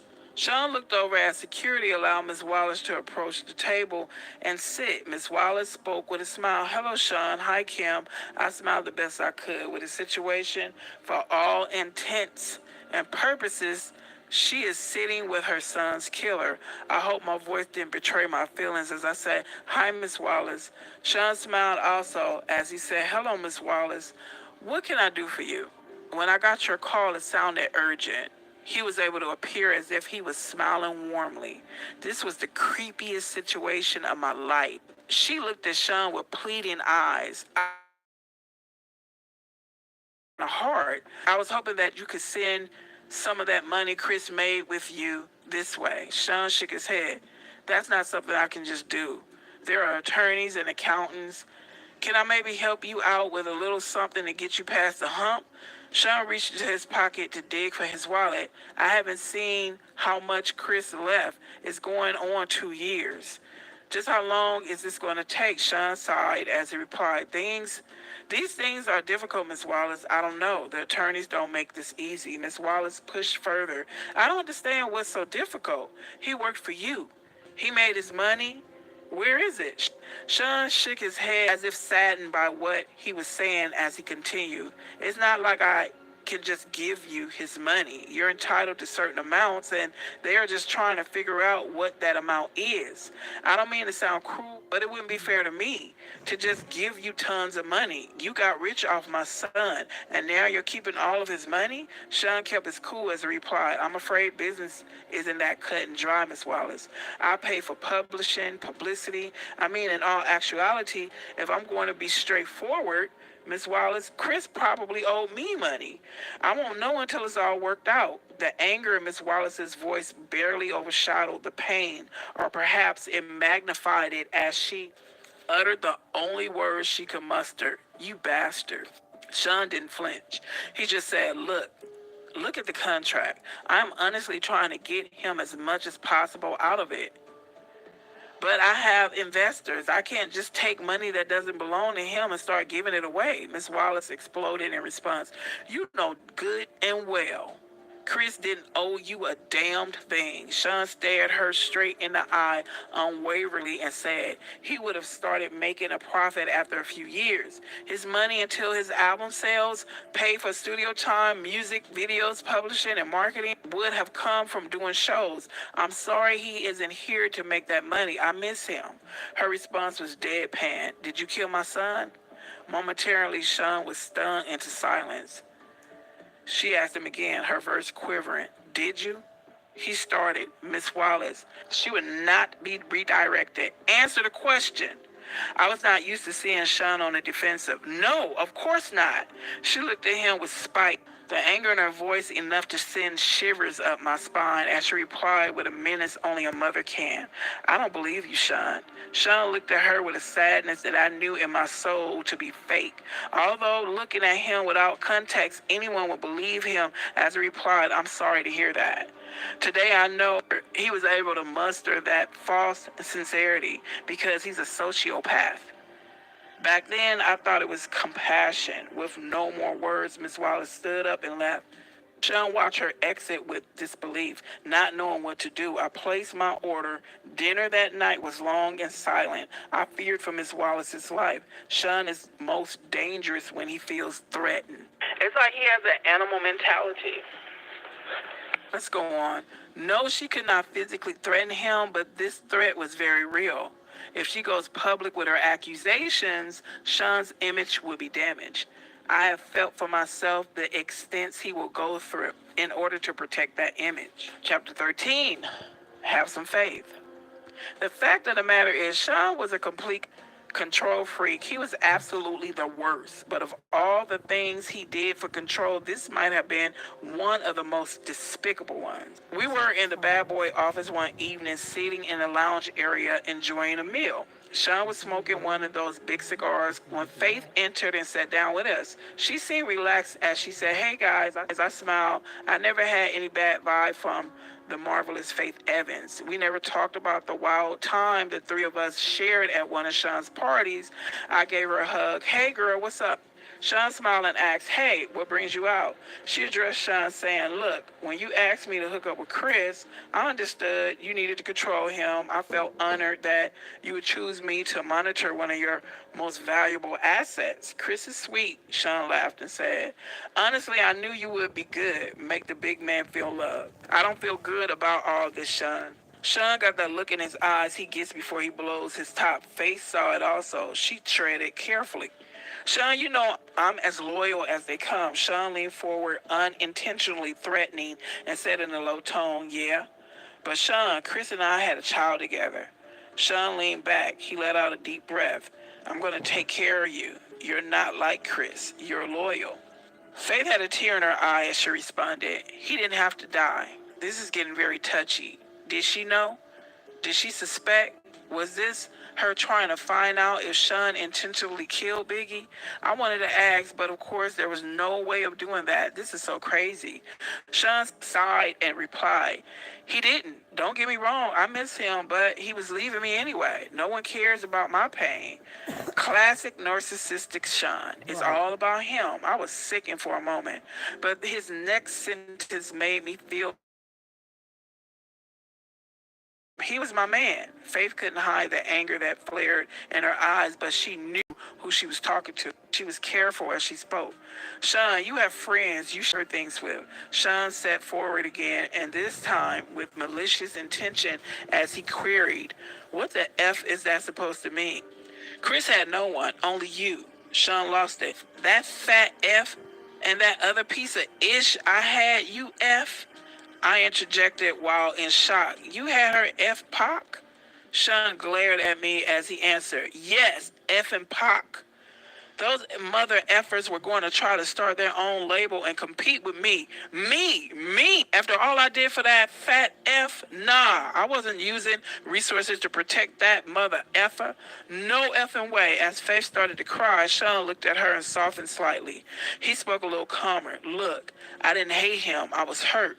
But I didn't hate him. I'll make sure you and CJ are taken care of. Without word, Faith got up to leave. As she turned, Sean spoke softly, Faith. She ignored him. He called her again, Faith. She exited quietly. Sean just looked at me and said, damn. I really didn't know what to say. Sean just told Faith that he wouldn't protect her husband because he was going to leave Bad Boy. From a business perspective, I didn't disagree with Sean there. If you're leaving and created competition for him, why would he spend resources on you? So I hugged Sean, but I also knew he didn't have to send Chris to California. I wondered if he realized that He sentenced him to death. He hugged me back with tears in his eyes and asked, how the F am I the bad guy, huh? I effing do nothing but bust my ass to make everyone live comfortably, and I'm supposed to just let niggas walk all over me? As I held him in a comforting embrace, I replied, no, baby. He took me right there on the couch. Like I said, Stockholm Syndrome. Chapter 14, I was Sean. This particular evening, I was at Sean's house. Quincy was staying with a friend.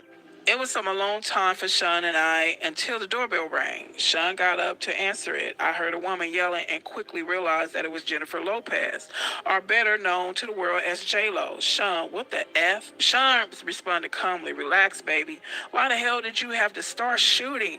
Isn't that what we have bodyguards for? Normally when these kinds of situations arise, I remain quiet and just listen. I play my position, you could say, but I wasn't paying attention to the news for the last day or so. And even though it would be the only thing anyone would talk to me about for months, no one had spoken to me about it yet. So I entered the foyer asking, what's going on?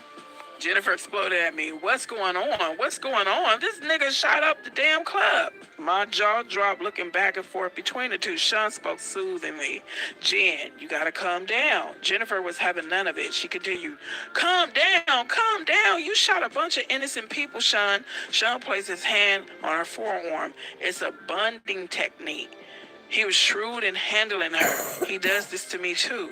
Even if you know what's happening, it works. It's an intimate contact without being personal.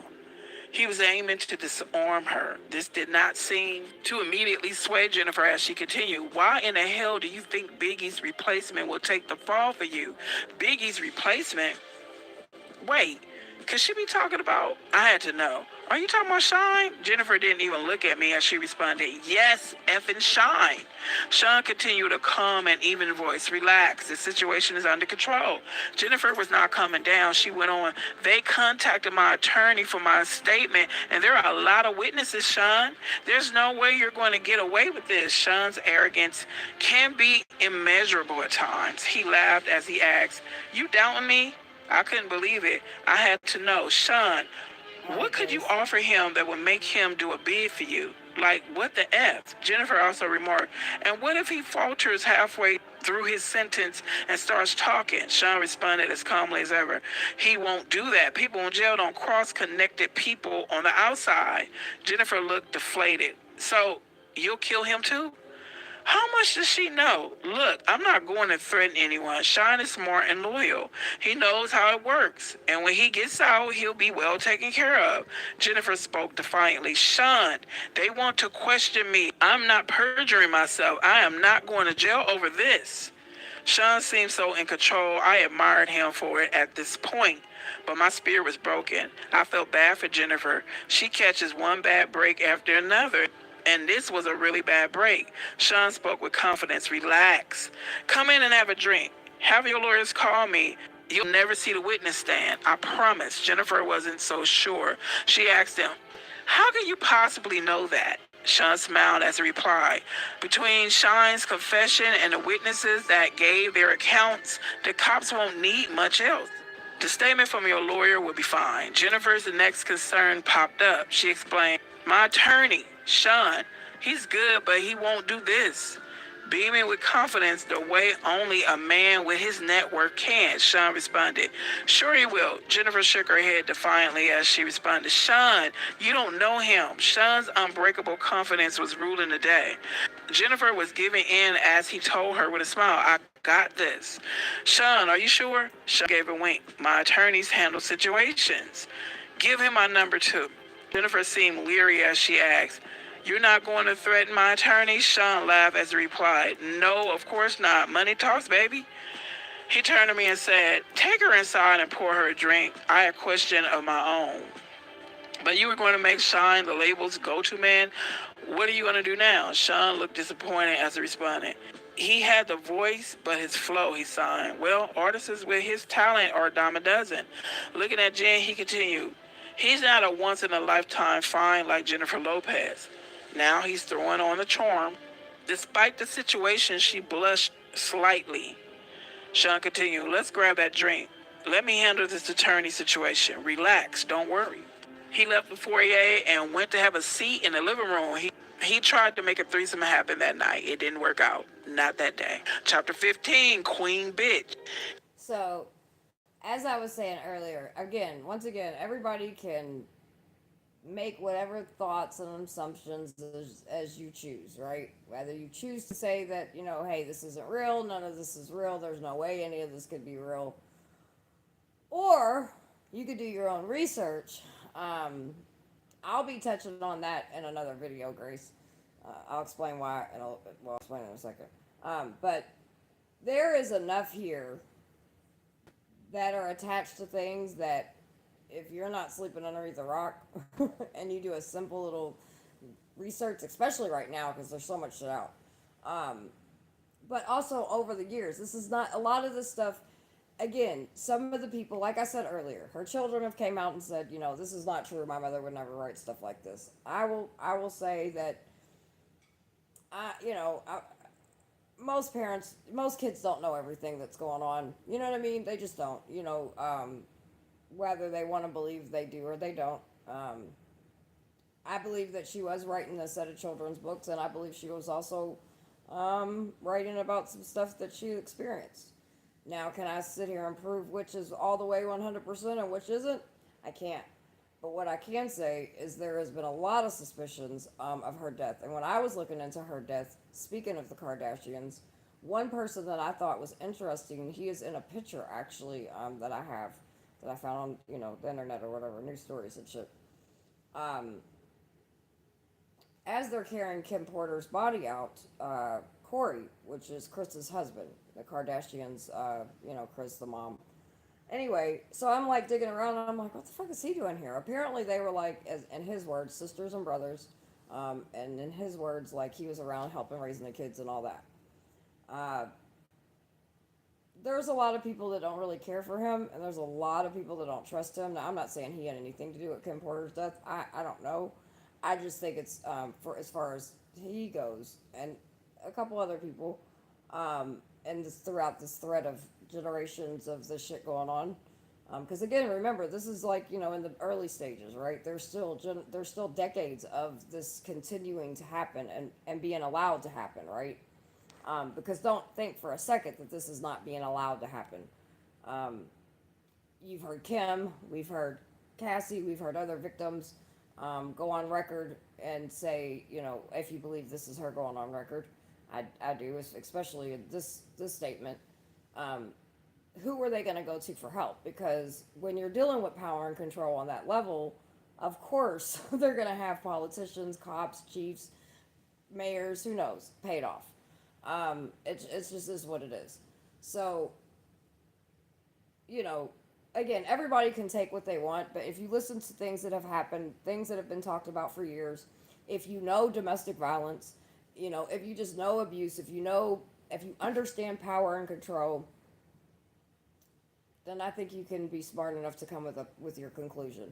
I can say where I stand on this, and as far as these words of that, may or may not be hers, I will say that I definitely believe some of the stories because, there's been rumors about every single person that's been named in this book and the situations that are involved. Some of these situations that are being named in this book were actually news.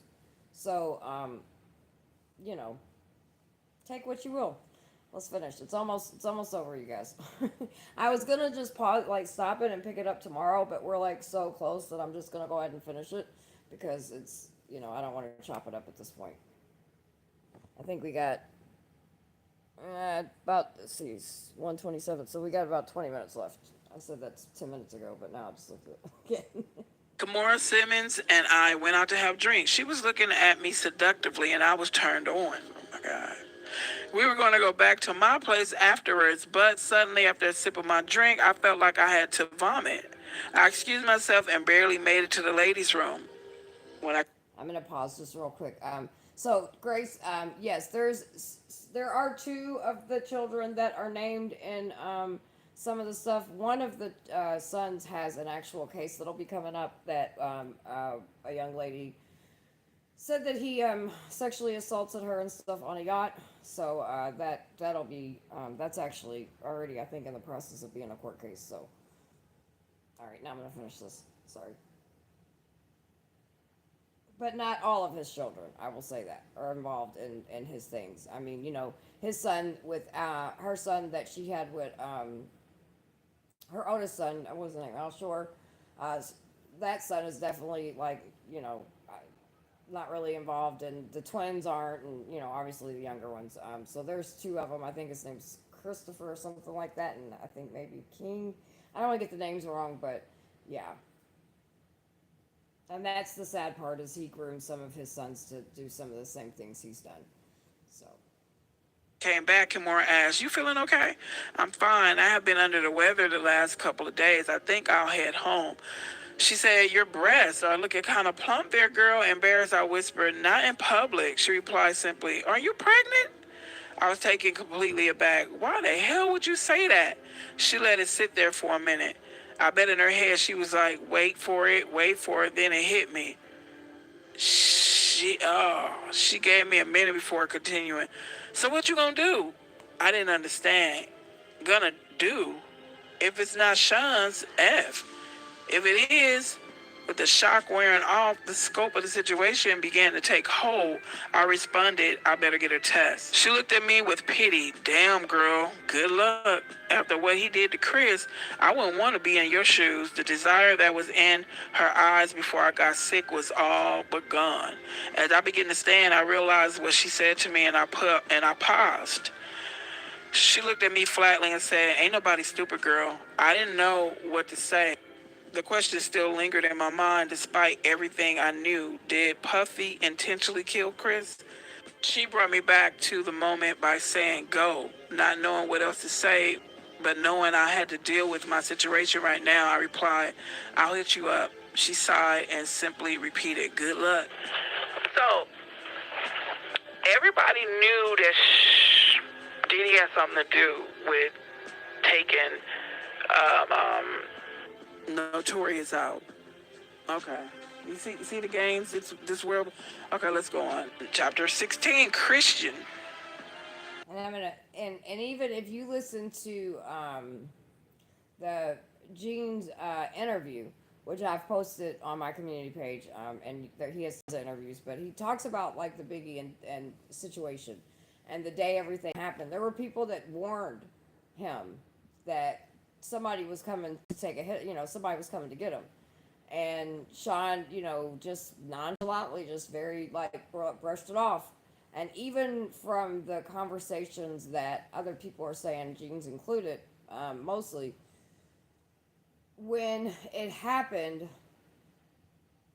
like at one point, I think Gene was standing outside the truck because he wanted to try to do as much as he could to try to protect, and so he could keep eyes on Biggie's truck and their truck. And Sean made him get back in the car and was like, "If you don't get in the car, you're fucking fired." Then when the shooting happened, everybody else was looking around, but Diddy was like ducked down. And I know some people will say, "Well, Summer, when you hear shots, that's what's going to happen." I'm going to continue to say, in situations like this, and I've been in them myself, you're looking, trying to figure out where you got to get away from, or whatever. And then if you have a car behind you, yeah, you're going to worry about that as well. So, I don't know. There's a lot of crazy shit that is behind and always have been around Tupac and Biggie's death. I just don't. I think from more and more we learn about him, I just really think he never wanted any kind of competition and was going to X any competition, and has allegedly done that over the years. So. The next day, I was sitting on my couch deep in thought when my doorbell rang. I went to let Sean in. This is going to be scary. We made our way back to the living room and we sat down. Quincy was asleep. Sean seemed legitimately concerned. "What's so urgent?" I didn't know what else to do. I just blurted it out. "I'm pregnant." The inner room was so thick as J-Lo. He was quiet. What is he thinking? He asked the obvious question. "Are you sure?" I spoke rapidly. "I was on a pill. I'll get rid of it. I'm sorry. I just wanted you to know." "That's wonderful. This is great." I was so confused. "Huh?" You're not mad? He laughed. Mad? No. Why would I be mad at this wonderful news? I'm going to be a dad with the woman I love bearing my child. What could possibly be better? He jumped right on the phone and called one of his besties. I could hear Will Smith congratulating him. Sean said, yeah, definitely hold on, Kim, baby. I was still in awe of the fact that he didn't get angry. And yes, I will admit, I was sure he was going to hit me. So it was with relief when I replied, yes. He told me excitedly, we got to have a party. His excitement was contagious. I was getting really excited too. Yes, a gender reveal. And he cut me off. Yes, of course, we're doing all of that, but everyone is going to want to sleep with you right before you give birth. My heart sank in my chest. Everybody is going to want to what? Sean went on with that same excitement. Well, not everybody, you know. Will, Jada, X. Sean, I'm having your baby. He verbally waved me off. It'll be fine. I couldn't help myself. I just started crying. Sean grew quiet on the phone, then spoke low. I'll call you back. He hung up and took me by my hand. Baby, I never asked anything from you. I tried to see him through the tears streaming down my face.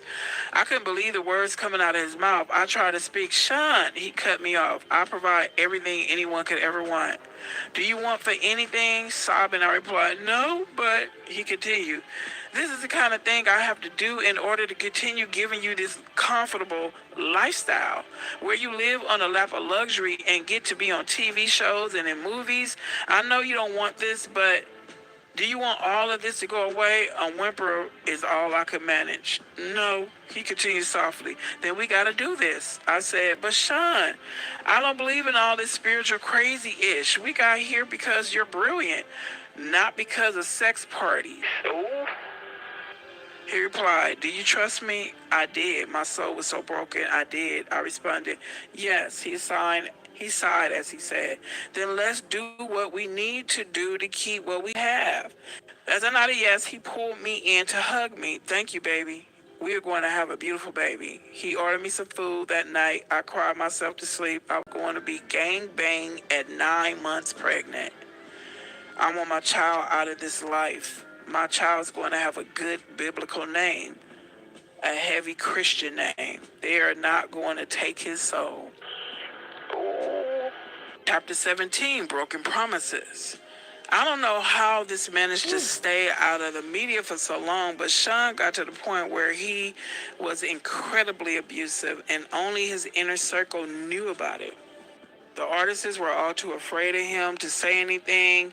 He had gained so much power, no one would say anything. Puff Daddy was a kingpin.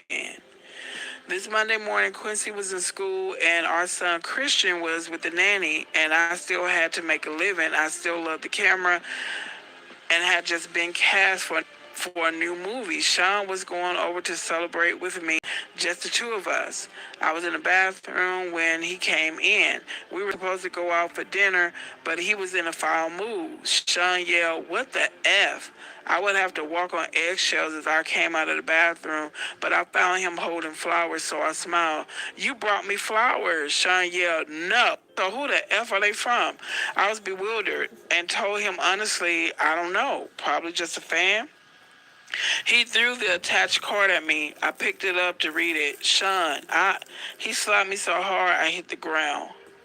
Sean yelled, who the F were you with the other night? I looked down at the card that was lying on the ground next to me, and it read, the other night was amazing. We must do it again. Ish, I tried to explain. Sean, he threw the flowers at me.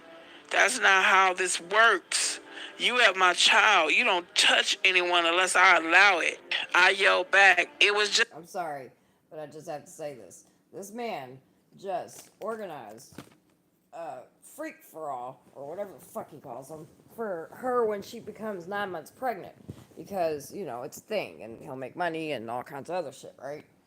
But now he thinks that she's done something, and he was like, you don't touch anybody unless I'm pimping you out. See where the trafficking comes in out? Like, you know what I mean? Coffee with the producer. It was nothing. He glared at me and asked, who the F is this producer? I was trying desperately to calm him down as I responded, from the movie, babe, calm down. He picked up my coffee mug and slammed it against the wall. Coffee flew everywhere as he yelled, who the F This nigga think he is. Sean, he's just some producer.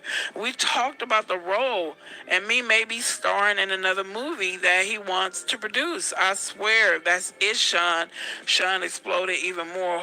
He wants to put the move on my effing family at the top of his lungs. My effing family? He flipped the table over, breaking it. It was a heavy table. But Sean is stronger than he looks. I pleaded with him. Sean, please. He yelled at me. What? I tried my best to calm him down. He probably didn't know. It didn't come up. You're publicly dating someone else, so he screamed at me, and it somehow seemed even more intense. So you didn't tell him back off?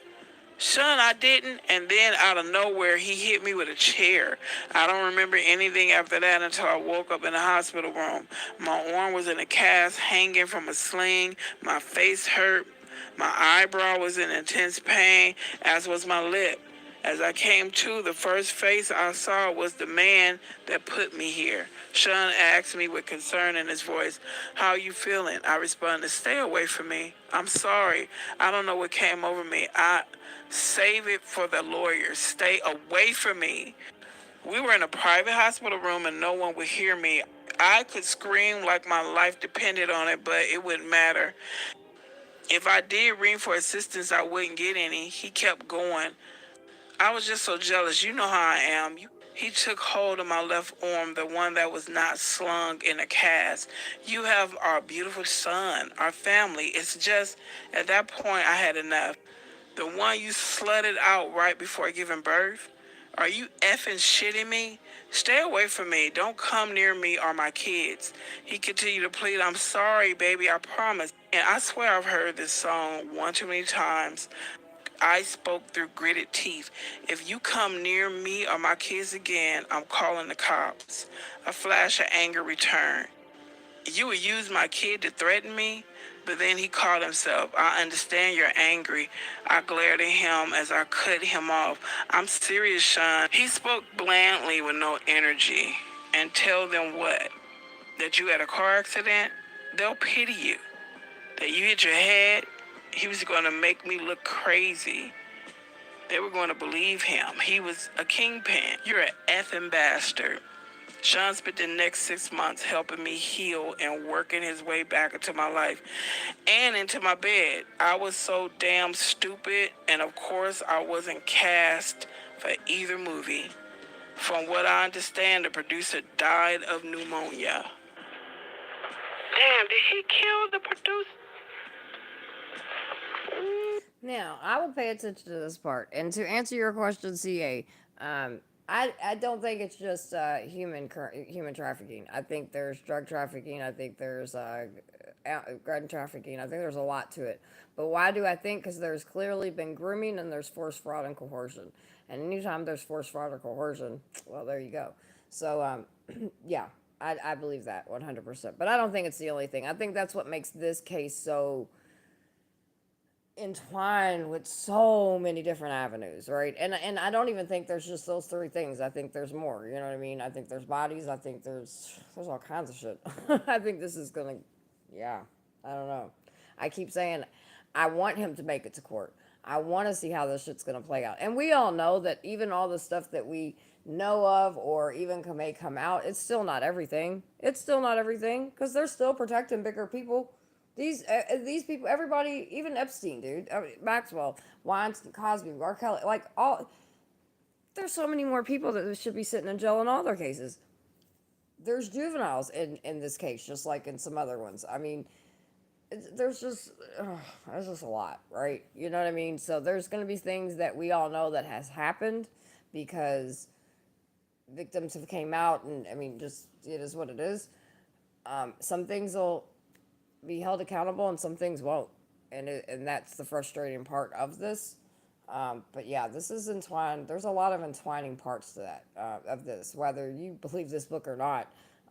If you don't pay attention to every single little avenue, and I'm talking about just in the legal aspect of things, if that's the where you want to go,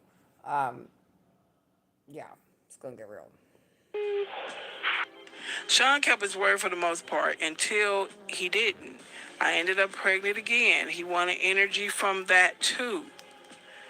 That would be my last sex party. My body will never be ravaged by so many people again, especially Brooklyn, how while you I'm doing? pregnant. What if something happened to the twins? After that, I wanted out. But when I tried dating someone else, they would end up dead from pneumonia.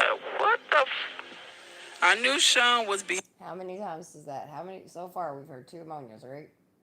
Yeah. Besides hers, all these people allegedly are miraculously coming up with pneumonia and died. Oh, okay. Behind it. This was not a coincidence. He gets jealous of a guy and they die of pneumonia. I could be next if. Oh my. So, didn't she have some kind of pneumonia?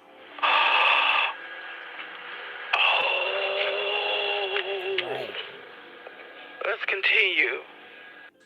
If I'm going to get out of this alive, I'm going to have to do something to make him stay away from me. I had a plan, but it was dangerous. Sean has a vault where he keeps videotapes of all his conquests. I started sleeping with him again. After he falls asleep, he was starting to drink heavily. I would get into the vault and get a couple of tapes, take them home, make copies, and swap them for the next set of tapes a few days later.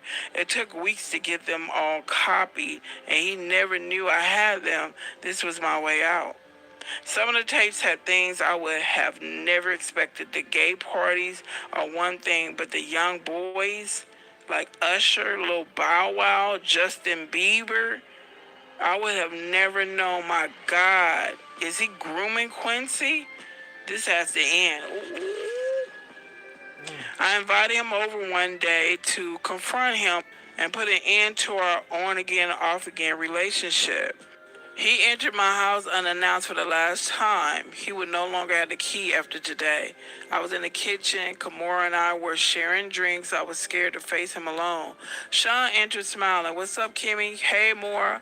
I told Sean to sit down. Because of my tone, he looked at me stung and asked, "What's going on?"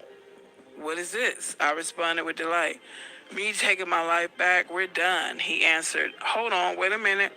I was so excited that I wasn't hearing any of it. I shouted at him, "No, no more. This is effing over." He looked confused as he asked, "Where's all this coming from?" With disgust, I said, "I got effing footage, Sean." He looked even more confused as he inquired, "What are you talking about?" Kimora said with revulsion, "Usher too?" Sean said, "Wait, what the F is going on?" Sean stood aggressively, and Kimora responded, "Don't make me call the cops." Sean's anger was creeping in as he replied, "This is how it is?" I simply nodded. If anything happens to either one of us, it gets released. He seethed as he queried, "After all I've done for you?" I don't think I was ever so happy as when I said those words to him. "Get out." Pissed, he started to leave, looking back with pure hatred. As he walked down the stairs, he turned around in a fury and lunged at me. He knocked me down near the top of the stairs. I was hurt. Kimora screamed, "Stop!" As he began to crouch over me, I kicked at him, hitting him in the kneecap, then his face. He went tumbling down the stairs. He was too hurt to get up. I called the cops. Kimora left before they arrived. When he left, it was in an ambulance. I felt empowered. I felt safe. The Sean Combs days had finally come to an end. Chapter 19. Finale. Things were okay for a while. I started dating again. It was almost normal until I got serious with someone. Then my boyfriend died of pneumonia. I knew it was Sean again. So another death from pneumonia. All these people keep popping up with pneumonia, and she died from pneumonia. That's when I decided to write this book. A few days ago, my home was burglarized. Only laptops were stolen. I know it was that bastard or his goons. Of course, I had a copy in the cloud that I was able to easily download here onto this new computer. As I continue to write now, I'll send this into the cloud as well. I will send out copies via email, and my Google Drive password will be attached so the missing chapters can be accessed. This book must get out.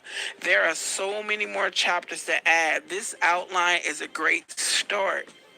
I have to organize the rest of the chapters and add them in little by little. I plan on spending today working on exactly that, but I'm not feeling very well. Thank God the kids aren't here this weekend, so I can rest. I called Kamora to cancel our tentative plans for a meetup. When I spoke to her, she said, "Girl, that doesn't sound like the flu. You want to go to the hospital?" That didn't immediately alarm me. I just need some rest, I told her, and quickly got off the phone. But why can't I get my doctor? Why won't he pick up the phone? Oh no, I called Sean from my bedroom, where I'm lying in my bed. All I could think about was the kids, my babies who are with this monster, that man that I now suspect of having done this to me. Sean picked up with an air of superiority in his voice that let me know it was too late for me. He spoke confidently into the phone. "Hello?" I screamed at him. "You bastard. I have your effing children. What are you talking about? The kids are with me," he replied with a mocking innocence. There's literally nothing I could do. I could only ask, "Did you ever love me?" Instead of answering the question, he responded, "The most important thing to me in the world is loyalty."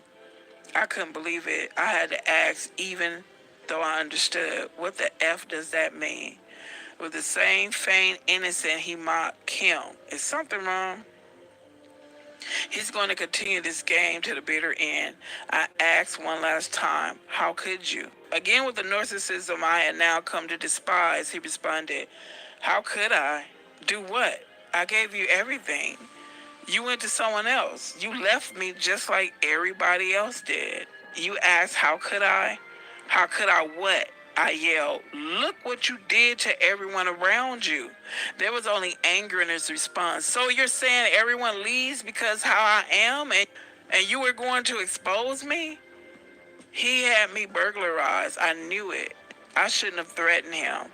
I should have just published a book. I'm going to die like Heavy D, like Biggie, like Pac, like so many others, and it's because he is a monster, plain and simple. Before hanging up, I simply say, "That's not the only copy, you F." Then I shoot out a group text. I let everyone know he got me. Then I call 911. As I sit here waiting for the ambulance, I am writing this chapter and praying that I make it to the hospital. I don't feel like writing anymore. I may not be around to see it in print. It's okay. I'm sending it out. He won't get away with this. I will have to say my final words. Sean Combs will get exposed even if I lose my life doing it. My kids have always been my most cherished possessions. I want the world to know that, but more importantly, I want them to know. And that is the end. And this book basically answered a lot of the questions that we all had. Yep. So that is the book. And like I said, you can take it for what you are, what you will, right? Like, if you know and you've paid attention and you've listened and you followed things, some things is gonna make some sense. It is insane, but again, if you just really, I don't know how to explain it. It's insane, but at the same time, I can promise you this is a lot of people's normals. A lot more people's normal than people realize. So, it's, I don't know. Take it for what you will. But like I said, if you pay attention to any of the topics that were talked about, and I do think there will probably be more stuff popped out. I feel like it. So, and if he makes it to court, some of this may or may not be played out in court. I do know that's the situation with Shane, the shooting with J-Lo that was involved. That is supposedly being investigated. What happened there? P. Diddy shot a girl. He was shooting at somebody else, but a girl got shot in the face, actually in her nose. Jennifer Lopez allegedly held the gun afterwards, and somebody else took the fall so they wouldn't get in trouble. Then supposedly he paid off the police and they didn't even do an investigation. So, why aren't you scared? Why would I be scared? What am I scared of? So, there's a lot. There's a lot of stuff that's going on. And like I said, do your own research. You don't have to believe anything I say. There's enough things out there. There's enough people that were involved in these situations that are now speaking up.